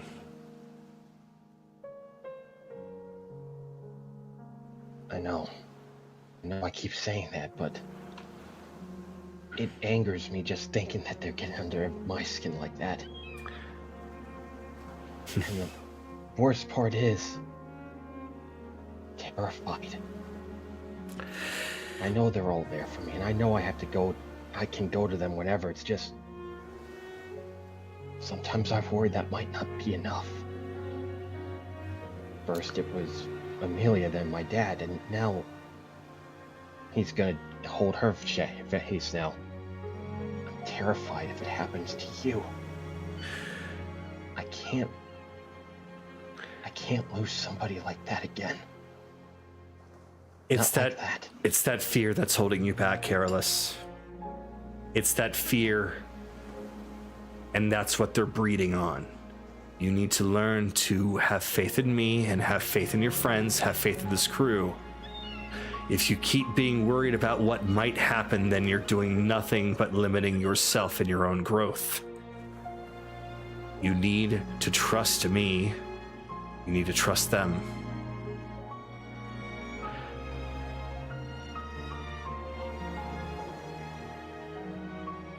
I don't know if you've noticed, but I'm a lot tougher than I look. No, that staff to the head is proof enough about that. How did you learn that quickly? Well, it's just all on the wrist. I could bring down with my arms if I want to, but it's that last little flick of the wrist that puts a little bit more speed on it. Good to cause a nice bump. Yeah, a bump on the head usually gets my attention again. He's just gently gonna put his forehead against hers. Just expect me to pull you out of your own darkness if something like that happens to you too. If darkness tries to get to me, I'll just blow it away. However... Yes, very funny. However, with you, you are a steadfast individual. It's hard for you to just blow away any darkness, so why don't you instead repel it? Keep it from getting into you in the first place. Have you tried not giving them what they want? It's worked a couple times, if I recall correctly, and I didn't let myself get completely consumed by it. It's actually pretty simple. Find a way to keep them guessing on how you're feeling, and then they won't know if it's affecting you or not. At that point, they're gonna probably get desperate and they might crack. Well, God, that is so simple that it's almost completely obvious, isn't it? Just don't make it so obvious. Make yourself into... Think about the heroes that you read in stories. Calm and collected, hiding their true emotions. Calm and collected, hiding their true emotions, not because that they're not there, but to make sure that they don't let their enemies know. So if you seem to be the unbreakable wall that you're trying to be, do that not with your physical body, but your emotions as well. Not to say you should hide it from your own friends, but keep it from your enemies. If they know they're getting to you, they're going to keep going harder and harder until you break. If it doesn't look like it's working, they might try something else, and then it'll be a constant array of failures. Not this time. They pushed across the line with using my old man. Next time, I'm not gonna give them what they want. Good. After all, it's like I read in a book once. A smile better suits a hero. Okay, My Hero Academia. No, that's Final Fantasy 14. Final I've Fantasy used that. 14. Final Fantasy 14. Also, fuck you. Oh wow, that did happen in 14. Yeah, I've used that line once before on Ren, way back when. Mm-hmm. God, that is okay. So she will You're not reach forgotten, over. though. She will reach You're not over, forgotten. grab the edges of your lips, and pull it into a smile. That is what suits a hero. Not a frown as she pulls your lips down. Not indifference as she pulls it straight, but a smile as she pulls up again. Because that. Please get your fingers out of my lips now. At least not in public. She pulls them out. Just keep smiling. You'll keep them guessing, you'll be a beacon of hope, and you yourself will probably feel better. Even at the darkest of moments, smiles typically light up a room, don't they? Try that. He actually did a smile on his lips. Oh. Smart and beautiful. How'd I end up getting so lucky, huh? Oh, I don't know. More importantly, though, I know you weren't part of that battle, but are you okay right now? After everything that's happened, well, you know, I get worried about my friends. Especially you. I'm fine. I'm okay. You can see me as I am right now. I'm okay. A little shooken from what's happened, but I already heard Vix is fine. I'll be okay. You need to worry about others that might need your assistance. And by helping them, you might help yourself. Yeah, you're right. So if I hear one more Maybe time, it's time. ever again, about you saying such bullshit as what I heard earlier, there's going to be puts a finger something on her lip. heavier than this staff coming onto your head. He puts a finger on her lip. I get it. Good. No more talks about that. Okay? Good, because I'm going to be checking in with everyone every now and then to find out how you're doing. And if I hear something stupid, then I'm going to beat the stupid out of you. He rolls his eyes, but he's got a smile. Sure you will, and I'm sure you'll keep me on the straight and narrow. Well, I have to. Alina's not here. Love you too, honey. But seriously, maybe it's time that we start helping out with training everybody around here. This attack and what happened, it's got me thinking that it's not just my team that needs to be prepared. Everyone on this ship has to be ready for war. At this point, since the time is what it is, she's going to agree End it to there. that and then go over a couple of ideas that she has on helping to prepare herself as well as other spellcasters on board the ship. Good point there. It is getting late. Yep. So, Akira, now that you have successfully assisted in bringing Vix back, what now would you like to do?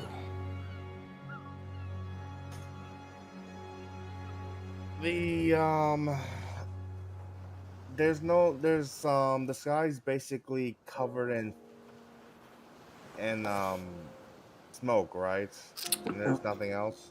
Right now, technically while this is going on, the sky is covered in smoke and clouds. You can just barely make out that funnel that you remember seeing whenever a gate gets open, calling the souls from a nearby area. This happens to be Alexander.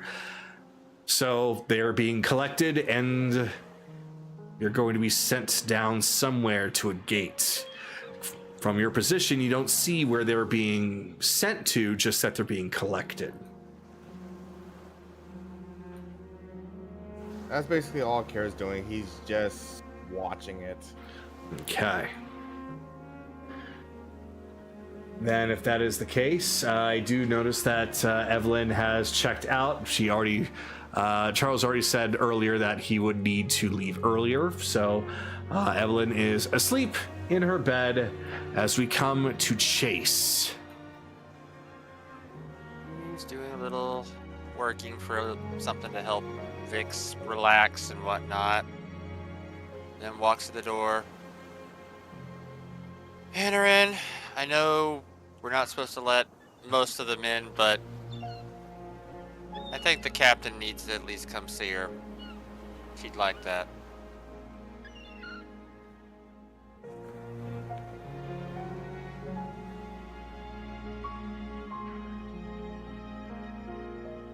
You are muted again, Naraku. God damn it! You've taken over my habit. Shut up. Okay, got it. Theo, go get the dumbass. Which one? There's a lot of them here. The one in the room. That room, specifically. Oh, the biggest of dumbasses. Got it. You just need to say Grand General Dumbass. Then he'd go after. Careless's father. Hey, Grand General Dumbass! I'm a captain, not a Grand General. Oh, I thought everybody in power was a Grand General. No, there's different levels of. Oh dear God, what? There's somebody that wants to see you.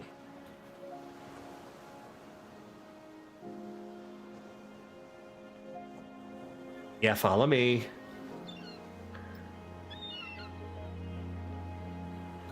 Before Ryudo enters, he'll just bar him. You and I are talking privately later. And then he'll open the door and let him through. That's all right with me.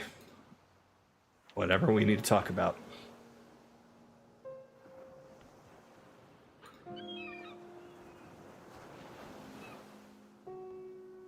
So, Rito walks in, and Vix is awake, but she, still being incredibly weak, doesn't really say much of anything. She just looks at him and smiles, and the only thing that she says is, "Hey." Rito gets down, and she sticks out her hand, and he grabs it. And he just sits with her for a little while before basically explaining how sorry he was about what had happened. Though Vix just shakes her head, takes her hand, puts it right on his lips. Don't.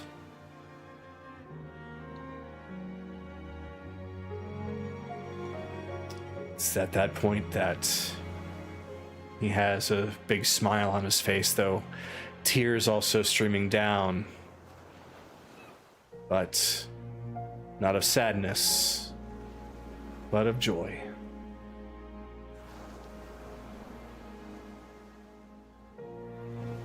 And that is where I pass back over to Chase.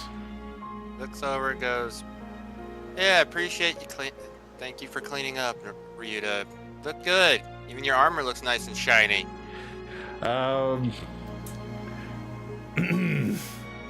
Let me actually just, he's fidgeting a little bit as he has something in his hand. He looks back over at Chase like, "Oh yeah, I didn't think that I would be, pretty welcome, all bloodied and dirtied. So when I was in Vix's room, I came across this stuff and it looked like it was a pretty decent polishing material. So I decided to, help myself and figured that, maybe possibly it might help a little bit." Chase, you can almost hear glass shattering. Coming from Vix. You found what? Polish. There was you had this polish. I figured it was the stuff that you used to polish like your armors, the weapons, stuff. There's so many things that are shiny in there. Vix reaches out one hand and grabs the sheets. Reaches out another hand and grabs the sheets. And slowly starts to push them down. No, Vix, no. Shh. Nahiri. Don't. And she sits up. Back to work. I know that voice. So, let me get something here. Oh no, here it comes. All right. Oh boy. Well, after all the drama, I guess we needed a.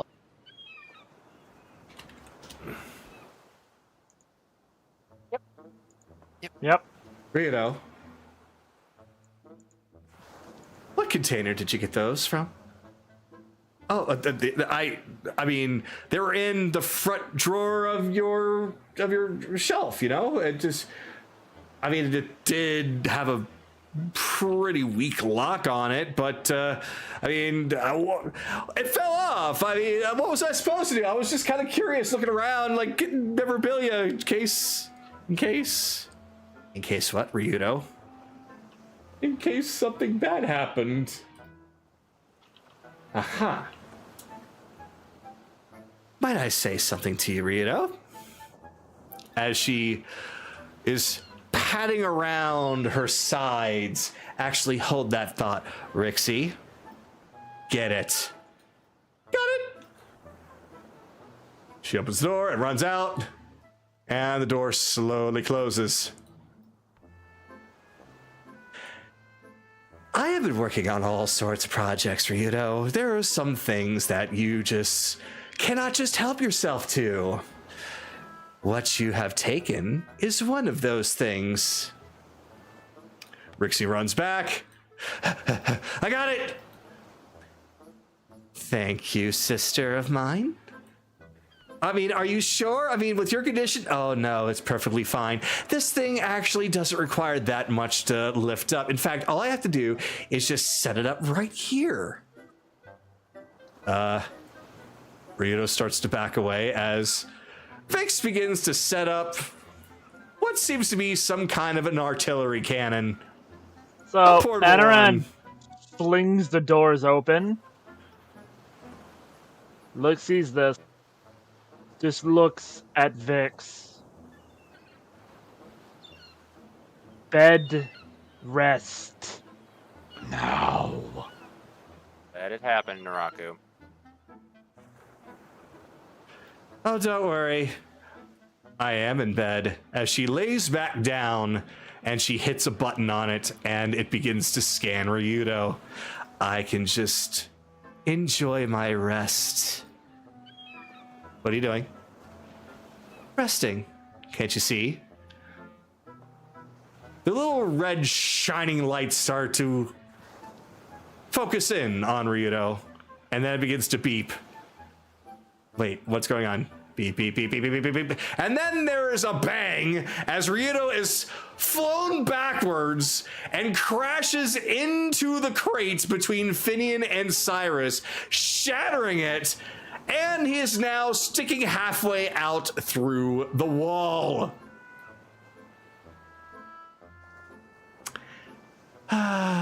Rest. Oh! Well, I think that's enough for here. Oh, for fuck's Did you see? Oh, god damn it. There went some alchemy supplies. Let me see what fucking... Yep, just the force of that caused a couple of the things that are on Nahiri's desk to fly off. Papers, a couple of bottles, some things that were used to help her around the bed that I didn't physically have there because of space reasons, but they all just kind of flew with Ryudo and crashed into him. And now there's just a bit of a liquidy mess surrounding him as he's slowly pulling himself out of the hole. God's sake, Rita, let me get a look at. Oh, wrong one. Yep, I do believe I think that my time playing right now is done because I think that the music has stopped. Okay, alright. Let's look at shit. This is. Huh? Oh, good distance. Yeah, but. What's this stuff on the ground here? This is. I think we had a couple of healing potions, but. Rest of. I don't know, but it's glowy. It's. Rainbow glowy. And Ryuta's armor is the same. Did I get a power star? Case is going to bottle up what's left of it. Nahiri?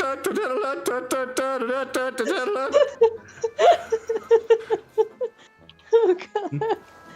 What were in those boxes? Oh, just a couple of things that, brand new supplies I was going to use in a couple of new alchemical studies, but, I had to use a few of them here on Vix. So, of course, had to get some more. Why? I think I saw at least one vial of Zirian's blood in there. Oh, shit, did I actually pull that out on accident? Look at this. I think Colorful. Huh? Very colorful. Hold on a second. No. You thinking what I'm thinking? Come over here. She just starts flipping through a book. Flip, flip, flip, flip, flip, flip, flip. What else was in there? All right, let me. I'll rattle it off since this is a setup, everybody. This is a setup. What was in there? It's like, okay, I think. Oh, right. I think a brave rot flower, maybe. I think I saw some of those. Okay. Anyways, back reading. Oh yeah, grave rot. Oh, getting those from the Shadowfell is very, very difficult. So they're very expensive. So I didn't have many of them. Great. Okay. Here. I think this is it. All right, she's gonna pick up the book and bring it both to their faces and get a closer look. You gotta be kidding me. No, he didn't. Well, I'll be damned. Of all people Idiot to rediscover savant. the. Oh my fucking god! Alchemium. Are you fucking kidding me? This idiot rediscovered the ingredients for alchemium. Oh, and that's what his armor's covered in. Oh, the armor coatings, right here. Huh. Well, shit, we gotta scrape more off. This is all I can find. Come here, Rito. The power star gives me invincibility. Of course it does, Rito. She just kind of hurls them up on the table. Thunk. Oh, good God. Get the trowel. We're scraping everything off. Rito, strip. Yeah. Not His anymore, armor. Yeah, the armor's already. I think the alchemium bonded with the armor polish, so it's not gonna come off that. But we might get some more off the clothes. Yeah. So she's going to just grab his clothes and just rip off here, rip off there, rip off here. But this is brand new. I'll use mending later. Rip off here, rip off here.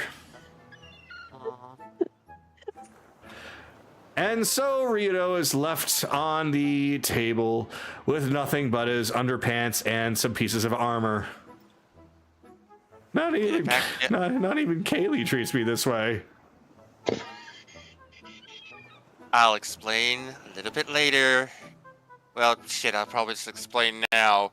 You, my dumbass friend, have rediscovered a chemical that alchemists have been looking for centuries.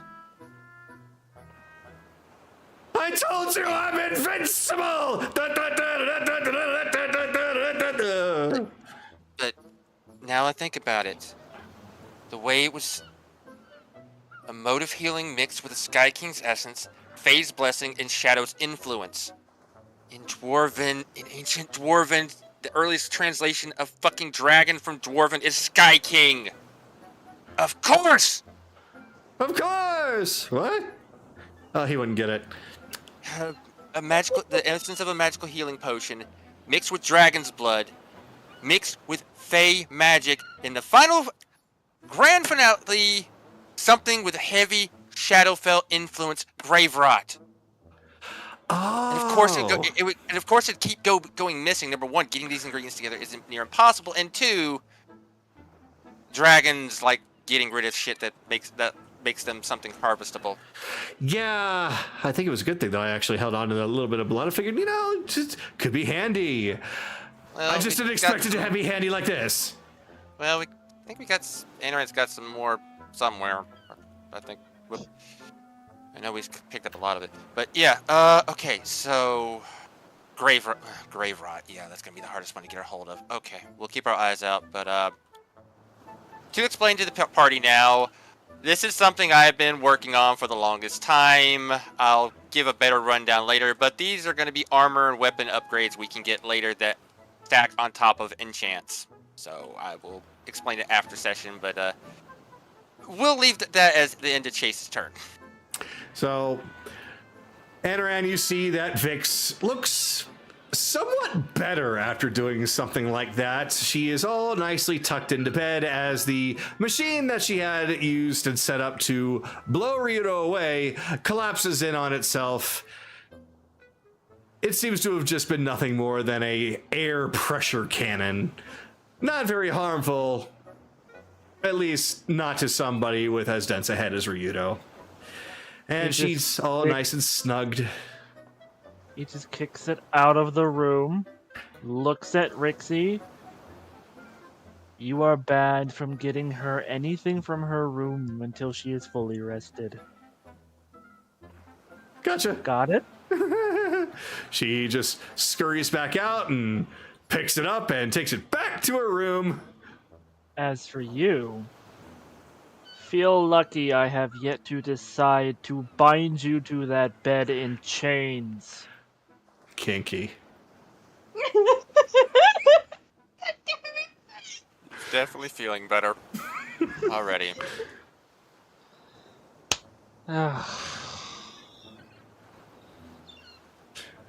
She seems to be, of course, now behaving herself. Fucking better. And just like that, the drama left usual antics. It was time. It was time. Yeah. It was time. It is time. So One more thing! Can I get my No more clothes things, back? Uncle. Sure, you can get your clothes back after we're done with them, so that just means you're gonna have to be strolling around the ship naked for a while. Oh. Hold on. Pulls out a potato sack. Here. Ryudo looks at it, looks at Chase. He just cuts a hole in one end, cuts two holes on the sides, and now he's gone full cartoon hobo. I'm gonna be going now.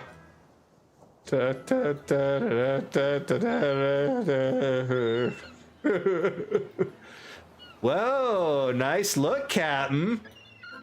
Wow.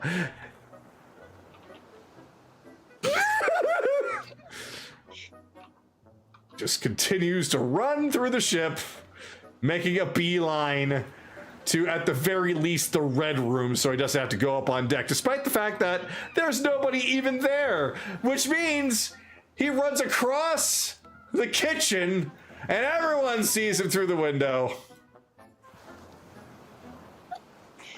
Embarrassing himself further. With a potato.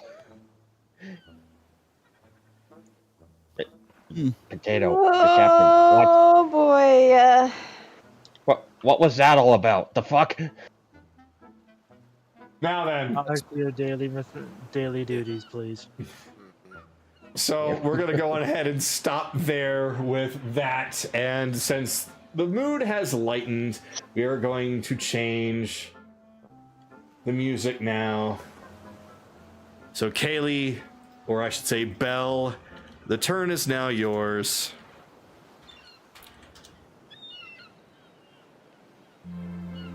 Is this room being used for anything? Actually, yeah. You open it up and you hear clang, clang, clang, clang, clang. Like some real strength put into it. Oh, it's Thornix room. Yeah, I don't give a shit. Yep. Should probably deal with this first because it'll be noisy. Just gonna walk over here. Walk over here. What do I even see? You see Thornick angrily pounding away at some metals. I can't even get through this door. I don't think Kaylee can either. No, you're Nope. gonna have to teleport in. Nope. Clang, clang, clang, clang, clang, clang. You know, you're not gonna make anything that way. I'm not trying to make anything, I'm trying to pound something. Well, Will a 15 Wouldn't it- hit him while he's distracted? I'm just kicking him. His AC's higher than that, so we'll say it hits him, but he doesn't notice. Clang, clang, clang, clang. If I was only a little bit stronger than... hey, Clang, clang, clang. Thornick! I do it again. He's got, nice he's got very big eyes and just tears running down. He's turned to you, and his hammer is still going clang, clang, just right on the side. He's not stopping for a beat. She grabs his arms. Can't clang. Arms held. Exactly. It's not your fault. It's not anyone's fault. 3. If you're here, then is everything all right? Just. Vix is alive. Oh, They brought her God. back. Clang, clang, clang, clang, clang. There's a Now he's 21 got tears hit of him. joy. There's a 21 hit him. A 21 Because I've hits been him. kicking him this whole time. Yeah, okay, so he does take a point of bludgeoning finally after 4 kicks to his back. Clang, clang, clang, clang. Ow! What? Oh. Interesting. You seem plenty strong to me, considering I hit you 4 times and you didn't even feel it. Well, probably because you got noodles for legs. You can ask Orion how weak my legs are.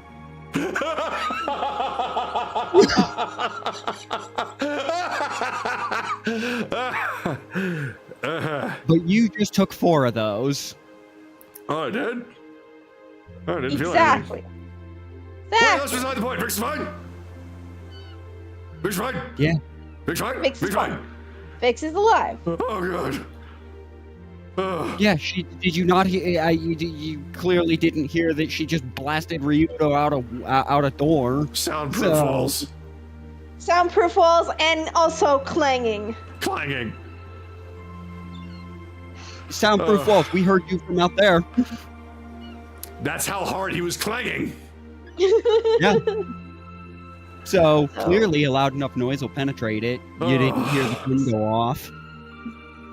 Why don't you go and join the others? Right, right. Is she I'm sure accepting Vix visitors? would love to or- see. Not at the moment, but They'll probably make an exception for you, Okay. given how screwed up you've been. I have to fix that curtain. You could have asked me to move. Move. Anyway, I'm done clanging, gotta go see. And off he goes. Just his eyes are gigantic, and he's got big tears of joy. Now the room is yours.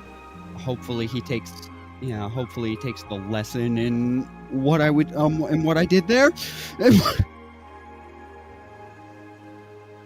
Okay. So you look like you've got a little bit more resolve in your eyes than you did before, but I overheard some things on top deck that I wasn't particularly thrilled to hear. How much of that do you still believe? There are still times that maybe if I hadn't run away from Jameis in the first place, none of this would have happened. But then I'm reminded that if that was the case, I would have never met Ryudo. I would have never met you. I would have never met anyone else. So that's kind of stupid to think of. There's times where I've thought that maybe if I did follow along with what he wanted, maybe he'll leave everyone alone. But again, just like how Ryudo is thinking that maybe if he gave over himself, it's a stupid notion. I can understand that to an extent. If, for instance, that little deal he'd offered back before he turned that city into a mass grave, to lick his feet in return for even just a hint. If he'd proffered that to me instead of Anaran, I'd have done it. So I can understand where you're coming from to an extent with that. But I don't care about stupid things like petty ego when it comes to situations like this. So if he's gonna sacrifice any type of advantage to satisfy his, yeah, I can see why. I'd have taken that. So I can't fault you for thinking, well, maybe if I'd done this or that at times. Hindsight is 20/20 after all. But Right. I gotta get a feel of where you're at on this, because there have been I've seen many confusing things come out of you since I woke up. Not the least of which is one of the things I keep hearing out of you, that I've heard out of you I've heard out of you a couple of times now, is just how down on yourself you keep getting. I believe you've said that you feel like everybody's coddling you, that everyone is saying Kaylee can't do this or that. That's not what I've observed since I woke up. The only person I've observed saying Kaylee can't do this or that is Kaylee. I have not heard anybody question your abilities. So, what is that about?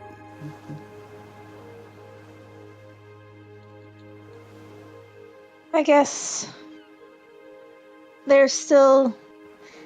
Look, when you have everyone that's getting super aggro and defensive about Jameis before this all happened, it just felt like they all wanted me to stand back and just let them deal with him and me not have to handle it at all. Kind of like they don't want me to face him. At first, according to the memories swimming around in my head, that I would certainly concede you that. But I believe that had been discussed. That had been more or less. That it had been more or less.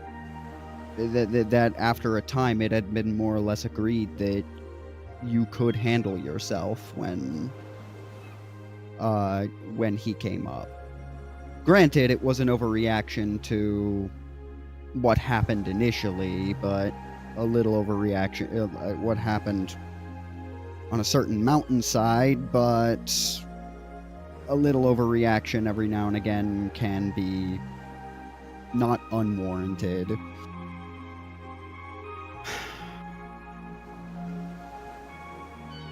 But Then I have to ask you a question. what's that? If I did leave to go after Jameis, what would you do? If you left to take him on alone with the friends he's got, I would tell you you're being a fucking idiot.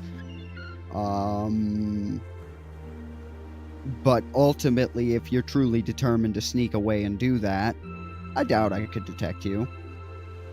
I doubt anyone would be able to detect me. And yet you still haven't done it. Because I know that it would be a stupid move. At least now. If I left to go after Jameis, there would be no finding me. At least not as you are. I'm sure because he has made this quite personal with several people, not the least of which as of late has been Careless, given what I am led to believe he was tricked into doing. I'm sure whatever state you ended up in, he would certainly let us see from a controlled distance. You think he'd show off? You think he wouldn't?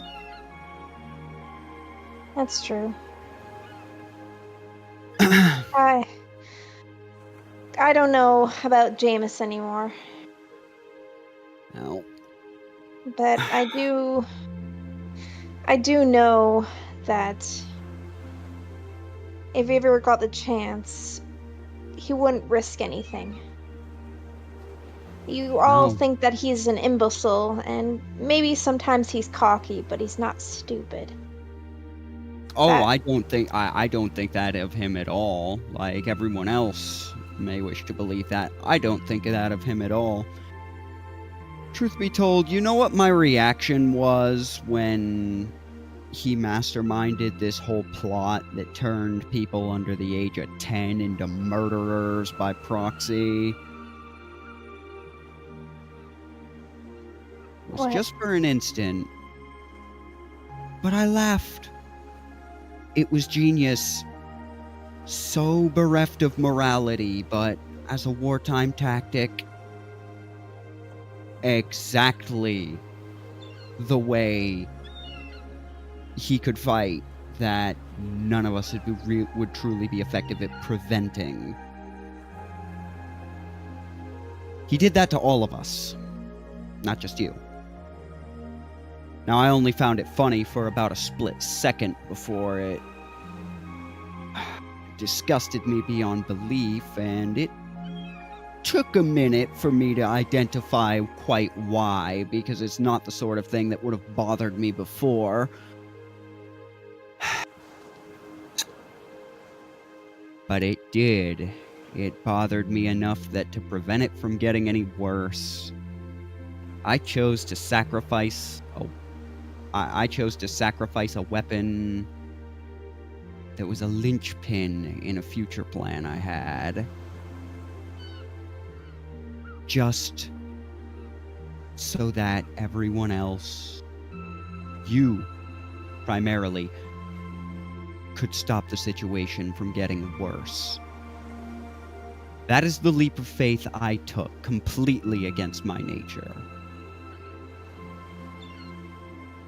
And you Then- ask if people here trust you. Why?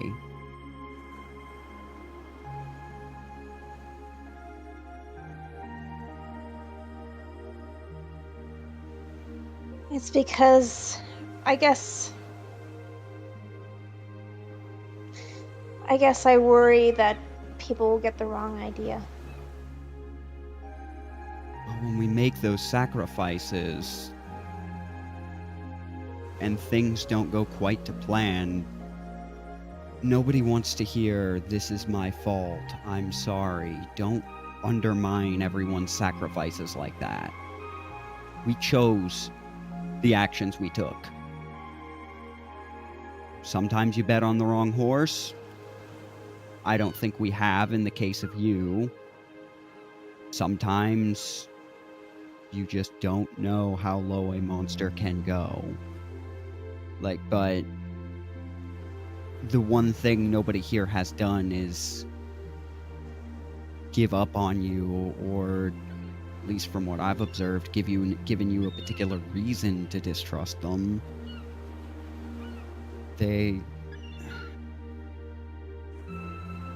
It's very hard to continue to place your faith in someone when they appear to break down after every setback. But I've seen how competent you can be. So it doesn't... To my mind, who's newer to emotion, it doesn't compute. Seeing how capable you are and how much doubt you constantly mix in after every setback. I don't understand where your head's at. Where your head's quite at is what I guess I mean to say.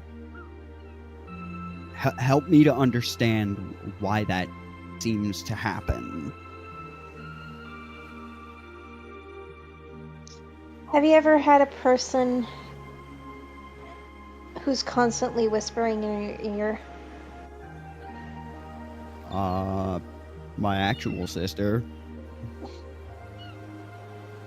But depends on how you mean it. When I met Jameis, he was very much like this group. Very kind and considerate. He wasn't a mastermind, he was just another bard.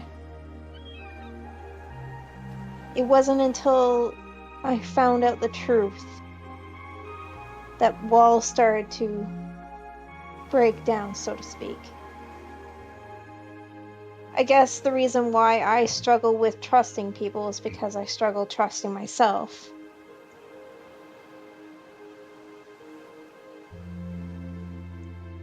I don't want the same thing to happen. When I saw this place going up in flames, all I could think about was my own village. And how they lost all their lives, while I stayed alive. But you're right. I can't be emotional. It's because that's what Jameis wants.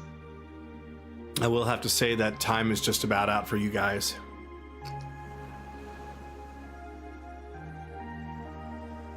So, if you would like to continue, we can do that, and we'll just say that we're taking up some of Kaylee's time. Okay. It is 1:30. really late though. Yeah, like fear. Yeah, let's let Naraku get his last thing in, and we will have to pick it up next week. If you want, we can do this over written roleplay, Belle, if you want. Yeah, sure. Okay. All right. Then, as Kaylee and Belle continue to have a heart-to-heart, I'm going to come to Anaran, who you can now see that Vix has fallen back asleep completely.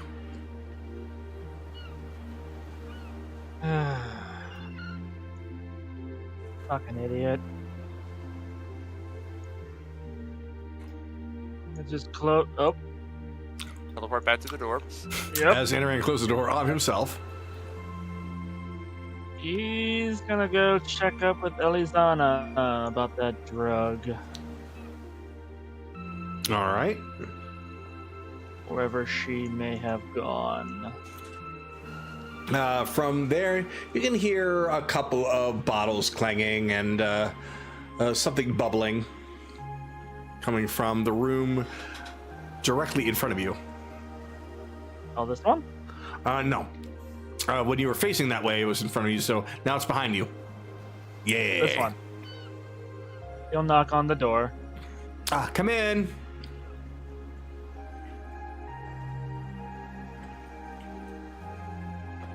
So you can see that she's already got a book open, got some ingredients out. She's starting to put some things together. How's it going? Well, I just got the ingredients out, and it's going to take some time to cook, but pretty simple. Just as, like you said, a simple hallucinogenic. Good. I've had enough with all of these unintentional but coincidental setbacks. That bad, huh? Every time Ryudo's been in the center of it. And I'm tired of this. Well, hopefully this works. She just has a small little cauldron out with a little flame over it. Nothing more than like just a single potion's worth as she's stirring and stirring and stirring and stirring. And it doesn't take long. It just boils up. All right, that's going to cool down for a little bit, and then it'll be ready to go. Alright, he'll wait for it to cool. It takes about 5 minutes. The material compounds in it, and she also used a cooling stone to increase the time it took, or decrease the time it took. So it's all good to go. She bottles it up for you. There you go. Like I said, it's very mild, so hopefully you're not intending on doing anything more with it than just getting somebody a little bit high. The point of this is to make them reflect. Learn, grow. A little high is something, but that's not what I'm after. All right, well, he's going to feel that way, but no doubt it'll probably work in the way that you hope, considering this particular blend sets them in, we'll call it a happy place. Not sure that's where he's going to be for very long. Okay, red room is next floor. At least I'm pretty sure. Oh god, nope, too far up. Okay.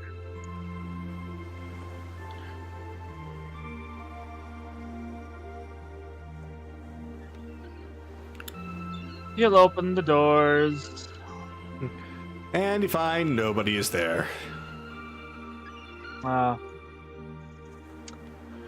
You'll head up to the captain's room. And you go up through the other entryway. The door opens, and you see Ryudo just finished putting on another set of clothes as he hears that side door. Nami, is that you? We about to start training, or? All right, so that's not Nami. She's just holding the vial.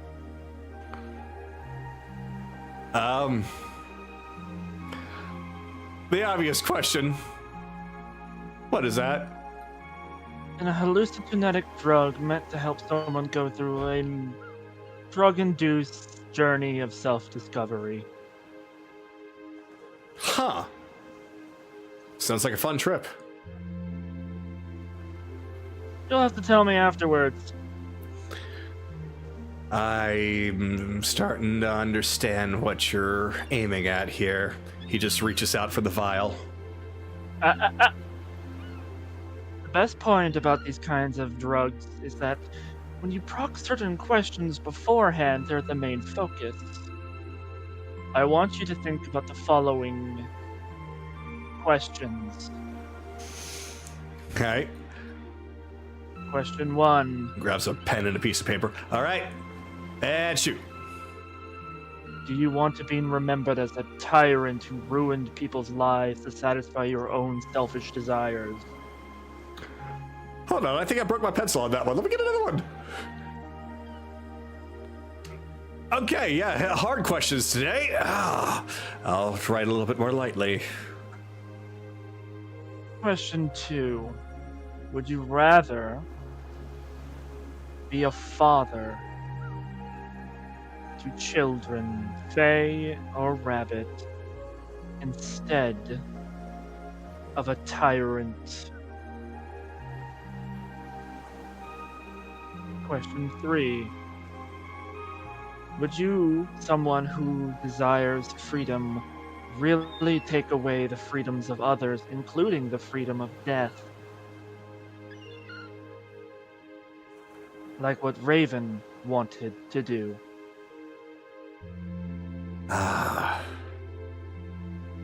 Yeah, I'm getting it. All right. Yeah, I'm gonna stop pushing around the bush. Take the memories from Raven, watch them, learn from them. Understand that you and him have the exact same story. The difference is that he let himself fall, where you are now surrounded by people who love you and are loyal to you. Would you want them to not have the ability to grow old and die? Would you really deny them a death worth having if it meant saving someone? Would you turn them into slaves for your selfish intent, and then he'll hand over? 'Cause that's what Raven was gonna do. Turn everyone into a mindless puppet that he decides when they die, if they die. An eternity of pain and suffering, or a blissful life of fulfillment that finds its natural conclusion. As he takes it, it's a very hard thing for somebody like me to think about when it comes to life, death, and who deserves it, who doesn't.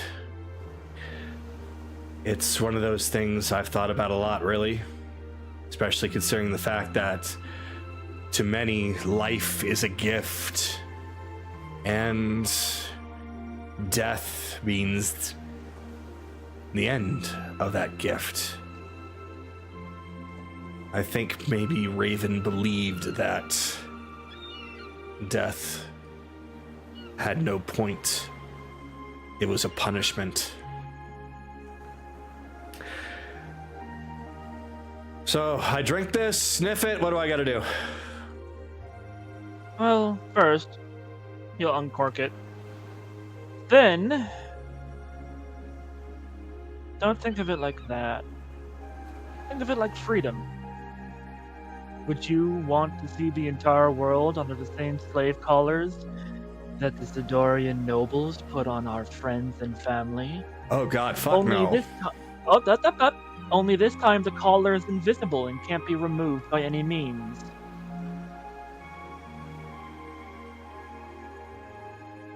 He's gonna grab his pencil and that paper and just writes that down. Death is not a punishment. Yes, it can be used as a punishment for those who commit heinous crimes like what happened outside. But while you're doing this little drug trip, I want you to think about all those orphans that were just freshly made. All of the widowed wives and widowed husbands who have to bury their loved ones because Jameis got greedy.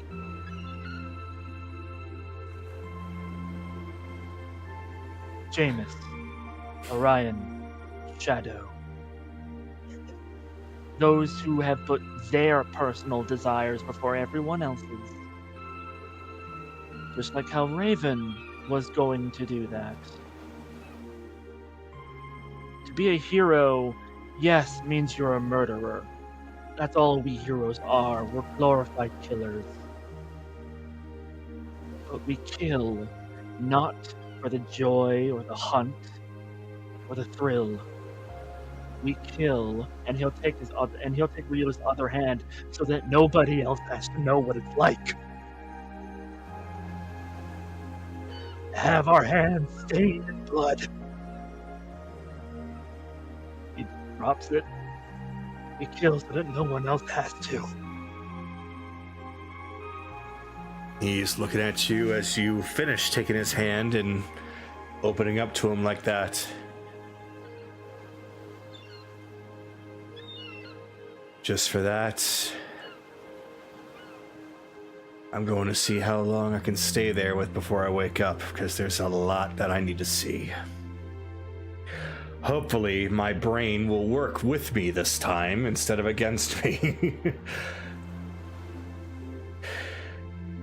You and Raven are the same. It's just he didn't have the same support group. No. And I feel really sorry for him for that. If there was time for me to talk to him 50 years, 70 years ago, I would have said the same thing. Funny. But at that time, you definitely could have seen him. Well, too bad he didn't take a stop off in Gavaria.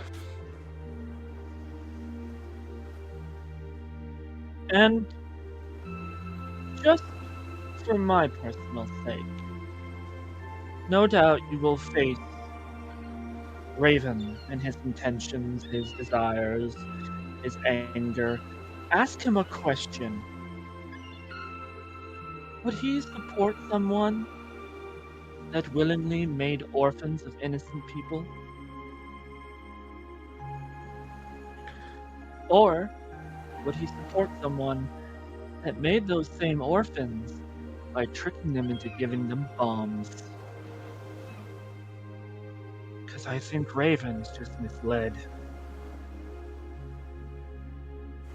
After reading everything in that journal, after hearing everything, I have no doubt that he'd probably be pissed too.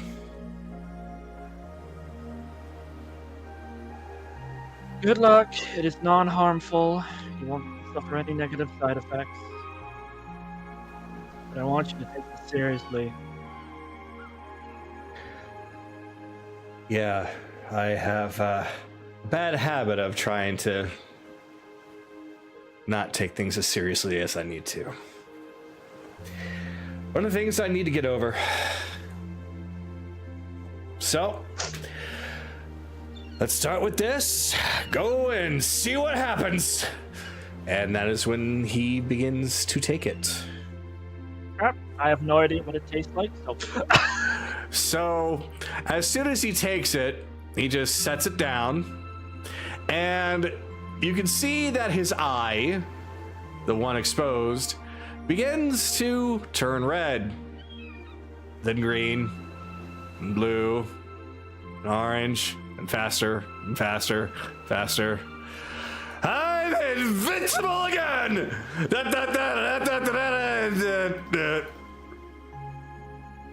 And you probably want to catch him. He just collapses onto the ground, his eye wide open, and it looks like that his head is moving around rapidly as if he's watching and looking, and he's speaking, but he's speaking so quickly that it's almost like words that he wants to say aren't coming out correctly. It's like time is different in his vision.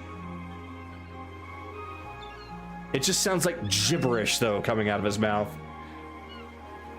I need to double check on what Elizada considers mild. Alright. Let's just start dragging him through his bed. Just yes, I remember my first time on LSD.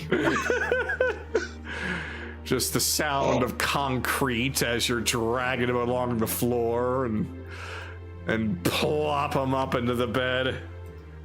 God, Rita, why are you still wearing your fucking armor? God damn it! He's not. Oh, I'm he's just wearing regular clothes. All right, so Eneren is just gonna grab like a pillow, and then I'll end it with him putting the pillow down, Over sitting on Rio's it. face. No. Good He'll night, just sweet put prince. the pillow. Good night for eternity. No. You'll just put the pillow down. He'll sit on it, and he'll wait for him to naturally come out of it. All right. With that, Yeah, then, that's it. we're going to probably say that this is the time we should move on to next Wrap up. week. So, as we end tonight, Vix is alive. Everyone else is back to full health. Well, living health. There's still some injuries abound as a long rest has yet to be taken. But the horror of above, with the gate still open, danger is still lurking nearby. So for those watching, thank you all very much for being here, and I will see you all next week. Good night, everybody. Good night. Bye-bye.